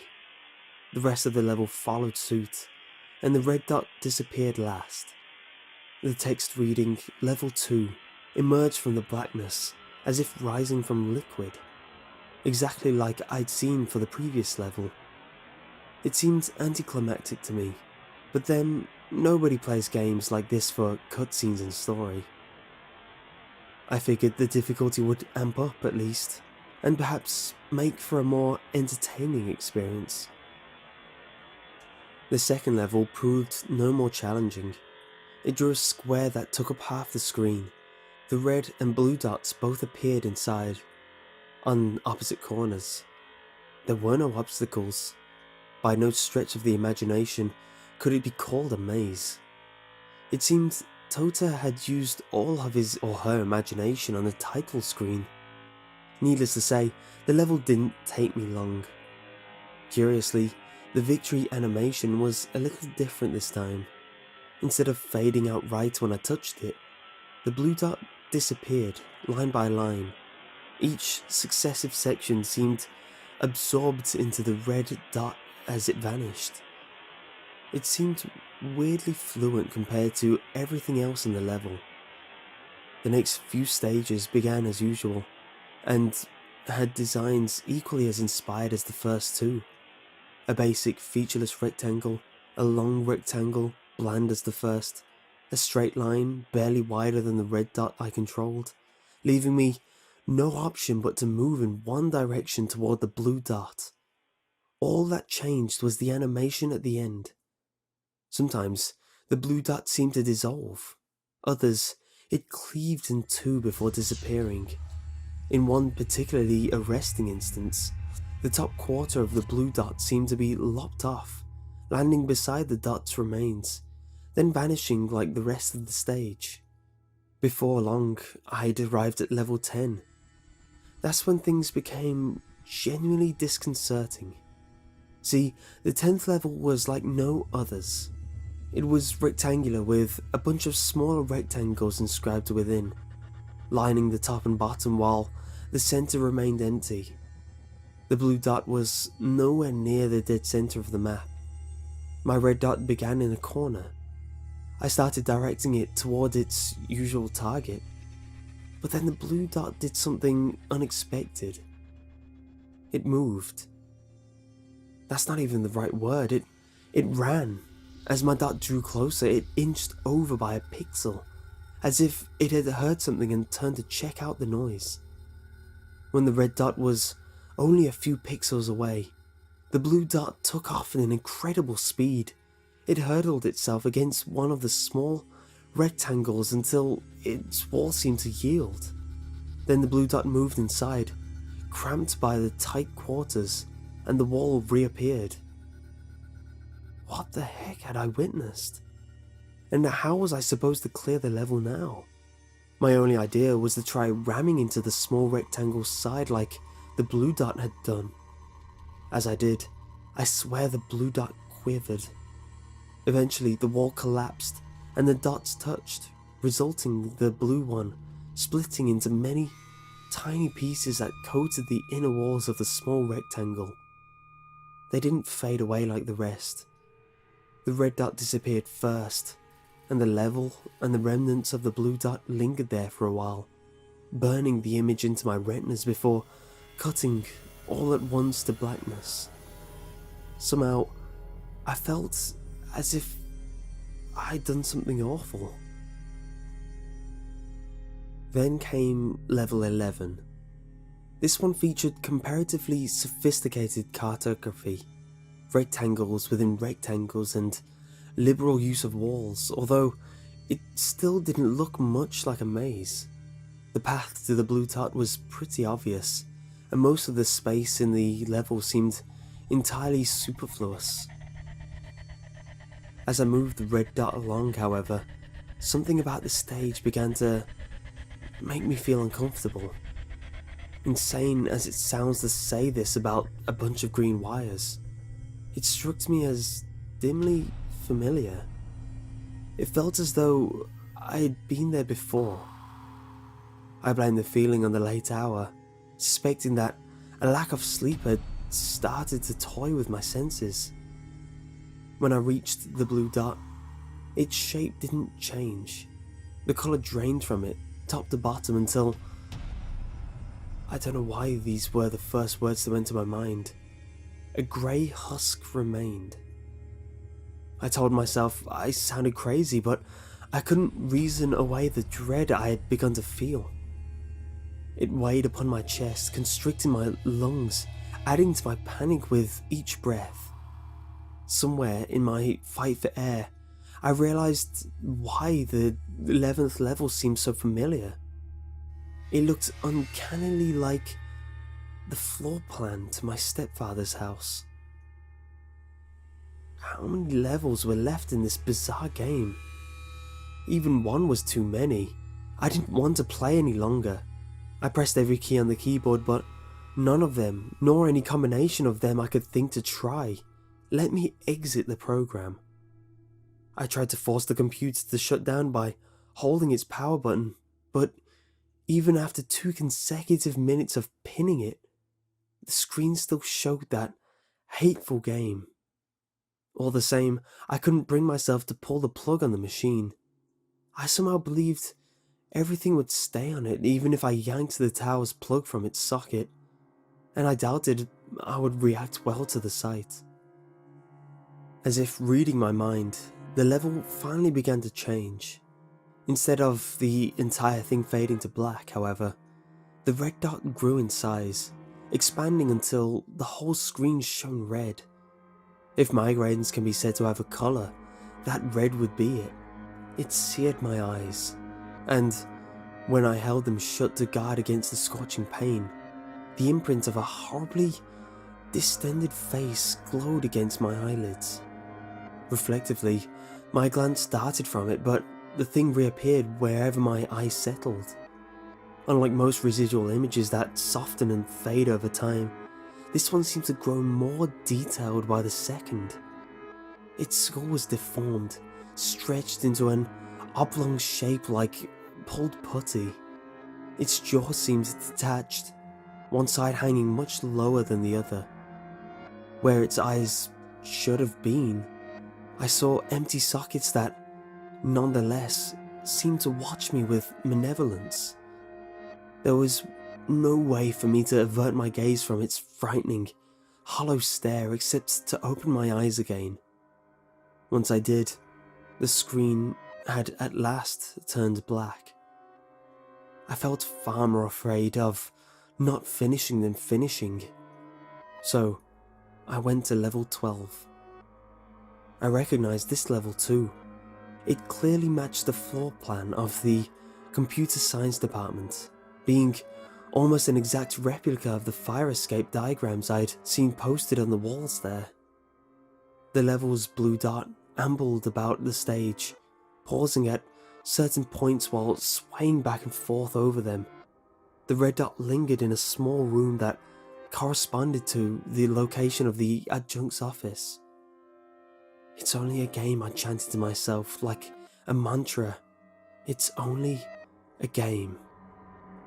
My ritual almost retorted my calm until my cell phone buzzed. Stridently vibrating atop my desk, I yelped at the sound. I couldn't help it. A text message arrived. I felt reluctant to pick it up, expecting some correspondence worthy of the ring.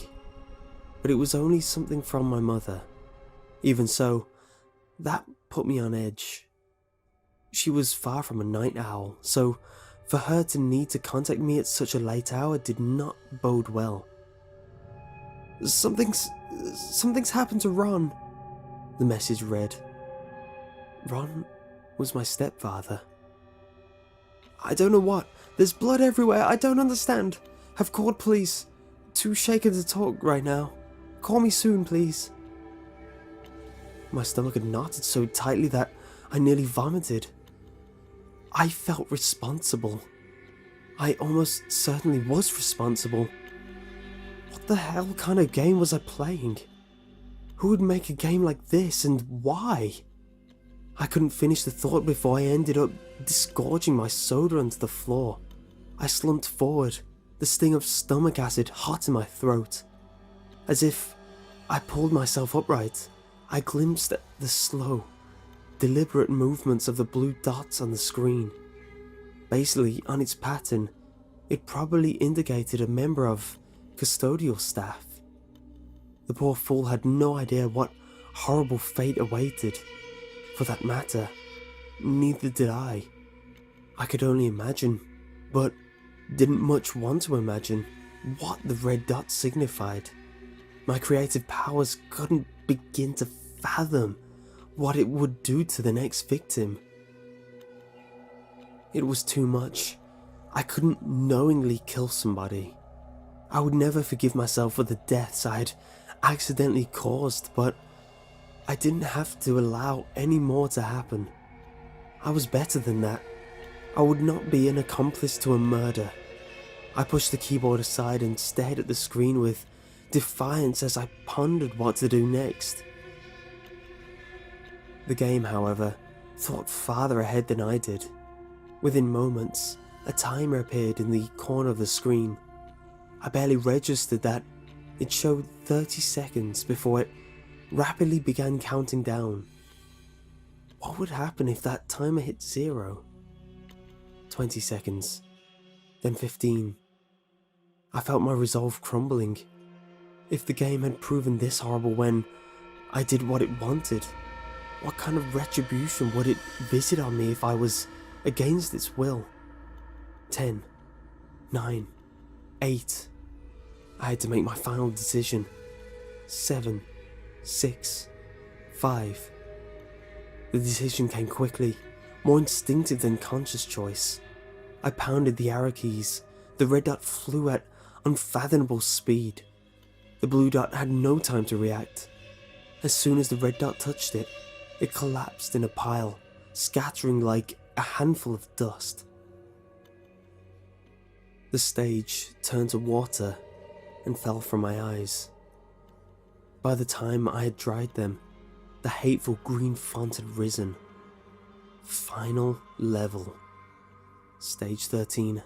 How auspicious. At least it couldn't torture me, nor anyone else after one last death. I felt almost grateful that there would be only one more, and tried to think of his or her demise as a sacrifice to the well-being of everybody else. It would almost be a good thing, ending this horror once and for all. I had a moment of panic as it occurred to me that the game might try to pull a fast one on me. What if the final level featured an abundance of blue dots like a crowded shopping mall on the other side of the world or something? I couldn't do that. At least, I didn't think I could. The green text gradually disappeared.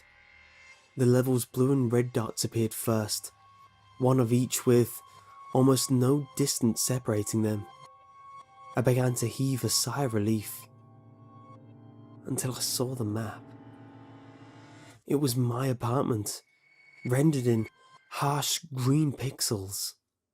I whirred around my seat. I couldn't see anything in the darkness, for my eyes had adapted to the brightness of the monitor. I thought I detected a faint red glow in the walls around me, even though the only light source in the room was emitting green. I felt my body begin to lock up, starting with my legs. The tension worked its way up my body until it settled in my jaw. My mandibular muscles clenched so tightly that I thought I'd drive my teeth into my skull. But I couldn't help it. I'd never known fear so intense. There were no sounds but the pulse in my ears, no movement around me but the flicker of shadows in the burgeoning red light. I wheeled myself back to the computer screen. It was completely awash in blinding, migraine red. I clenched my eyes shut. Deep in my own darkness, I spotted a flicker of red. It drew closer and closer. I didn't even need to see it to know what it was. That face, that thing I had unleashed, had returned. It came so near that I thought I could feel it breathing on my face. I opened my eyes. The face had overtaken the screen. It glowered at me for a moment. Then, its maw widened, revealing a dark, cavernous hole. It swallowed every pixel, plunging my room into blackness. And something hard as bone, warm and sharp, cut a deep gash across my throat. Have you ever had an experience that suggested someone else was in your house and just thought, I don't want to know, and left it? Sometimes fear of the unknown just seems like the preferable option than facing a real, concrete danger. Normally it's nothing, though. One time, the beeper function on my wireless house phone went off when I was the only one in the room. It could only be called from the living room. And another time, I swear someone took some change from my desk. They're all probably just slightly They're all probably just slightly disconcerting tricks of the memory. But what would you do when something truly suggestive happens? Would you run? Or just ignore it? Like I did.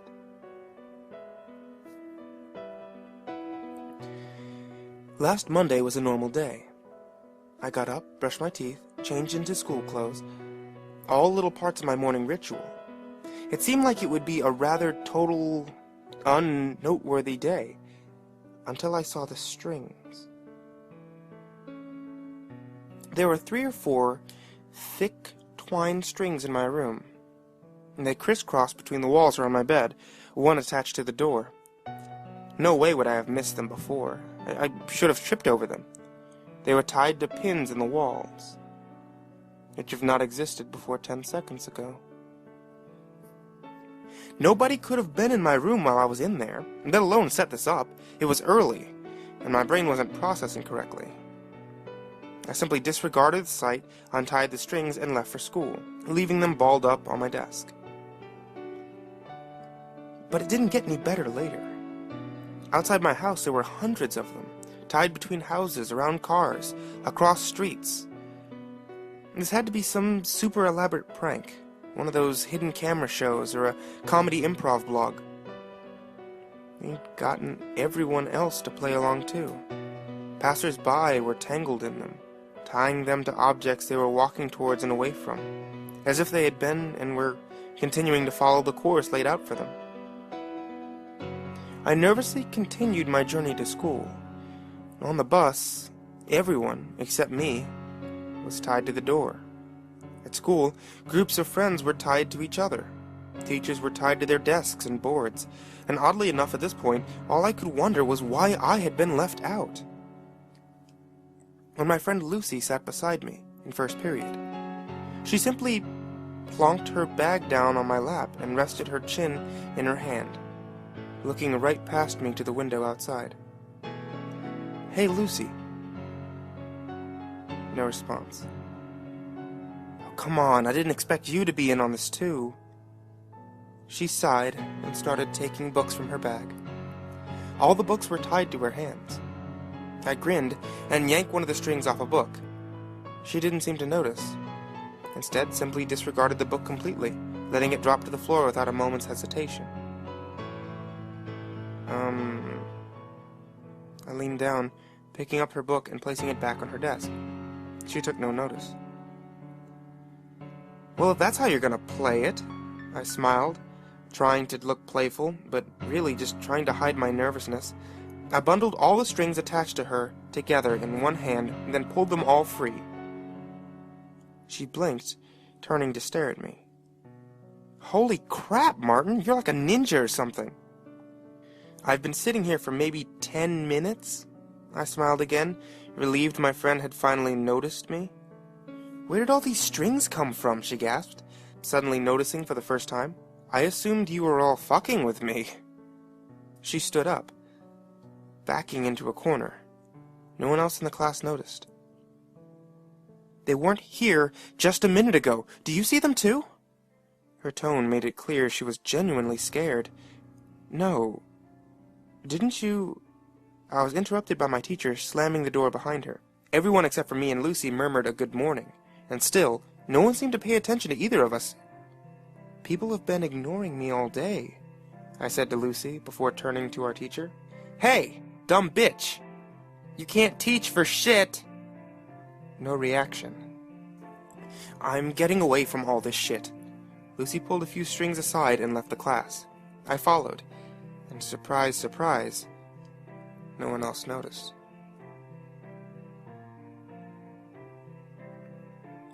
We wandered the corridors, leaving and entering classrooms as we saw fit.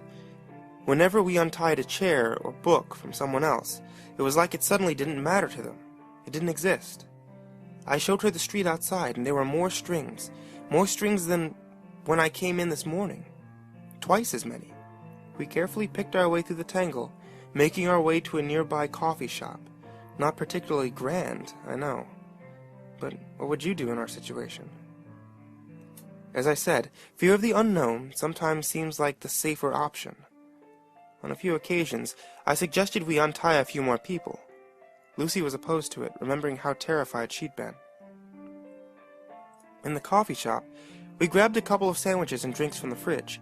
We found a table, untied all strings, and attached to the chairs and sat down. We both ate in silence, both of us too scared, both of us distracting ourselves by watching the strangers in the shop, oblivious to the strings. After 20 minutes, Lucy spoke. "Now she's going to take that sandwich," she said, pointing to a woman across the shop. Surely enough, she walked to the fridge and took the plastic-wrapped sandwich she was tied to. She pays for it and leaves. She did so according to the prophecies of the strings. That guy doesn't intend to pay. I watched as the man took his coffee and ran out of the store, the two servers just looking too exasperated to go after him. "This is horrible," she whimpered. "Let's go, please." Outside wasn't much better. Everyone just followed the strings' instructions, going about their daily lives. Lucy announced that she was going home to sleep this off, and I agreed to walk her home. She only lived 10 minutes away.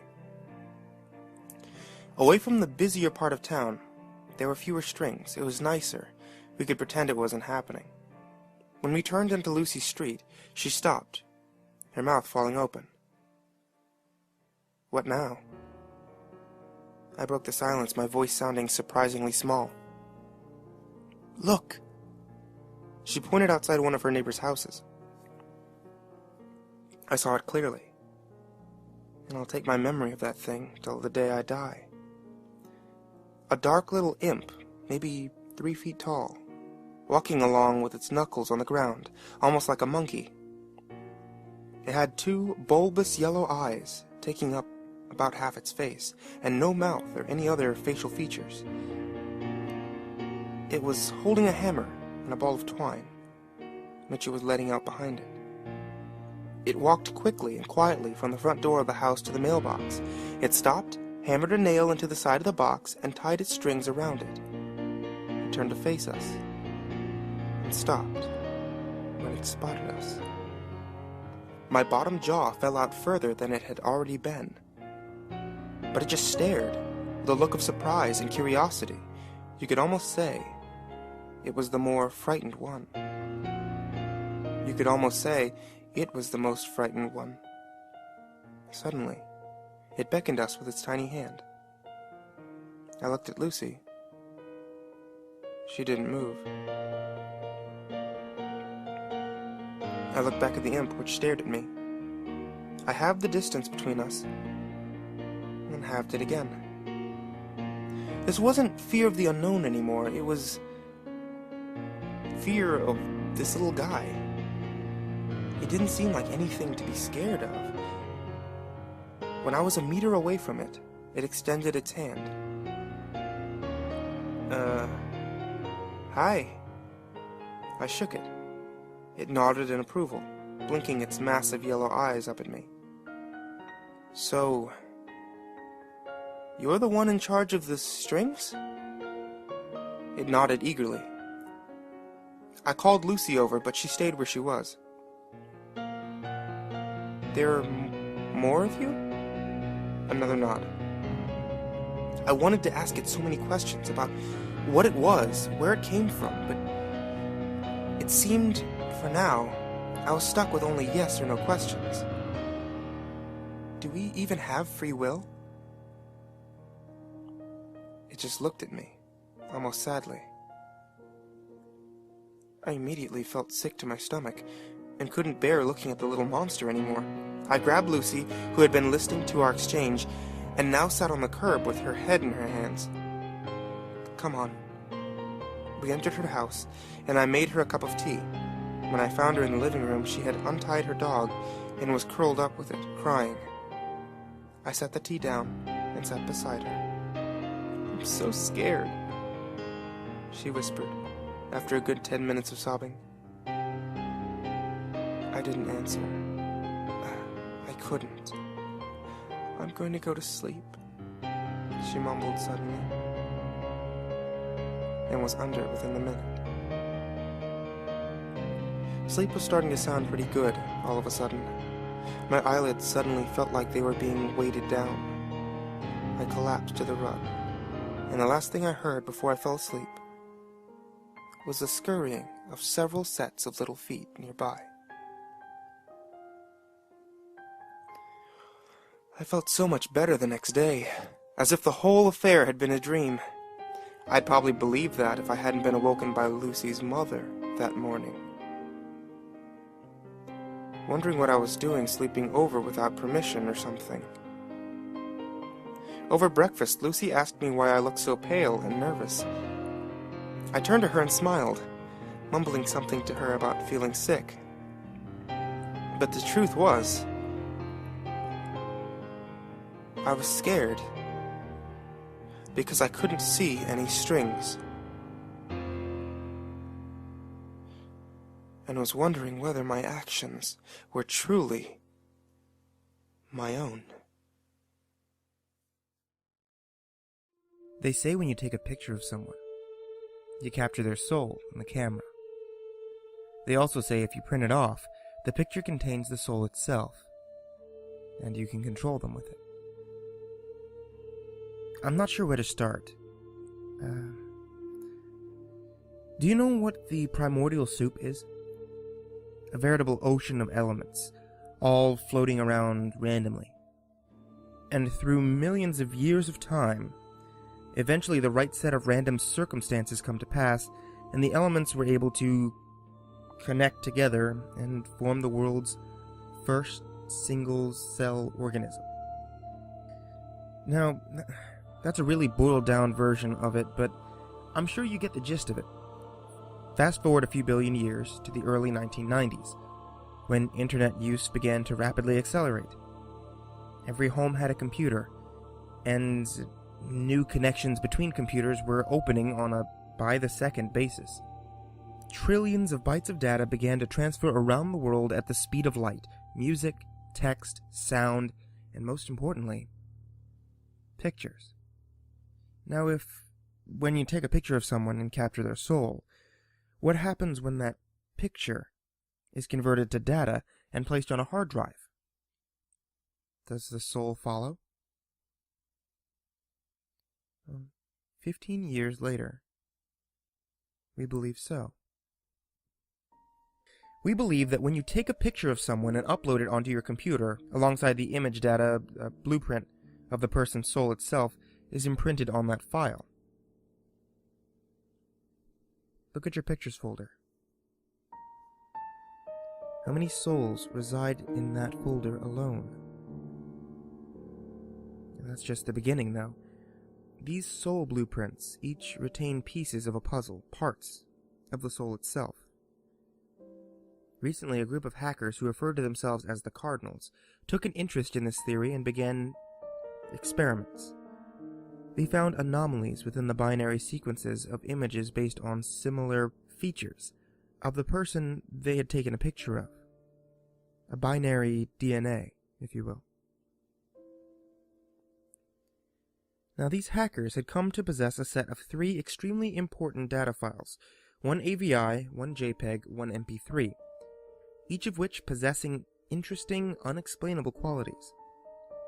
The first, Cradle.avi, depicts what appears to be a group of teenagers with a low-quality video camera exploring the basement of a house. The quality of the video is distorted completely, beyond any comprehensibility, and the video is very low quality. For most of the video, the camera is passed around the group, handed back and forth, and jerked around too much to make anything noticeable out. But near the end, the camera turns at an odd angle, and you can semi-clearly make out a young girl standing in the corner, facing the wall.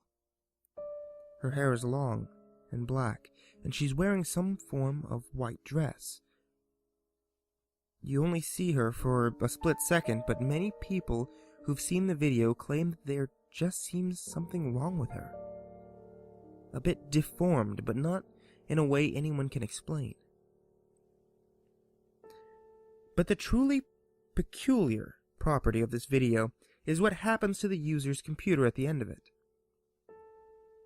On the last second of the video, if not already so, the video will force full screen itself.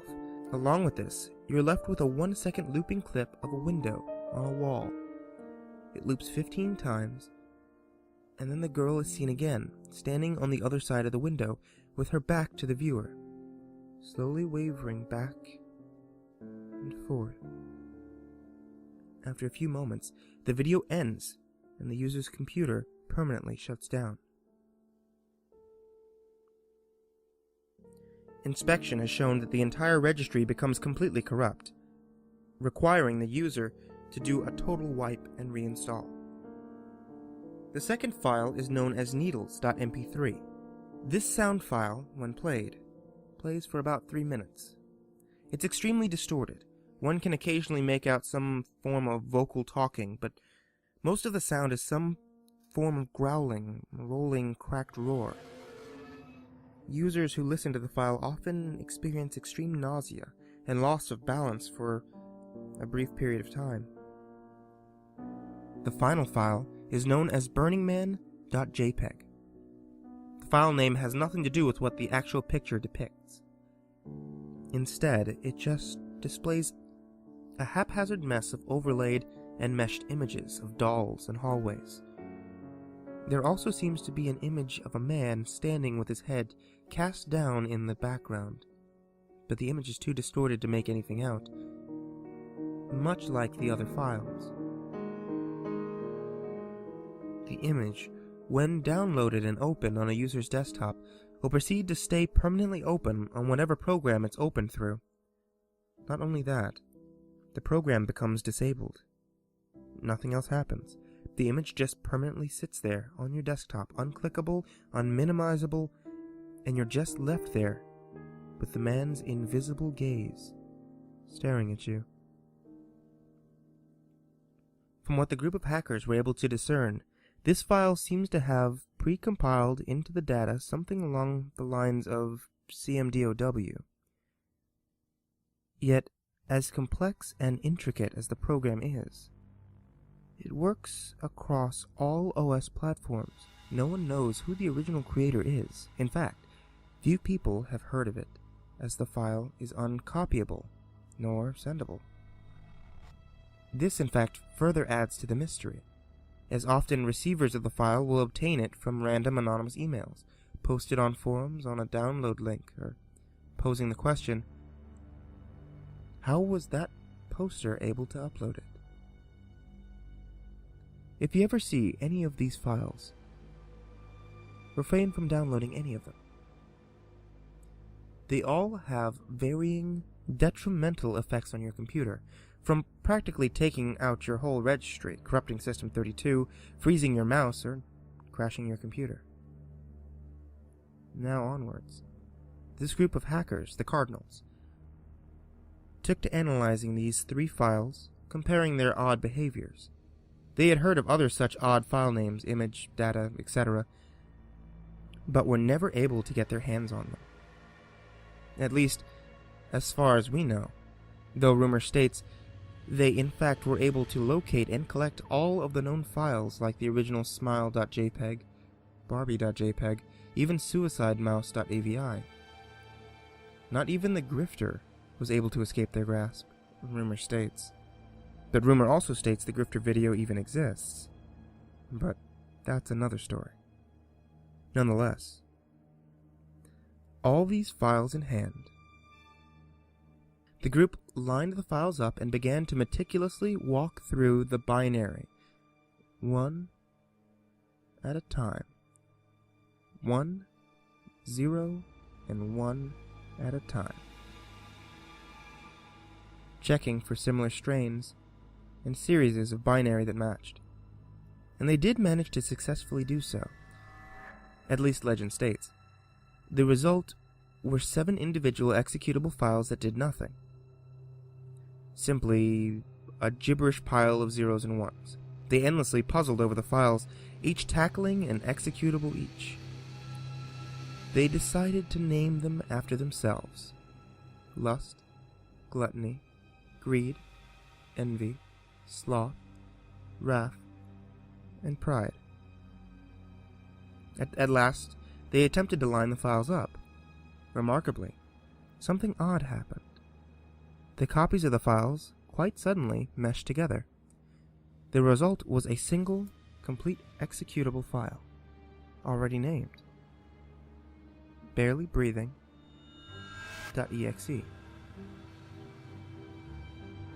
And what of this file? Well, not much else is known after that point. They were too smart to just execute it. They analyzed the file every possible way: hex, binary, conversations, anything to figure out what this odd file would do. To no avail. Even after forming together, it was an even bigger jumble of ones and zeros and made no more sense than the separate executables. They backed the file up on a flash drive and proceeded to run it. That was the last command found on any of their destroyed computers a week later. Their corpses had been disfigured beyond recognition. Descriptions of the corpses stated that it almost seemed as if they had been brutally slashed across their faces and arms. Every square inch of skin that had been bare had been mutilated, almost microwaved, and then sliced repeatedly by a micro-thin razor.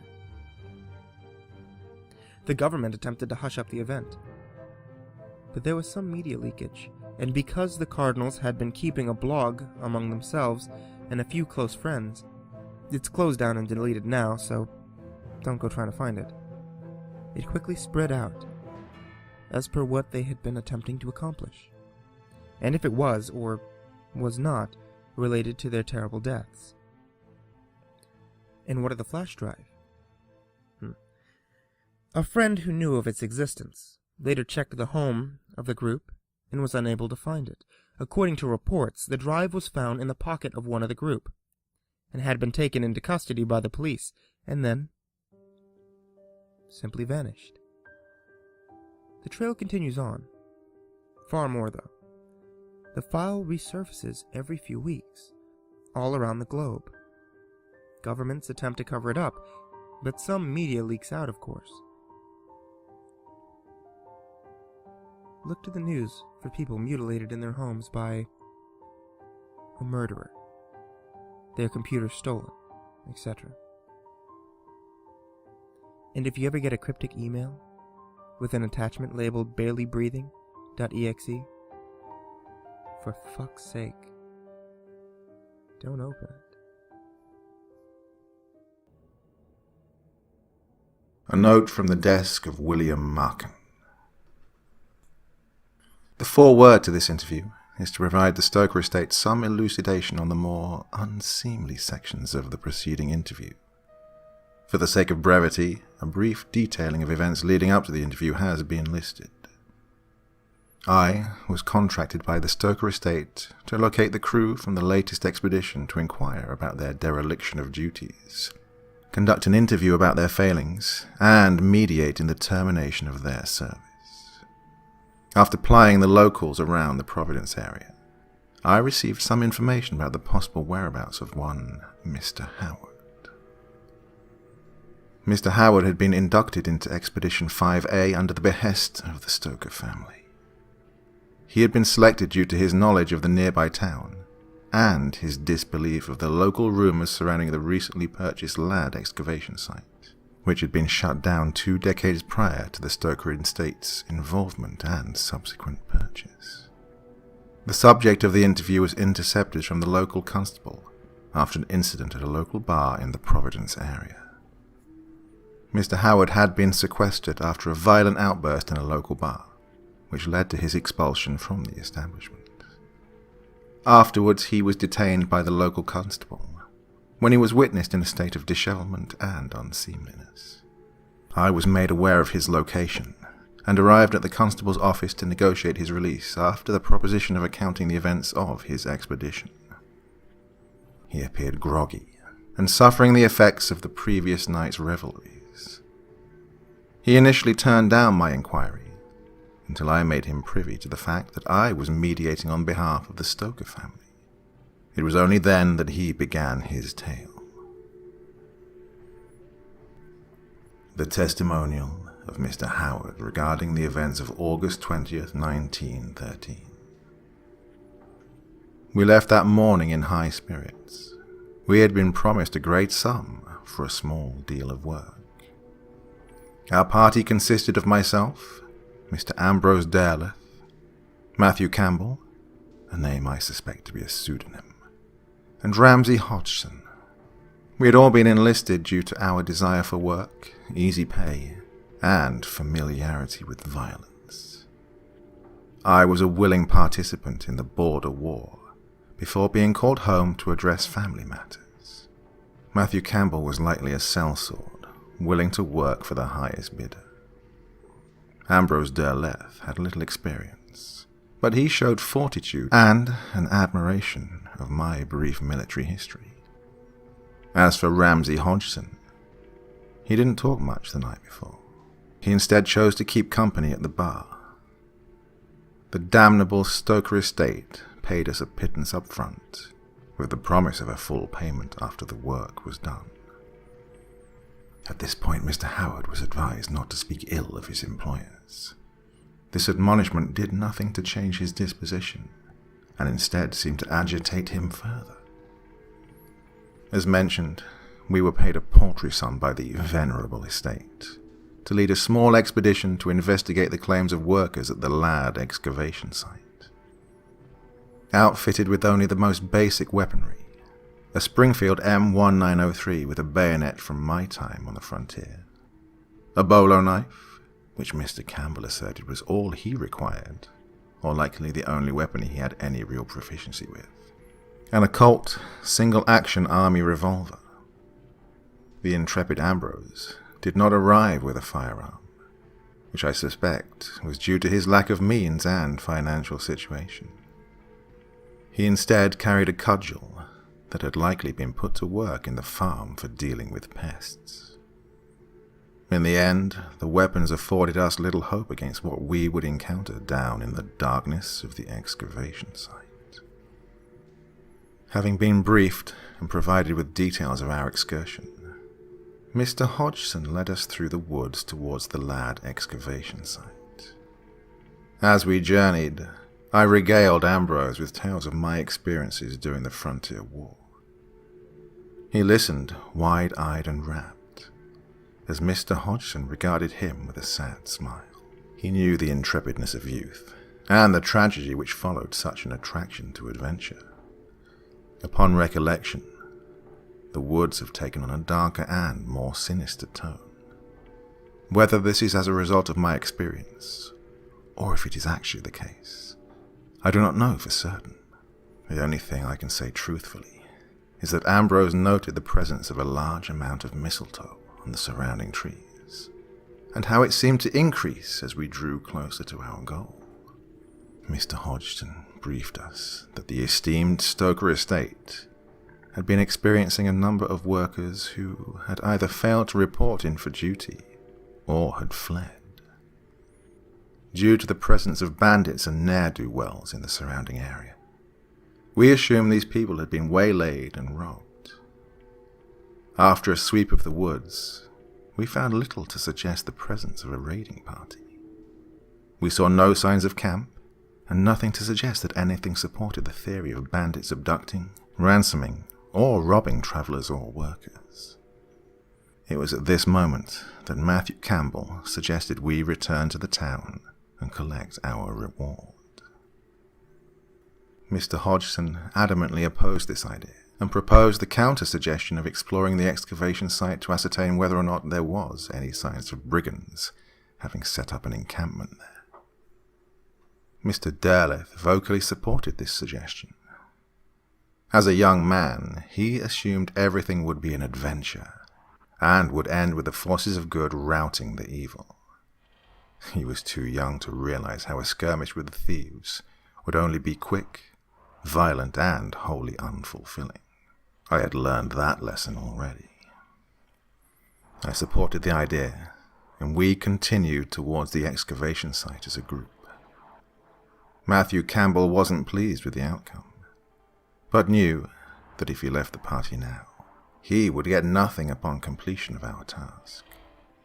He did not seem to be in accordance with this turn of events, and made his sentiments known to us. Mr. Dareleth was so energized by this prospect that he almost danced through the woods as we drew closer to the damnable sight. The entire time, he kept inquiring about Mr. Hodgson's and my experience in combat. I told him a few stories to help pass the time, while he listened with attention, hungry for every detail. As we prepared under the auspices of a tree riddled with so much mistletoe that it was near impossible to see the sky under its infestation, the excavation site was devoid of life. The silence of our surroundings hung like a pall over us, yearning to be broken. We decided that a lantern would only serve to alert possible miscreants to our presence, so we would press into the deep with only our weapons and our wits. God help us. They were not enough.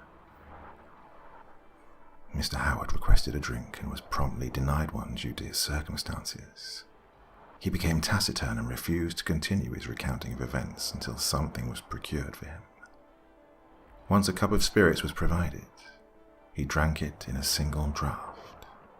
He found no respite in the strong drink, and he continued his story. The excavation site was wholly uninteresting.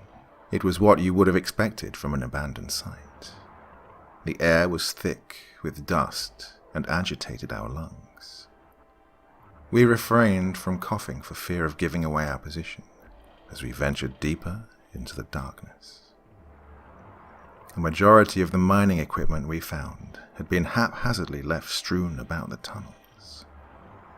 As we proceeded deeper, the area grew darker and more difficult to navigate. Still, we refused to use the lantern until we could ascertain whether or not brigands were abound. The darkness obscured a lot of detail, but I do remember noting that our uncertainty increased the further we ventured into the depths. Our weapons brought us a small measure of comfort, but the darkness was almost oppressive. Whereas most of the party was discouraged by the environment, Mr. Dareleth pressed on undaunted, driven by the singular promise of adventure and excitement. Matthew Campbell lingered behind the group with furtive movements, as if preparing to take flight at the slightest hint of danger, and Mr. Hodgson pressed on with the grim determination of a veteran. We made progress deeper into the site by clinging to the walls and proceeding with caution. It was here where we came across the depths, purely by accident. Poor Ambrose was the first to discover the descent. His hand slipped into the gap and he went tumbling down into the darkness with a shocked cry. Mr. Hodgson was the first to react. Without a second thought, he threw himself into the hole and slid to the bottom. I moved next and tried to carefully navigate the treacherous descent down to the other two. By the time I reached them, Ambrose had regained his senses, and with the help of Ramsay, rose to his feet. I surveyed the area around me, and noticed that climbing back out of the pit would be a difficult task without rope or means to secure ourselves. I called up to Matthew to tell him we were unharmed, and that he needed to find some means to help us extricate ourselves from our predicament. He promised us he would try to find some rope, or some other way to help us out. I requested he slide down the lantern, so we may try to find some way out, but he stated that he needed the light to search the area. I tried to protest, but by then the coward had fled and left us in the darkness. Luckily, Mr. Hodgson had a small amount of tinder sticks, which could be used to survey our surroundings. He struck the tinder stick and briefly illuminated the pit, which revealed the desperation of our situation. The incline was far too steep to try and ascend with no footholds, without risk of falling and badly injuring ourselves.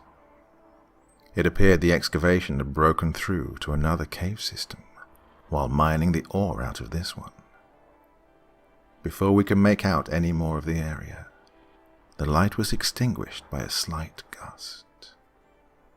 We watched in despair as the flame on one of our few tinders flickered and went out.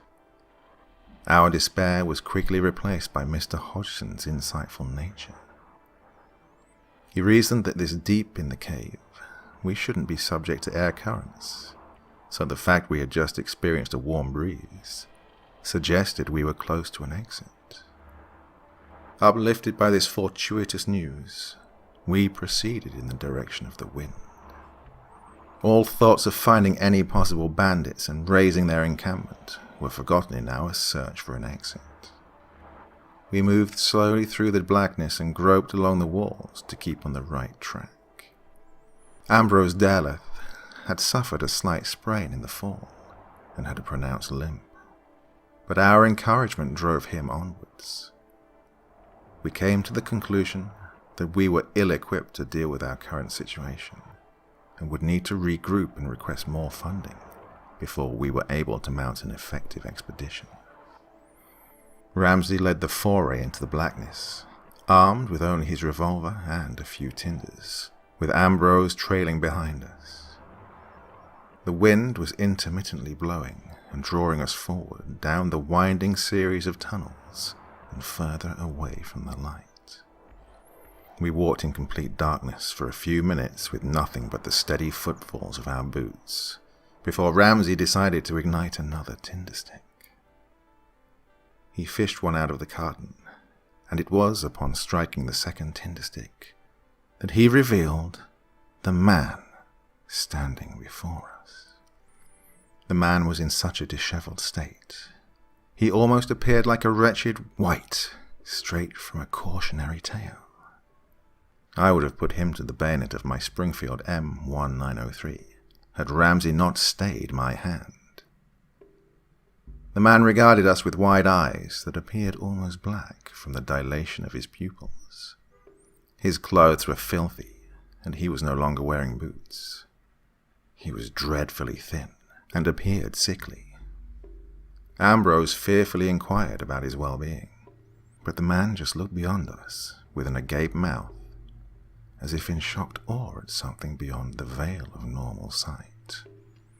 He mouthed words I could not comprehend, with a tone and inflection which seemed completely alien to our group. All attempts to rouse him from his trance proved fruitless. His experiences and time in the cave had rendered him semi-catatonic and unaware of the world around him. We reasoned that we had come across one of the reported lost miners who had gotten lost in the depths. His harrowing experience had rendered him dumb and deaf to our inquiries. We tried to coax him to come with us, but he stood transfixed, facing deeper into the tunnel. We eventually decided we didn't have the means to free him from his wretched reverie, and that we would have to return for him later, when we had enough men to prepare a makeshift transport for him. One memory of the man sticks with me, which is that he wasn't attired like the local miners, who wore thick clothes and cloths around their faces to protect themselves from particulates and dust motes. Instead, this man was outfitted in a gear more befitting of a traveller or wanderer. Given that no sane man would wander into a cave of their own volition, this leaves me with one essential inquiry. How many expeditions had been sent there before us? Mr. Howard's question was evaded, and he was provided with another drink, which he gratefully accepted. He once again drank it in a single motion before continuing on. We left the catatonic man behind. He refused to be moved closer to the exit where the wind was coming from, and we did not have the numbers to forcibly extricate him from that spot. I promised Ambrose we would return for him once we were able to locate an exit and regroup with Matthew. He assented, and we continued our descent with trepidation steadily welling up inside us. I tried to ignore the fact that the airflow was leading us deeper into the darkness and further underground. But with each passing moment, the realization grew stronger. I told myself that the cave would eventually open up on some lowlands, and we would see the sun again. The further down we walked, the more close the walls became. We started out being able to reach either side of the walls, to the point where we could touch them without outstretched arms. Soon it shrunk down so much where we had to walk in single file and squeeze through crevices. Still, we pressed onward, following the intermittent puffs of wind, driven by the promise of freedom and light. The smell was hardly discernible at first, but as the earth closed in around us and the darkness grew, it soon became apparent that the odor could not be ignored. Each time the breeze worked its way through the tight channel, it brought with it a singular smell. We were forced to cover our faces with our sleeves from our clothes to try and shield ourselves from the overpowering scents. I cannot forget that malodorous sensation as long as I live. It was the smell of rot. I assumed we had found the remains of the other men.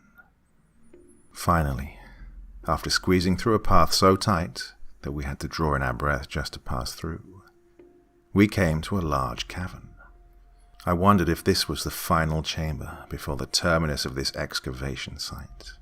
The wind had now grown in strength, and it buffeted us as we walked further into the abyssal blackness. In the darkness we could make out something in the center of the chamber, amidst a pool of stagnant water. Mr. Howard grew despondent at this point in the retelling. After a few moments, I decided to ply him with another drink. It took a moment of coaxing, but I was able to convince him to accept this offer. He drank this cup slowly, as if trying to delay the conclusion of his tale. After he finished with the spirits, he pressed on. We all approached it, curious to figure out what the object was. Mr. Hodgson and Mr. Derleth reached the thing first. In their excitement at the prospect of a new discovery, they pushed forward into the murky water. It was my hesitation to enter the stagnant water so hastily which saved me the brunt of the horror. As soon as he was within reach of the object, Mr. Hodgson struck the tinder stick and illuminated the room. Words cannot describe the abomination we witnessed, but I will try for the sake of my final request. The thing in the center of the room was a large mass of flesh. It looked like a tangled jumble of sinew, skin, and sin, similar to what a carrion bird would disgorge when it had feasted too much on the dead. I could make out fingers and toes, arms and legs, and torsos and heads, writhing and wriggling in the abominable amalgamation. The fusion of fetid flesh was covered in a sickly, slick, viscous layer, which encapsulated its form. It pulsed with a fiendish frequency, and I thought I could see through the slick layer of membrane to something inside, but I was too far away. Ambrose was not spared that mercy. Everything seemed to happen at once. Ambrose shrieked as if a searing hot poker had been driven into his nervous system. Off in the distance I could hear the sound of voices, alerted by Ambrose's panicked yelling. We were not alone with this thing, and something told me we would not want to meet the others. Their voices were distant, but I heard enough to identify their ululations and gibbering nonsense as they grew in volume. They sounded almost tribal in nature. The struck tinder stick was extinguished by the wind that thing generated. Its breathing.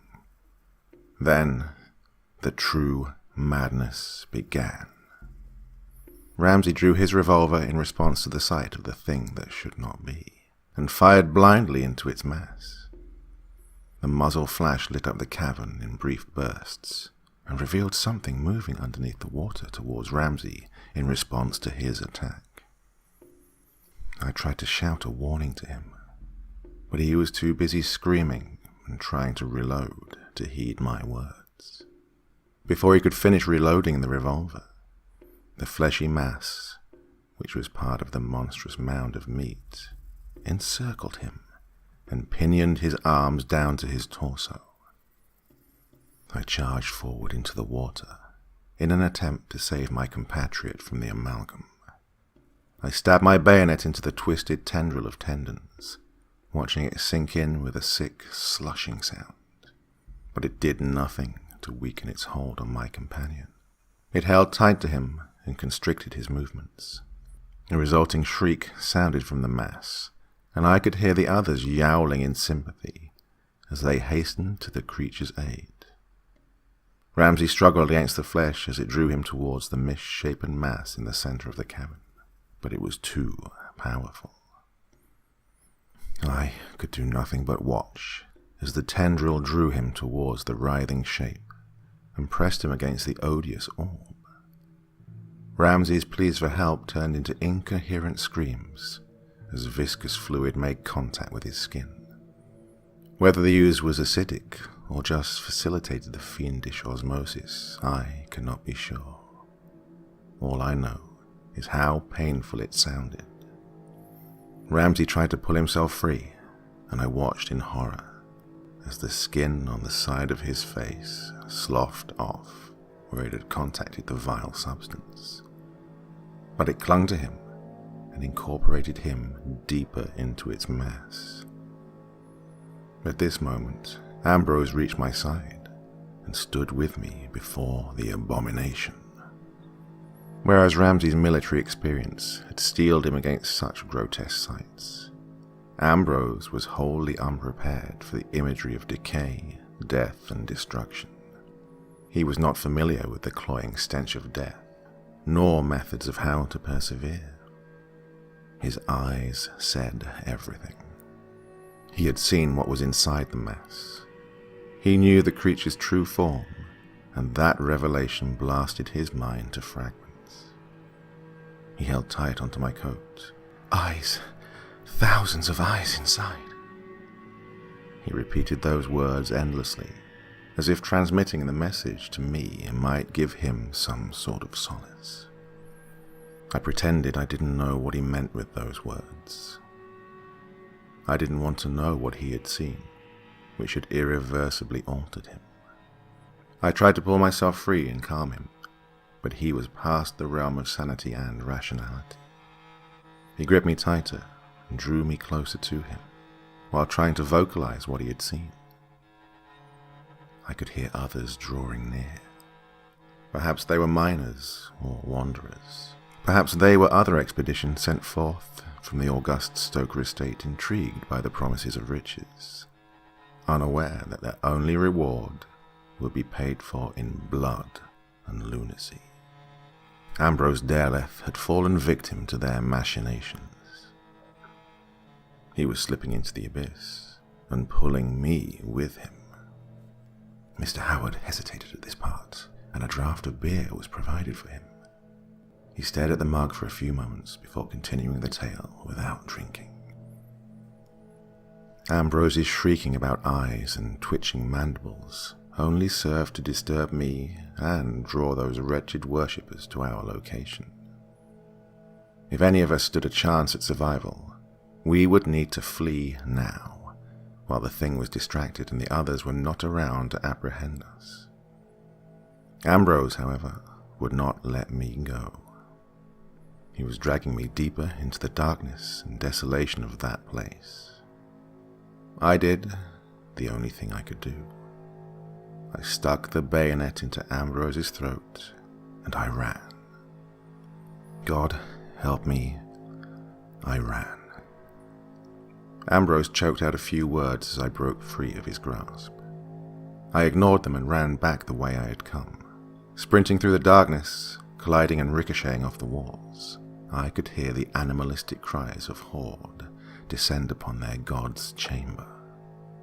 I tried to ignore the sound of struggling and screaming, but it came unbidden to my ears all the same. I wondered how those raving madmen survived in such close proximity to that malevolent mass, and I came to a horrifying realization. It let them live. Everything needs sustenance. The fleshy shell encapsulating the thing, it was almost like a cocoon, almost embryonic.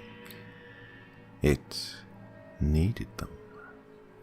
I broke most of my fingernails climbing out of the pit back into the mine, but I was too harried to care at that moment.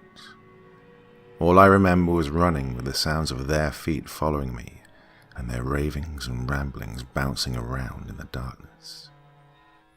I passed by Matthew, trying to fend off a number of the psychotic supplicants who had ambushed him, but there were too many, and I was in no condition to help. Reduced to a craven child, I could only hide in the darkness as the madman fell upon Matthew and dragged him towards the cabin. They were caked in sweat and were in various stages of undress. The skin along their arms was riddled with teeth marks and sections of missing flesh. They babbled nonsensical words to each other that only they could comprehend as they subdued Matthew. Once I was certain they had passed, I continued fleeing. I could hear them behind me, searching the darkness and cackling. What happened to Matthew, I do not know. Perhaps he is still down there, gibbering and driven mad by the things he will be forced to witness. He may have been an uncouth and unsavory character, but no one deserves to suffer such a fate. Free from the horrors of that expedition, I could do nothing but try to come to terms with my cowardly and craven actions. The worst thing that haunts me still was Ambrose's words as I stuck my bayonet into the hollow of his throat. I couldn't hear him clearly, but his words sounded something like, "Thank you." No, that is not right. His final words were not thank you.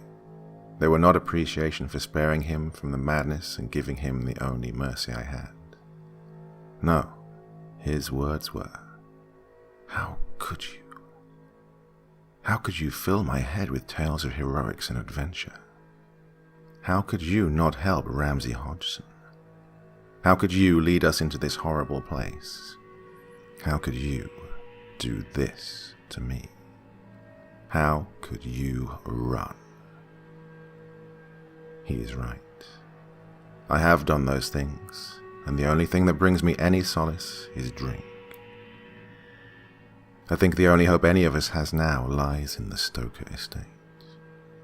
Please intimate this message to Mr. Stoker. Cease all exploration into that place. Nothing good will come of it. Blast the entrance and leave the incubating thing down there to famine. Let it starve and save us all the horror it will release once its incoherent embryo is done gestating. For all of our sakes, do this. A final note from the desk of William Markham. After speaking these words, Mr. Howard became non-communicative. As per our negotiation, bail was offered and he was released. As per his uncouth upbringing, he did not extend gratitude or make eye contact with me. He only repeated his request that we cease all exploration and dynamite the entrance to the mine. He left after those words, likely in the direction of the nearest pub. What became of him after this point, I do not know, nor do I wish to know. While I do not place any value in the words of Mr. Howard, I would like to offer a suggestion to the venerable head of the Stoker estate. The other expeditions which have been sent out have yet to return. It is extremely unlikely that there is any truth to this fantastical tale, but there may be some prudence in deciding to suspend all excavation and exploration until we can muster a large group to discover the truth of what happened to the 15 miners and the 4 previous expeditions sent. As a mediator, I can only advise you to utilize your best judgment and evaluate the transcripts I have attached. Telegraphed response from the Stoker estate. Believe not the tales of superstitious locals, Mr. Markin. They are irrational simpletons who see shapes in shadows and weave fantastical tales. There are valuable minerals to be had in the Lad mine. Expedition shall continue as long as I have the funding and men boast of their curiosity. I am willing to pay any price necessary to continue with mining operations. So, did you get Smash Brothers? Asked my friend Owen. He paused to take a drag on a cigarette before answering. I got Tomodachi Life. What? I thought you were going to get Smash Brothers. I got it, thinking we were going to play together. I know, but then I watched these hilarious YouTube videos of Tomodachi characters singing songs. You can change the lyrics to anything you want. It's freaking awesome.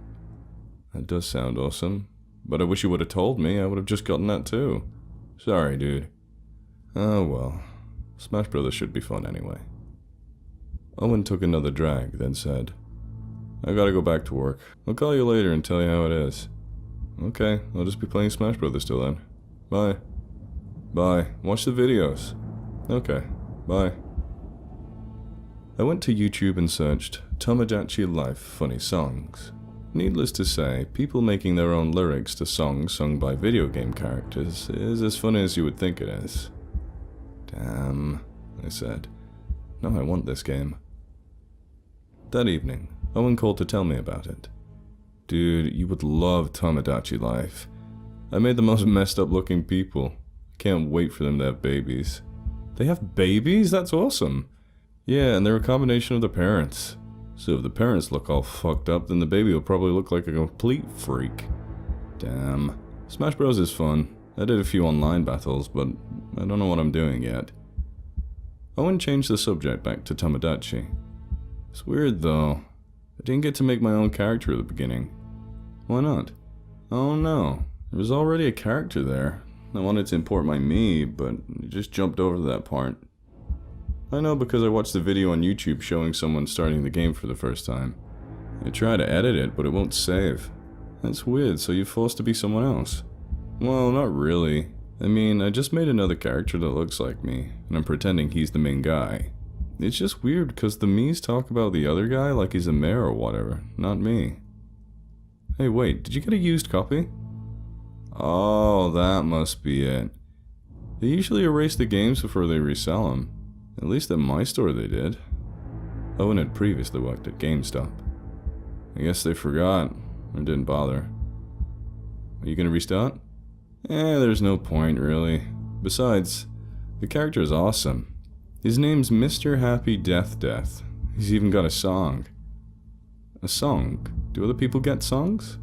Yeah, but his is fucking awesome. It's called Dying Happy. That is awesome. I want to hear it. Yeah, maybe I can find a way to put it on the internet or something. Oh wait, let me show you the lyrics. Okay. Owen turned on his 3DS and loaded up Tomodachi Life. He quickly brought up Mr. Happy's techno song, Dying Happy. Okay, listen. Well, first it says in a robot voice, everybody's dying happy. That's awesome. Yeah, then it goes... Owen began to sing playfully in his gentle baritone. It's so awesome whenever people die, they're not alive anymore. It makes me happy, I've never been so happy. Let's all die. Hold hands, jump to our deaths, our brains will splatter. Happy, death is so cool, let's all commit suicide. He started to laugh towards the end, and I busted out in hysterics. It sounds like something he would write, I said. Yeah, it's even better when Mr. Happy sings it. I've listened to it like 100 times. You have to see the way he dances too. The song alone isn't enough. I gotta find a way to show it to you. Well, you need to get Smash Brothers so we can play that together. I will.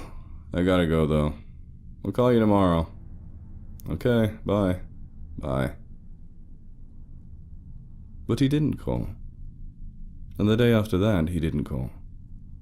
I tried calling him, but it just went to voicemail. It wasn't unusual, he was working a lot, to not hear from him, so I didn't think anything of it. A week later, I finally got a call from Owen's number.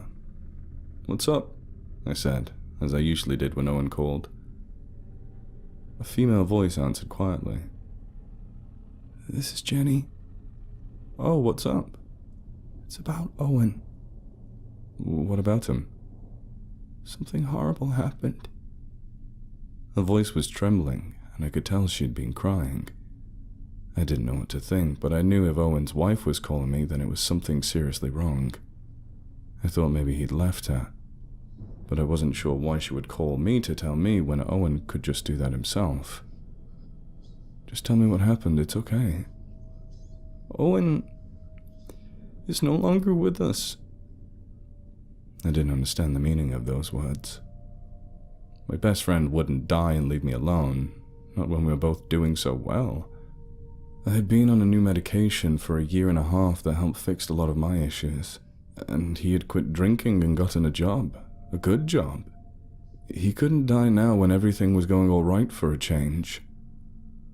After a long silence, I asked the burning question. "How did it happen?" "He jumped off an overpass." "What? He jumped? He didn't fall?" I refused he would do that to himself. "He definitely jumped. He smiled at me before he did it." By the end of her statement, she began sobbing and could no longer speak properly. I was speechless. There wasn't anything I could imagine that would make him do something like that. We were so close that if he was really going to do that to himself, he would tell me. He would at least send me an email or something with a goodbye message. I was more angry than sad. Though later, when I was alone in the dark, I cried for a while. It had been a long time. A few weeks later, I decided to purchase Tomodachi Life so I could feel closer to Owen. He was really enjoying the game when I last talked to him, so I would remember him being happy whenever I played it. He was right about it being hilarious. I made a bunch of crazy-looking me's, but I also made one that looked like Owen, and of course, myself. I pampered his me a lot, and made sure he'd married the most charming girl on the island. One day, I was shocked to receive an email from Owen's address. It opened, assuming it was from Jenny, and I was surprised at what I saw. A video file. Why would Jenny send me a video? I thought it was some kind of memorial video about Owen, but that's not what it was. I clicked play and was immediately confused. It was nearly black and white and pretty blurry. It looked like someone recorded a video game with a webcam, a crappy webcam. Then I saw the words, "Everybody's dying happy." Without even thinking, I stopped the video right there. My whole body went numb. I sat there for a few minutes, wondering if I should press play again. Who could have sent this to me? Did Owen send it before he died and it just now showed up? I didn't recall his webcam being of such low quality. My curiosity soon took over my fear, and I resumed the video. There were 6 me's dancing on a stage. Mr. Happy suddenly descended, revealing his spooky face. He had no hair. His eyes were just 2 black holes, and his mouth a black oval. He resembled that famous painting, The Scream. It was all rather innocent, really, until he began to sing. The music was upbeat, but the lyrics were just as Owen had recited them to me. They were funny at the time, but now they felt morbid and disturbing, knowing that my best friend had killed himself. I realized that there could be a connection. I just didn't know who sent this email. I tried to forget about Mr. Happy, but for some reason I found myself watching the video again. In fact, I watched it dozens of times. Each time I became less afraid and more accepting of the lyrics. Perhaps Mr. Happy had a point. Dying happy does seem like something everyone would want to do. After all, everyone dies sometime. Why die sad? Owen wasn't sad when he died, he was smiling. Though a smile doesn't always mean that someone's happy. They could be hiding their true feelings. Was Owen hiding his? When I went back to Tomodachi Life, I was greeted by an unwelcome face. Somehow, Mr. Happy had moved in. Same name, same face, same catchphrase. It was impossible. My niece and nephew hadn't been over for a week, so I knew no one else had been playing. Even if they were, they wouldn't know about Mr. Happy. I shut off the system, put it down, and sat there, stupefied. I didn't move for hours.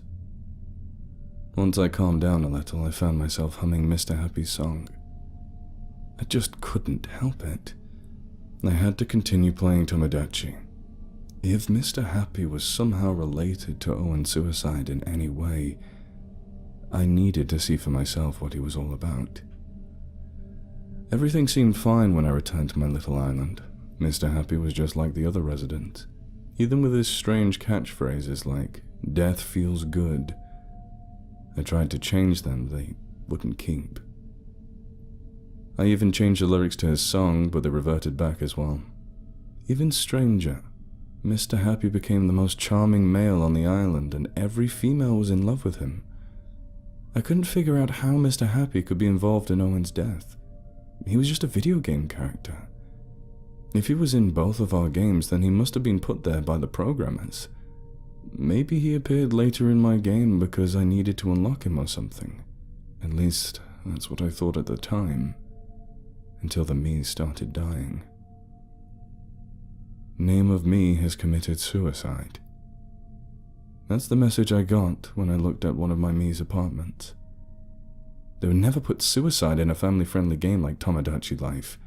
It was beyond unsettling. Did this happen in Owen's game too? The next day, the dead me's apartment was gone, and the me that lived next door had committed suicide. It didn't affect me quite the same way as the first one dying, but it was still remarkably strange. It continued to happen that way as the days progressed. Every time I played, the me who killed themselves the previous day was erased entirely, and another me was lying dead in their apartment. As time went by, I became less and less concerned by what was happening. Honestly, it started to make me feel good when the me's would kill themselves. I knew it was going to happen, and the anticipation proved to be quite exhilarating. Owen's death drifted further and further from my mind, and I began to feel happier than I was before he died.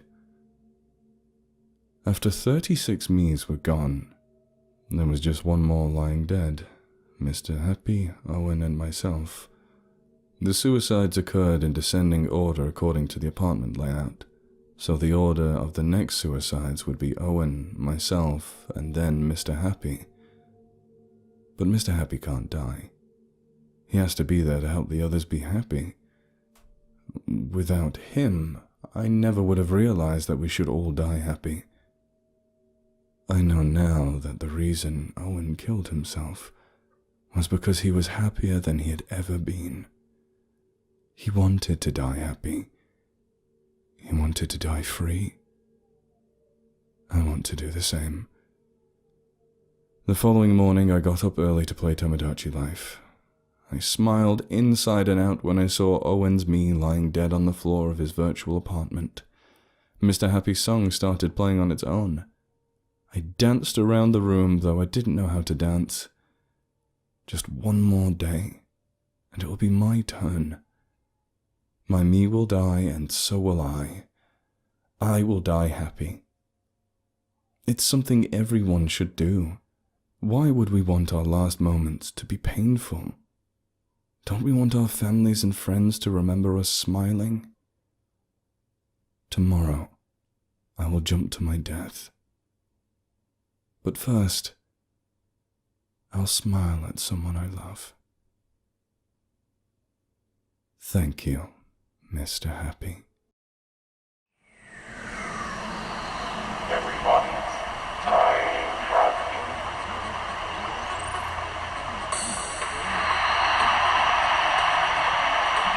It's so awesome whenever people die. They are not alive anymore. It makes me happy. I've never been so happy. Lasting all the time. Oh, man. Oh, yes. Our brains will splatter. Happy. That is so cool. Let's all commit suicide.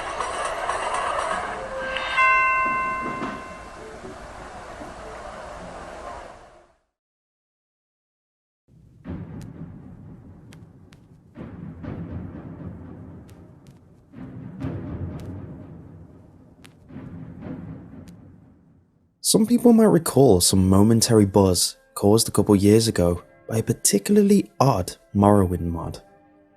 The file name was jvk1166z.esp.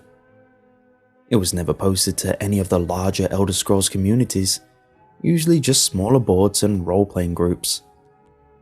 I know in a few cases, rather than being posted, it was sent via PM or email to a chosen few. It was only up for a few days, to the best of my knowledge. It caused a buzz because it was a virus, or seemed to be. If you tried to load the game with the mod active, it would hang at the initial loading screen for a full hour and then crash to the desktop. If you let it get that far, your install of Morrowind, along with any save files you had, would become completely corrupt. Nobody could figure out what the mod was trying to do, since it couldn't be opened in the construction set. Eventually, warnings were distributed not to use it if you found it, and things died down. About a year later, in a mod board I used to frequent, someone popped up with a mod again. He said he was PM'd by a lurker who deleted his account immediately after sending. He also said that the person advised him to try playing the mod through DOSBox. For some reason, this worked. Sort of. The game was a bit laggy, and you couldn't get into options, load game, the console, or really anything else, other than the game itself. The quick save and quick load hot buttons worked, but that was it. And the quick save file seemed to be just part of the game file, so you couldn't get at it anymore. Some speculated that the changed game used an older graphics renderer, making DOSBox necessary, but it didn't look any different. This part I can speak about from personal experience. When you start a new game in JVK, as the board came to call it, once you left the starting bit in the census office and came into the game proper, the first thing you notice is that the "Prophecy has been severed" box pops up. This is because every single NPC having to do with the main quest is dead, with the sole exception of Yagrum, the last of the Dwemer. Their corpses never despawn, so you can go check on all of them. In effect, you begin in a world that is doomed to start with. The second thing you notice is that you're losing health. It's only a bit, but it keeps happening a little bit at a time. The longer you stay in one place, the quicker it seems to occur. If you let this health loss kill you, you'll find the cause. A figure we came to call the Assassin, because he seems to wear a retextured version of the Dark Brotherhood armor from Tribunal, even though the expansions don't work in JVK. It's all black, completely untextured, like he's just a hole in space. The way he moves, he gave me quite a start. The first time I saw him scuttling around my dead body, he crawls inhumanly on his hands and feet, his arms and legs splayed out like a spider. You'd usually only see him after death, crawling around and over your body just before the reload box popped up. Occasionally, you could catch a glimpse of him darting around a corner or crawling on a wall or ceiling. It made the game very difficult to play at night. Other than that, the only noticeable difference is that at night, at random intervals, every NPC in the game will go outside for a few minutes. During this time, the only thing they will say when hailed is, "Watch the sky." Once they return to their normal behavior, they act like normal though. After a while, a player on the board discovered a new NPC named Tieras, a male Dunmer in the Temple of Ghostgate. Two things are noticeable about this NPC. First is his robe, a unique article of clothing that was lovingly rendered with twinkling stars all across it, looking like a torn-off chunk of the night sky. The second is that all of his dialogue, in addition to showing up in the dialogue box, is voiced. You can skip it if you wish, but it all sounds like it's in the default male Dunmer voice. Some people said they thought the voice was slightly different, but it was a very, very good imitation. I won't go into the details, but the quest line he sends you on has to do with a dungeon referred to simply as the Citadel. Up until this point, the quests were all of a fairly generic discover the secret of the ancients line. The entrance to this dungeon is on a small island far to the west of Morrowind proper. I eventually discovered that if you use a scroll of Icarian flight at the western point on the main landmass and jump directly west, you'd end up almost exactly at the island. Even though the dungeon is called the Citadel, it goes straight down. It dwarfs any other dungeon, both in size and difficulty. From a natural cave area, you'll proceed down into an ancestral tomb-looking area, then a Daedric ruin, and then a Dwemer ruin area. I made it down to the Dwemer ruins before I quit. The creatures here were strong enough that a level 20 character would have to take care, and since you can't use the console in JVK, level 20 took a while to get to. Since quick save and quick load are your only options, it's all too easy to get yourself into an impossible situation too. I did, and I just didn't have the energy to start over. Now, what I'm telling you is based on what those few who went further reported. Past the Dwemer ruins, you find yourself in a level like the Dwemer ruins, but darker. Rather than the usual bronze, all the surfaces, including those of the creatures, are black. The sounds of machinery are louder here, and grow louder still, randomly. There's also steam or fog everywhere, limiting your vision to about 10 in-game feet or so. If you can make it through all this, you will reach a hall that those who found it called it the portrait room. Like the fire and torches or other effects from early 3D games, this game has picture frames that always face directly at you, no matter how you look at them. The images in the frames were always randomly chosen images from your My Pictures folder. On the board, the ones who got there had some fun posting screenshots of the portrait room with various pictures in the frames, usually porn of course. At the end of the hall was a locked door. After admitting defeat and returning to Tierras, everyone just found him saying, "Watch the sky," in his gravelly voice.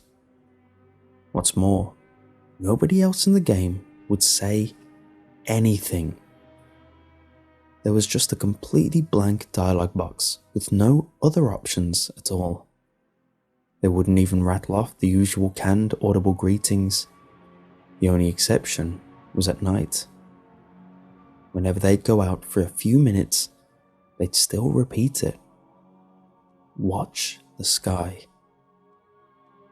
At this point, one of the players, a friend of mine from the board, noticed, and a few others who got this far agreed, that the night sky was no longer the usual night sky of Tamriel.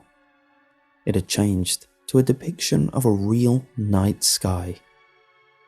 And it moved. From this point on, everything is based on what this one person reported. Eventually, he got himself kicked from the board, but I kept in contact with him for as long as he responded. According to him, based on the constellations and planets, the sky started around February 2005. If you died, loaded, or went back to the Citadel, it would start over. When the usual day sky graphics took over, the movement would be suspended until the stars appeared again. In the space of a single night, everything would move about 2 months' worth. Since the timescale of JVK was more or less that of the standard game, that meant that a bit less than an hour was equal to a 24-hour period. He became convinced that the door would open based on some kind of celestial event. Of course, waiting for that meant leaving the game running. Of course, that meant that the game couldn't be left unattended, thanks to our old friend, the assassin. My friend decided he'd hang out for a whole day just to see if anything happened. That would be about a year's worth of movement. Here's the post he made at the end of his experiment. I loaded in Seyda, where it all starts. It wasn't too bad, just had to check in now and then to move around and heal to make sure I wasn't dying. But check this out. 24 hours exactly in, and the assassin learned a new trick. He screams. I was reading, and all of a sudden, this crazy loud shriek just makes me crap myself. It's like something out of a horror movie. I look up, and there he is, just crouched down right in front of me. Of course, the second I moved my character, he ran off. When I went back down to the portrait room, the door was still locked. Damn it, damn it, damn it. A bit later, he came to the decision that he needed to wait 3 days. 3 years. The PM advising us to try DOSBox showed up in February of 2008 was his reasoning anyway. After the first shriek, the assassin stops hitting you out of nowhere. Now he'll shriek, and if you don't move for a few seconds after that, he hits you. I think whoever made the mod was trying to help. At night, I've got my headphones on, and I'm just dozing off when he wakes me up with a shriek. I jiggle the mouse, and I'm good. That post was 2 days in from his laptop. Once it was over, he said this. Damn, damn, damn, damn, damn, I'm so done. So I waited the 3 days, right? And right after, the damn assassin made me jiggle the mouse. He shrieks again, so I look, and everyone in town is outside. They're all saying, watch the sky. I don't see anything though. But then the game starts getting dark, like really dark. I turn up the brightness all the way on my monitor, and I can still barely see. I can see other people in the game, little figures running around in the distance, just running back and forth. If I tried to get close, they run off. Now, I was trying to sleep, so the lights are off. And this is kind of creepy. I don't want to get up to turn on the lights because I don't want to miss anything. But nothing bloody happens. Eventually, I go back to the Citadel. It's still dark, and I gotta swim. And the whole time, I can see all these guys swimming all around me, just barely there. I make it to the Citadel, and it's normal light inside, and I get worried. Sure enough, the portrait door is still bloody closed. I go outside, and it's all starting over. So that's it. I'm going to bed and I'm done. The end. After that, two things happened. First, another of the people who got to the portrait room claimed that the assassin was showing up in his regular Morrowind game. Quick explanation: if you reinstalled Morrowind to a different folder, you could have a normal Morrowind installed along with JVK. He chalked it up to an overactive imagination at first, but he reported a couple of really big scares with a dark figure crawling right at him, or seeing it waiting for him just around a corner before scuttling off. Another of those who reached the portrait room started a regular Morrowind game, but never saw him for sure. It was just a couple of maybes, late at night, and always at a distance. The second is that my friend started getting really abusive and short-tempered on the board, though he stopped talking about JVK entirely. It got so bad that he was soon kicked off. I didn't hear anything from him for a couple of weeks after that, so I sent him an email. This was part of his reply. I know I shouldn't, but with classes out, I've got some time, so I started JVK up again. It's almost 2011, and I think I've got the sleep madness. But stuff is happening. It's still dark. Once it gets dark, it never gets any lighter. It stays like that. The people moved a few months ago. Everyone in Saint Denis just went to that little bandit cave and moved in. They killed all the bandits inside, and now they're just standing around inside. They don't say anything anymore. They don't do anything when you click on them. I quick-saved and killed one, but he just stood there until he died without fighting back. And it's like that everywhere. You have to walk, since the quick travel people are all in caves now too. But all the cities and towns are just deserted. All the people are in caves and tombs. Everyone in Vivek is down in the sewers. I'm going to Ghostgate next. I want to see if Tieras is still there. I'll tell you what he says when I get there. I replied and said I wanted to see what he said too, and waited a day. When I didn't get a reply, I emailed him again, and a couple of hours later, he sent back. Sorry, I totally forgot. So it's 2014 now. Since it's always night, the stars are always moving. The whole screen is dark, but you can still see the brightest stars moving around. Tieras was gone. Everyone in Ghostgate was gone. I don't know where they went. They're not in any of the nearby caves. But there's new stuff. People still don't say anything, but their eyes are bleeding. It's so dark that even with a light spell, you have to get right up against them to see. But there they are, little dark streaks coming down from their eyes. I think I gotta be getting close. I know this is stupid, and I know there's no way the payoff is going to be worth it, but I just want to be able to say, I stuck it out. I got that one during the day. Later that night, I got a follow-up email. Some of the planets aren't moving right. It's ticking me off. If this keeps up, I won't be able to track anymore. It's almost 2015 now, I think. Damn. You know, I just noticed how there aren't any monsters anymore either. I'm completely alone outside now. The main quest people's bodies are still lying around though. I went to check on them. I don't need the headphones anymore. I just leave them off. When he shrieks, it's like he's screaming right into my ear. I think I even kind of anticipate it. He's around a lot more now.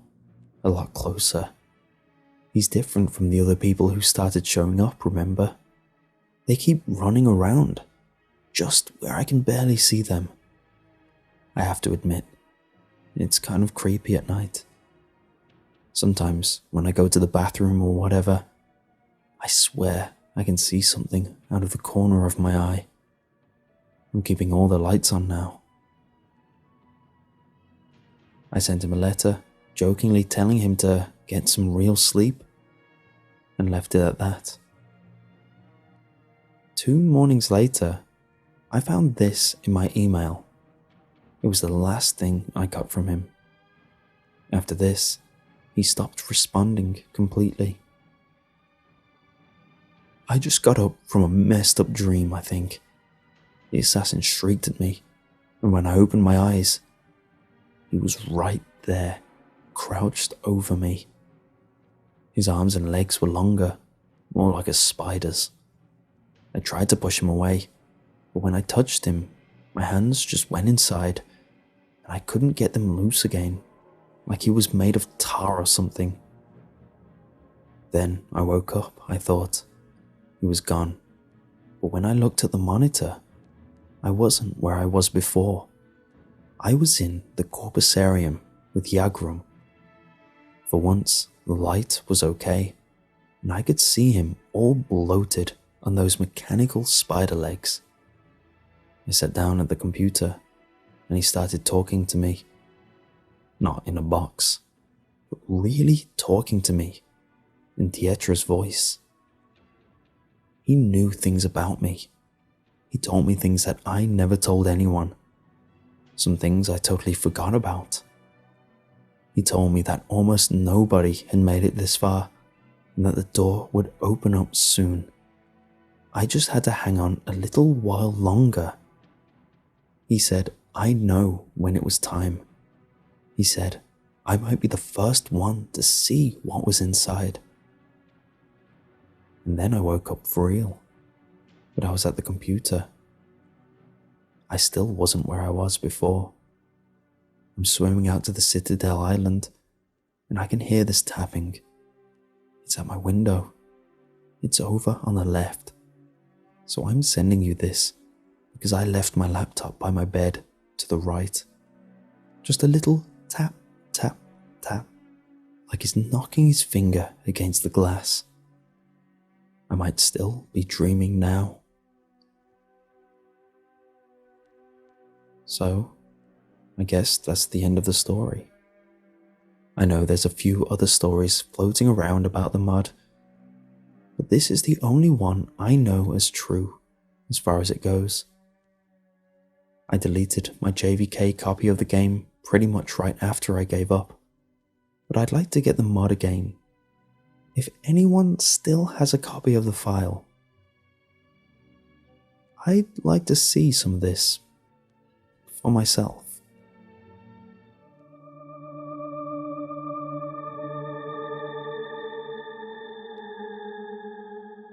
It was a nice day outside, especially just after a week-long storm. I had spent almost every Saturday in my local game shop, Slackers. The place was just local, I think. I hadn't seen any other stores. The shelves always had new weekly stock to check out. They even had music sections that I could occasionally browse. The owner of the store was pretty nice, at least 30 or so. Pretty laid back. I had just gotten a Game Boy Color, which was a bit after its release, 2000. So I went, as usual, to the Game Boy cartridge section. There was an interesting cartridge on the very top shelf. I was only 12, so I couldn't quite reach it. I found the stool that was kept around here somewhere and was finally able to reach it. The cartridge was hard to take off the shelf, almost stuck on there. After about 30 seconds of prying, it finally broke off. The cartridge was still intact. The cartridge had no label on it, just simply written in Sharpie, "Free." I basically just shrugged and asked the owner about it. "Is this game free?" I said with a surprised look. The owner took it from me and just shrugged as he saw the label. "I guess it is." He then handed it back to me, and then went back to reading his magazine. I put the cartridge in my pocket as I began my usual round of the new stock. All the usual stuff. Pokemon, Kirby, stuff like that. After I realized I couldn't buy anything anyhow, I went home. All the way home, I was strangely intrigued by the blank cartridge. I was ready for anything. When I got back to my room, it was just as I had left it. A typical 12-year-old's room. Spider-Man posters left and right, supplies ready for school on Monday, and my old, clear Game Boy on the bed. I jumped into bed and popped the cartridge in. While it was loading, I was expecting some crappy game that never took off. The menu was what looked like an 8-bit field of grass, a setting sun in the distance. There was also no title, just in big, bold letters, Start. I pressed start and was almost instantly placed on a flat plane. The sun in the menu was now at the very top of the screen. My character had a hat and a t-shirt on, pretty pixelated. I began to walk forward with the arrow button and soon encountered a block. I touched the block and instantly died. I was taken back to the menu. During the next game I played, the sun seemed lower by about 1 pixel. I figured out that A was jump, so I jumped over the first block that killed me. The same process happened for about a minute, finding a block, then jumping over it. I encountered a pit after a while, just 1 block wide. Seeing no challenge, I jumped. I hit some sort of invisible wall and fell into the pit. I pressed the start button on the menu. The sun seemed about 3 or 4 pixels lower. Nothing too odd. It just unnerved me a bit. I arrived at a pit, which seemed to be the one I came to earlier. I got over the pit this time, feeling a bit accomplished. After a bit of walking, I came across a sign. The sign was very detailed for a GBC game. The game told me to press B to read the sign. Don't let the sun set. The sun, by what I had noticed, had been setting more and more each game. I wondered what happened if you did let it set without completing the game. I just touched the block over and over again. Each time, the sun setting more. The screen getting darker. My heart was racing. I felt so rebellious, which was a mistake. The sun finally set. The screen almost pitch black. I touched the block and died again. The next time I played, it was broad daylight. I just began to walk and walk and walk. I seemed so interested in absolutely nothing. I felt myself getting absorbed in the game. I was just walking. So one day the world blacked out. I was placed in a game store and waited to be picked up by a kid again. I was picked up and played. Interesting kid. So I was walking. Then I ran into a block and died. The next kid suffered the same fate, but I felt a decade-long spell being lifted as he did so. I was free. That made me wonder, am I nothing but some sick and twisted game, doomed to walk a plane for the rest of my life, doomed to pick up cartridges in game shops? Maybe it's not so bad. Taking a walk sounds nice, doesn't it?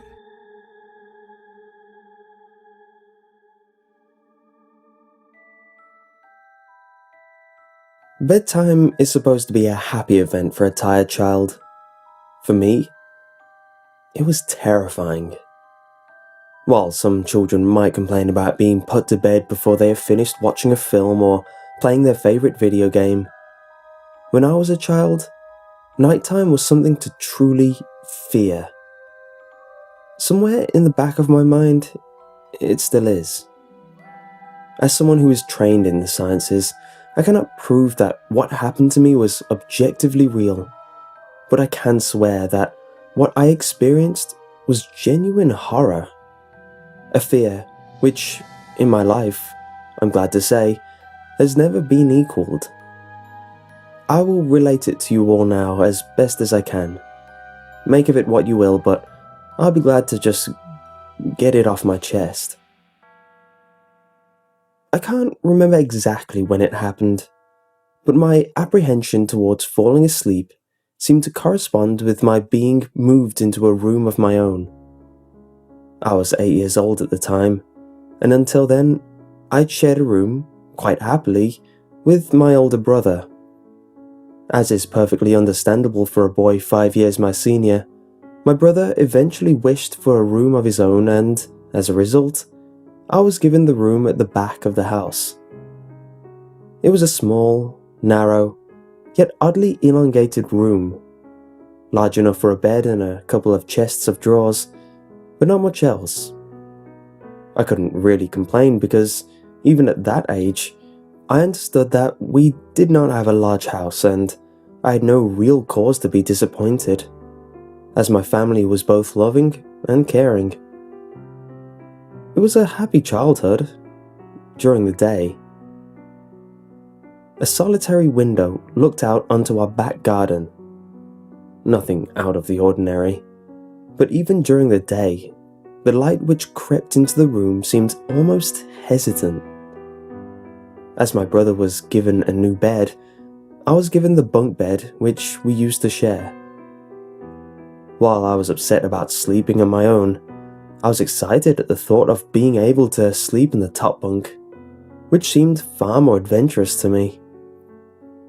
From the very first night, I remember a strange feeling of unease creeping slowly from the back of my mind. I lay on the top bunk, staring down at my action figures and cars strewn across the green-blue carpet. As imaginary battles and adventures took place between the toys on the floor, I couldn't help but feel that my eyes were being slowly dragged towards the bottom bunk, as if something was moving in the corner of my eye, something which did not wish to be seen. The bunk was empty, impeccably made, with a dark blue blanket tucked in neatly, partially covering the two rather bland white pillows. I didn't think anything of it at the time. I was a child, and the noise slipping under my door from my parents' television bathed me in a warm sense of safety and well-being. I fell asleep.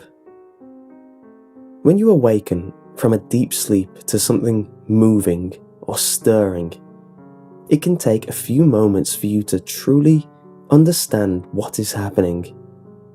The fog of sleep hangs over your eyes and ears even when lucid. Something was moving. There was no doubt about that. At first, I wasn't sure what it was.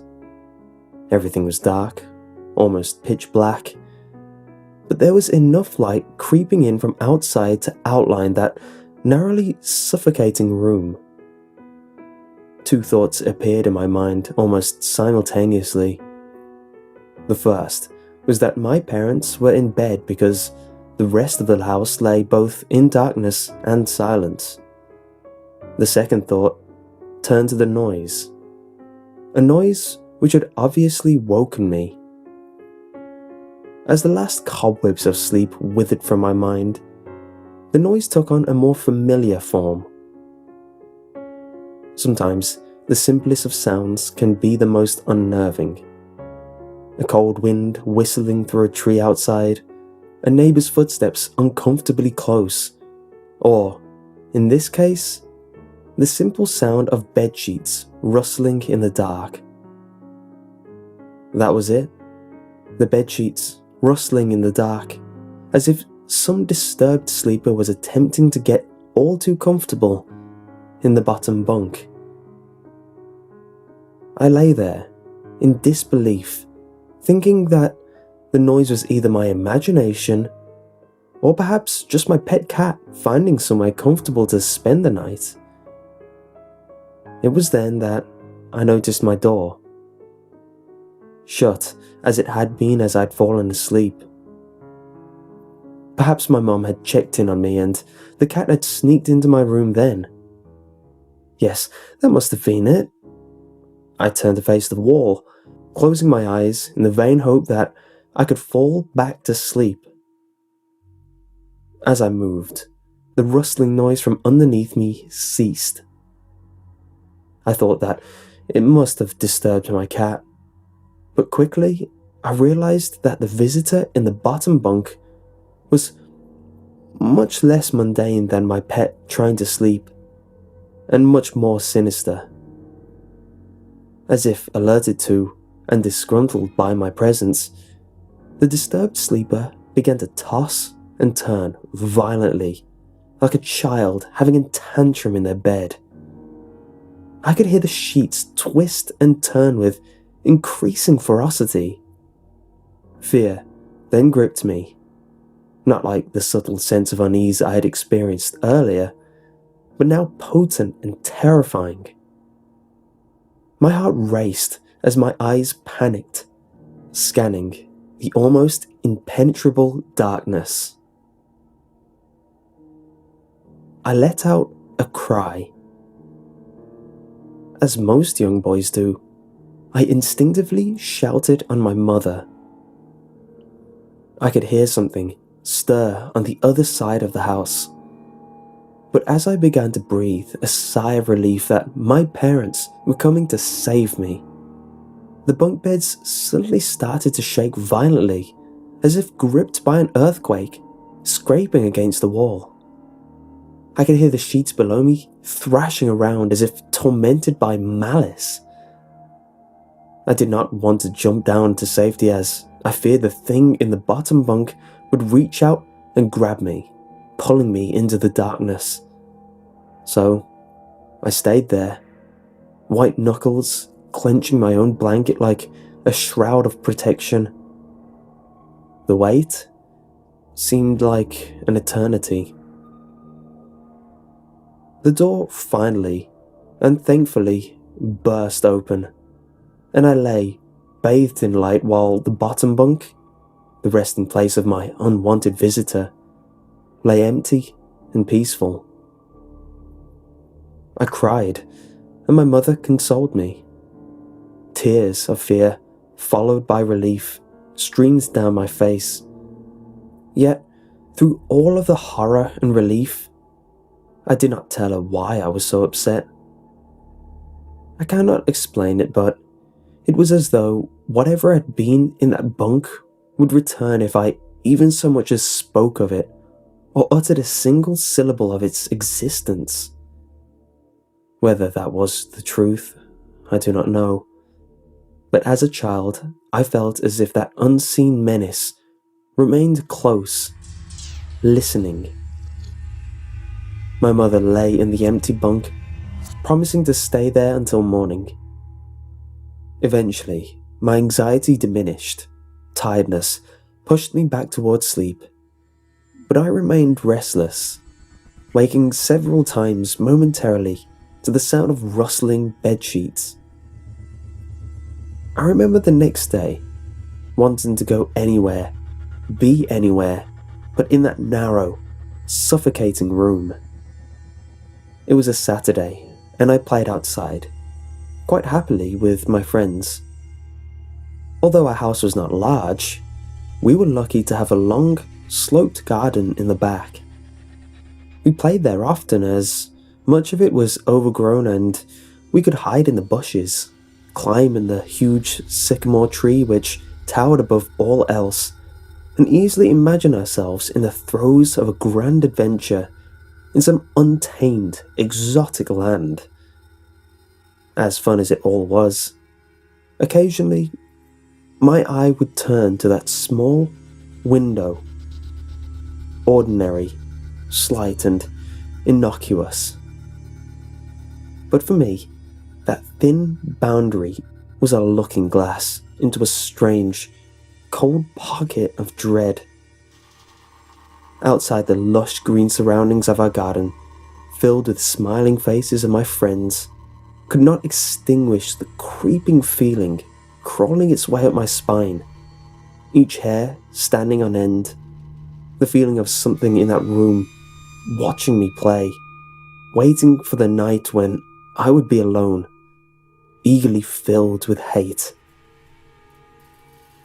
It may sound strange to you, But by the time my parents ushered me back into that room for the night, I said nothing. I didn't protest. I didn't even make an excuse as to why I couldn't sleep there.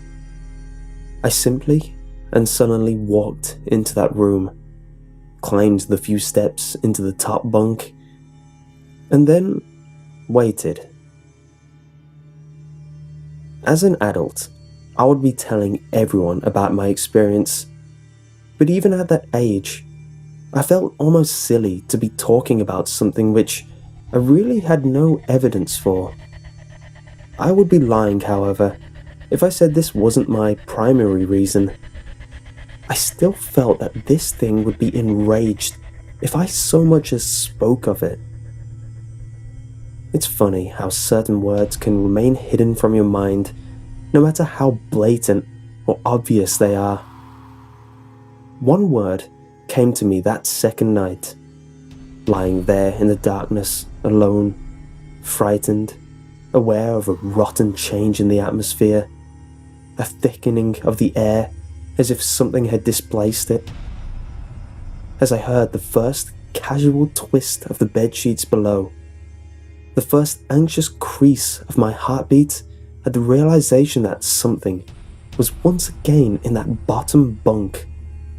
That word, a word which had been sent into exile, filtered up through my consciousness, breaking free of all repression, gasping for air, screaming, etching, and carving itself into my mind.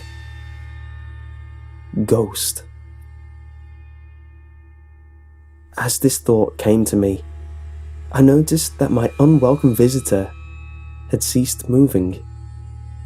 The bedsheets lay calm and dormant, but they had been replaced by something far more hideous.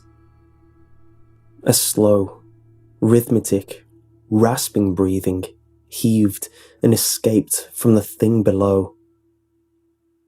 I could imagine its chest rising and falling with each sordid, wheezing, and garbled breath. I shuddered and hoped beyond all hope that it would leave without occurrence. The house lay as it had the previous night, in a thick blanket of darkness. Silence prevailed, all but for the perverted breath of my, as yet, unseen bunkmate. I lay there, terrified. I just wanted this thing to go, to leave me alone. What did it want? Then, something unmistakably chilling transpired. It moved. It moved in a way different from before. When it threw itself around the bottom bunk, it seemed unrestrained, without purpose, almost animalistic. This movement, however, was driven by awareness, with purpose, for that thing lying there in the darkness, that thing which seemed intent on terrorizing a young boy, calmly and nonchalantly sat up. Its laboured breathing had become louder, as now only a mattress and a few flimsy wooden slats separated my body from the unearthly breath below. I lay there, my eyes filled with tears, a fear which mere words cannot relate to you or anyone else coursed through my veins. I would not have believed that this fear could have been heightened, but I was so wrong. I imagined what this thing looked like, sitting there, listening from below my mattress, hoping to catch the slightest hint that I was awake. Imagination then turned to an unnerving reality. It began to touch the wooden slats which my mattress sat on. It seemed to caress them carefully, running what I imagined to be fingers and hands across the surface of the wood. Then, with great force, it prodded angrily between two slats into the mattress. Even through the padding, it felt as though someone had viciously stuck their fingers into my side. I let out an almighty cry, and the wheezing, shaking, and moving thing in the bunk below replied in kind by violently vibrating the bunk as it had done the night before. Small flakes of paint powdered onto my blanket from the wall as the frame of the bed scraped along it, backwards and forwards. Once again, I was bathed in light, and there stood my mother, loving, caring as she always was, with a comforting hug and calming words which eventually subdued my hysteria. Of course, she asked what was wrong, but I could not say. I dared not say. I simply said one word over and over and over again. Nightmare. This pattern of events continued for weeks, if not months. Night after night, I would awaken to the sound of rustling sheets. Each time, I would scream so as to not provide this abomination with time to prod and feel for me. With each cry, the bed would shake violently, stopping with the arrival of my mother, who would spend the rest of the night in the bottom bunk, seemingly unaware of the sinister force torturing her son nightly. Along the way, I managed to feign illness a few times and come up with other, less than truthful reasons for sleeping in my parents' bed. But more often than not, I would be alone for the first few hours of each night in that place. The room where the light from outside did not sit well.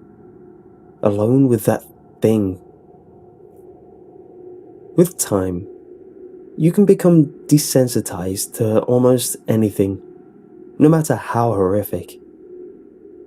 I had come to realize that, for whatever reason, this thing could not harm me when my mother was present. I am sure the same would have been said for my father, but as loving as he was, waking him from his sleep was almost impossible. After a few months, I had grown accustomed to my nightly visitor. Do not mistake this for some unearthly friendship. I detested the thing.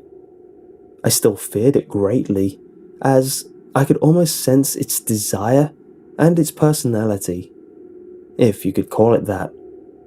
One filled with a perverted and twisted hatred, yet longing for me, of perhaps all things. My greatest fears were realized in the winter. The days grew short, and the longer nights merely provided this wretch with more opportunities. It was a difficult time for my family.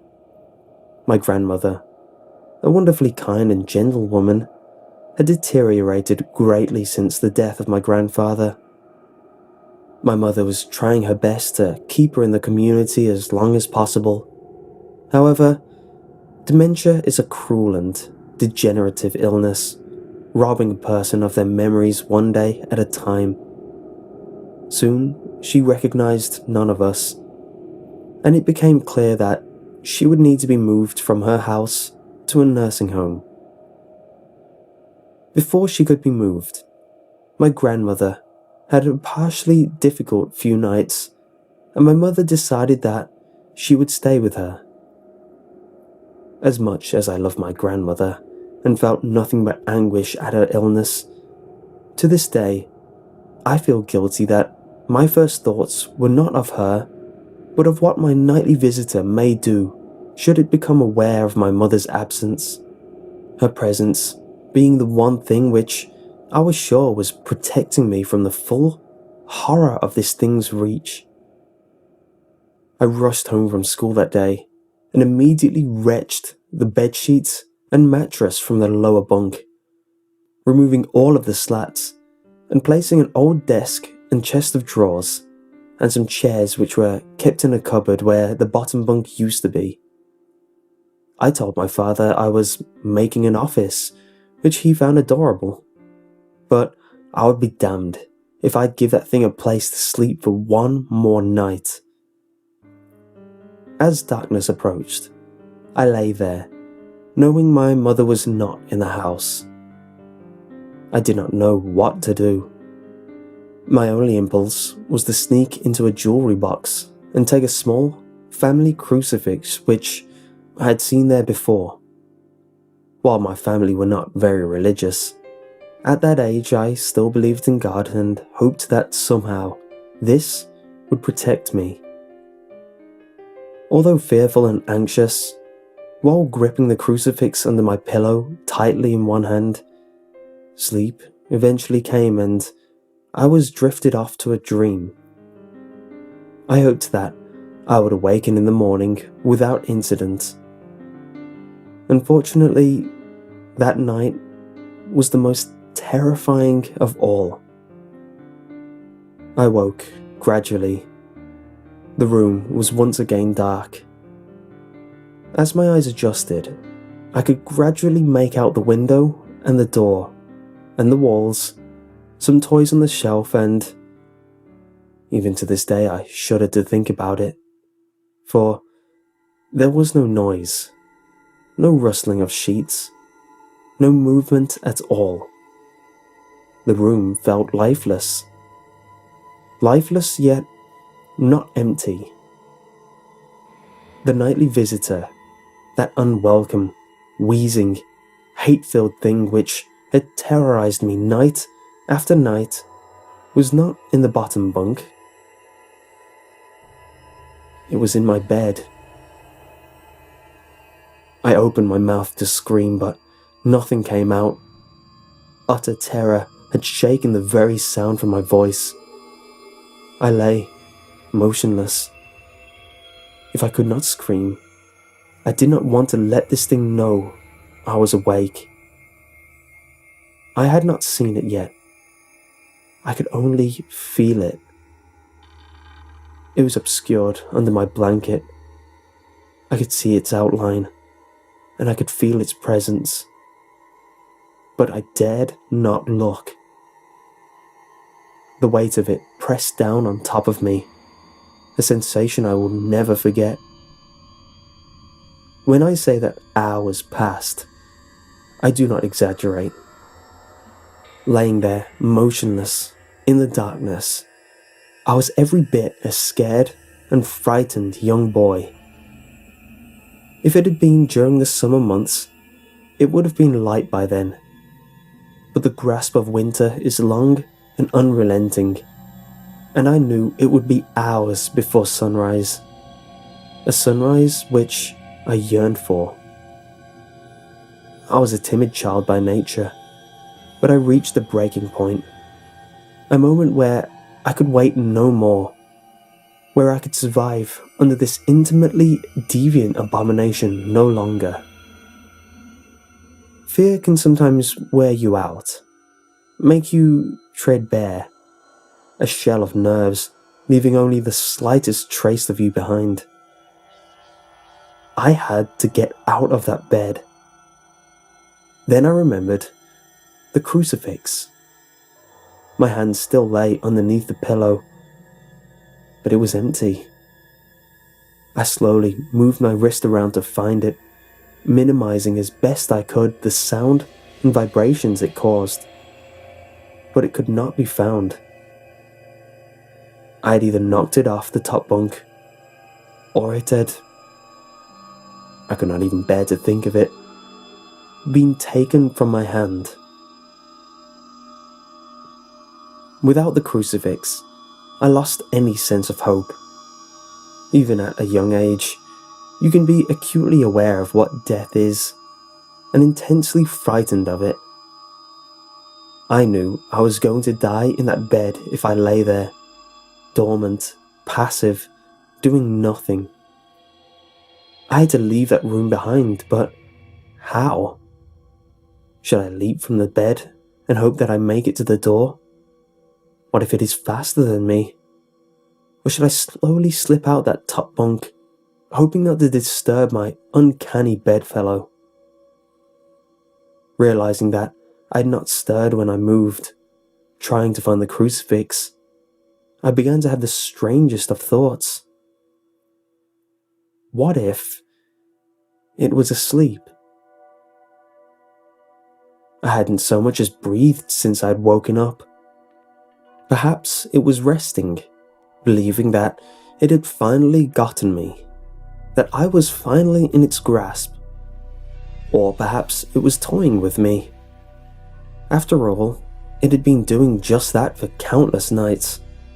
And now with me under it, pinned against my mattress, with no mother to protect me, maybe it was holding off, savouring its victory until the last possible moment, like a wild animal savouring its prey.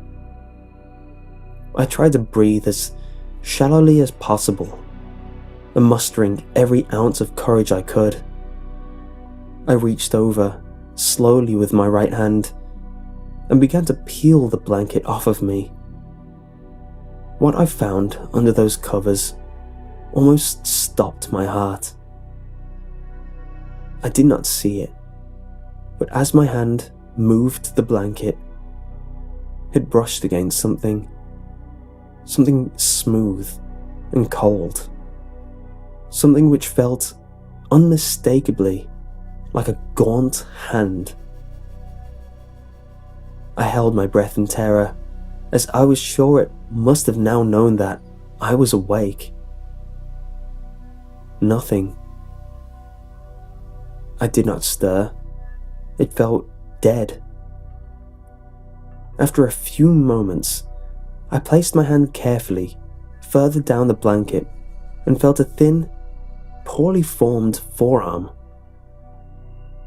My confidence, an almost twisted sense of curiosity, grew as I moved down further to a disproportionately larger bicep muscle. The arm was outstretched, lying across my chest, with a hand resting on my left shoulder as if it had grabbed me in my sleep. I realized that I would have to move this cadaverous appendage if I even so much as hoped to escape its grasp. For some reason, the feeling of torn, ragged clothing on its shoulder of this nighttime invader stopped me in my tracks.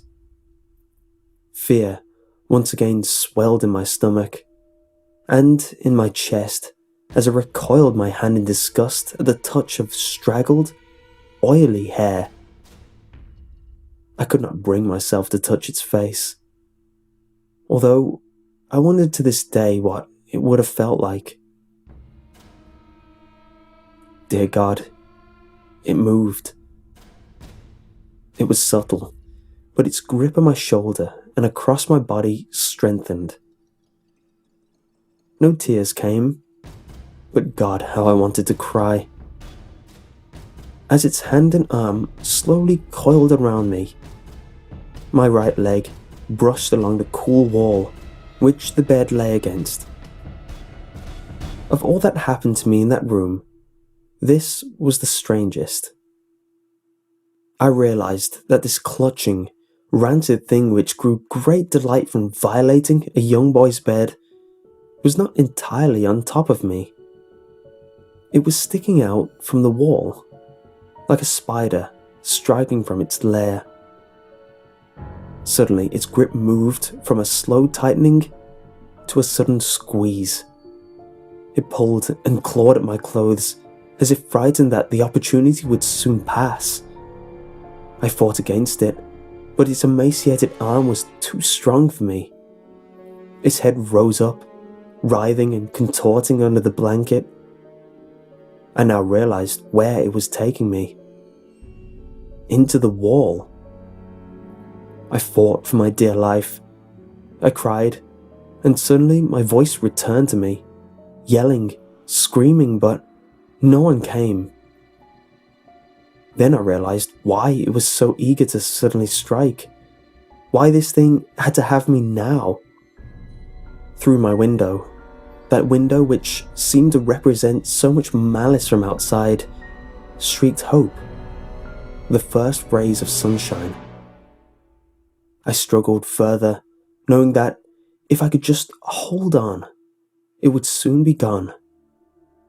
As I fought for my life, the unearthly parasite shifted, slowly pulling itself up my chest, its head now poking out from under the blanket, wheezing, coughing, rasping. I do not remember its features. I simply remember its breath against my face, foul and as cold as ice. As the sun broke over the horizon, that dark place, that suffocating room of contempt was washed, bathed in sunlight. I passed out as its scrawny fingers encircled my neck, squeezing the very life from me. I awoke to my father, offering to make me some breakfast. A wonderful sight indeed. I had survived the most horrible experience of my life until then, and now I moved the bed away from the wall, leaving behind the furniture I had believed would stop that thing from taking a bed. Little did I think that it would try to take mine and me. Weeks passed without incident, yet on one cold, frostbitten night, I awoke to the sound of the furniture where the bunk beds used to be, vibrating violently. In that moment, it passed. I lay there, sure I could hear a distant wheezing coming from deep within the wall, finally fading into the distance. I've never told anyone this story before. To this day, I still break out in a cold sweat at the sound of bedsheets rustling in the night, or a wheeze brought on by a common cold, and I certainly never sleep with my bed against the wall. Call it superstition if you will, but as I said, I cannot discount conventional explanations such as sleep paralysis, hallucinations, or that of an overactive imagination. But what I can say is this. The following year, I was given a larger room on the other side of the house, and my parents took that strangely suffocating, elongated place as their bedroom. They said they didn't need a large room, just one big enough for a bed and a few things. They lasted 10 days. We moved on the 11th.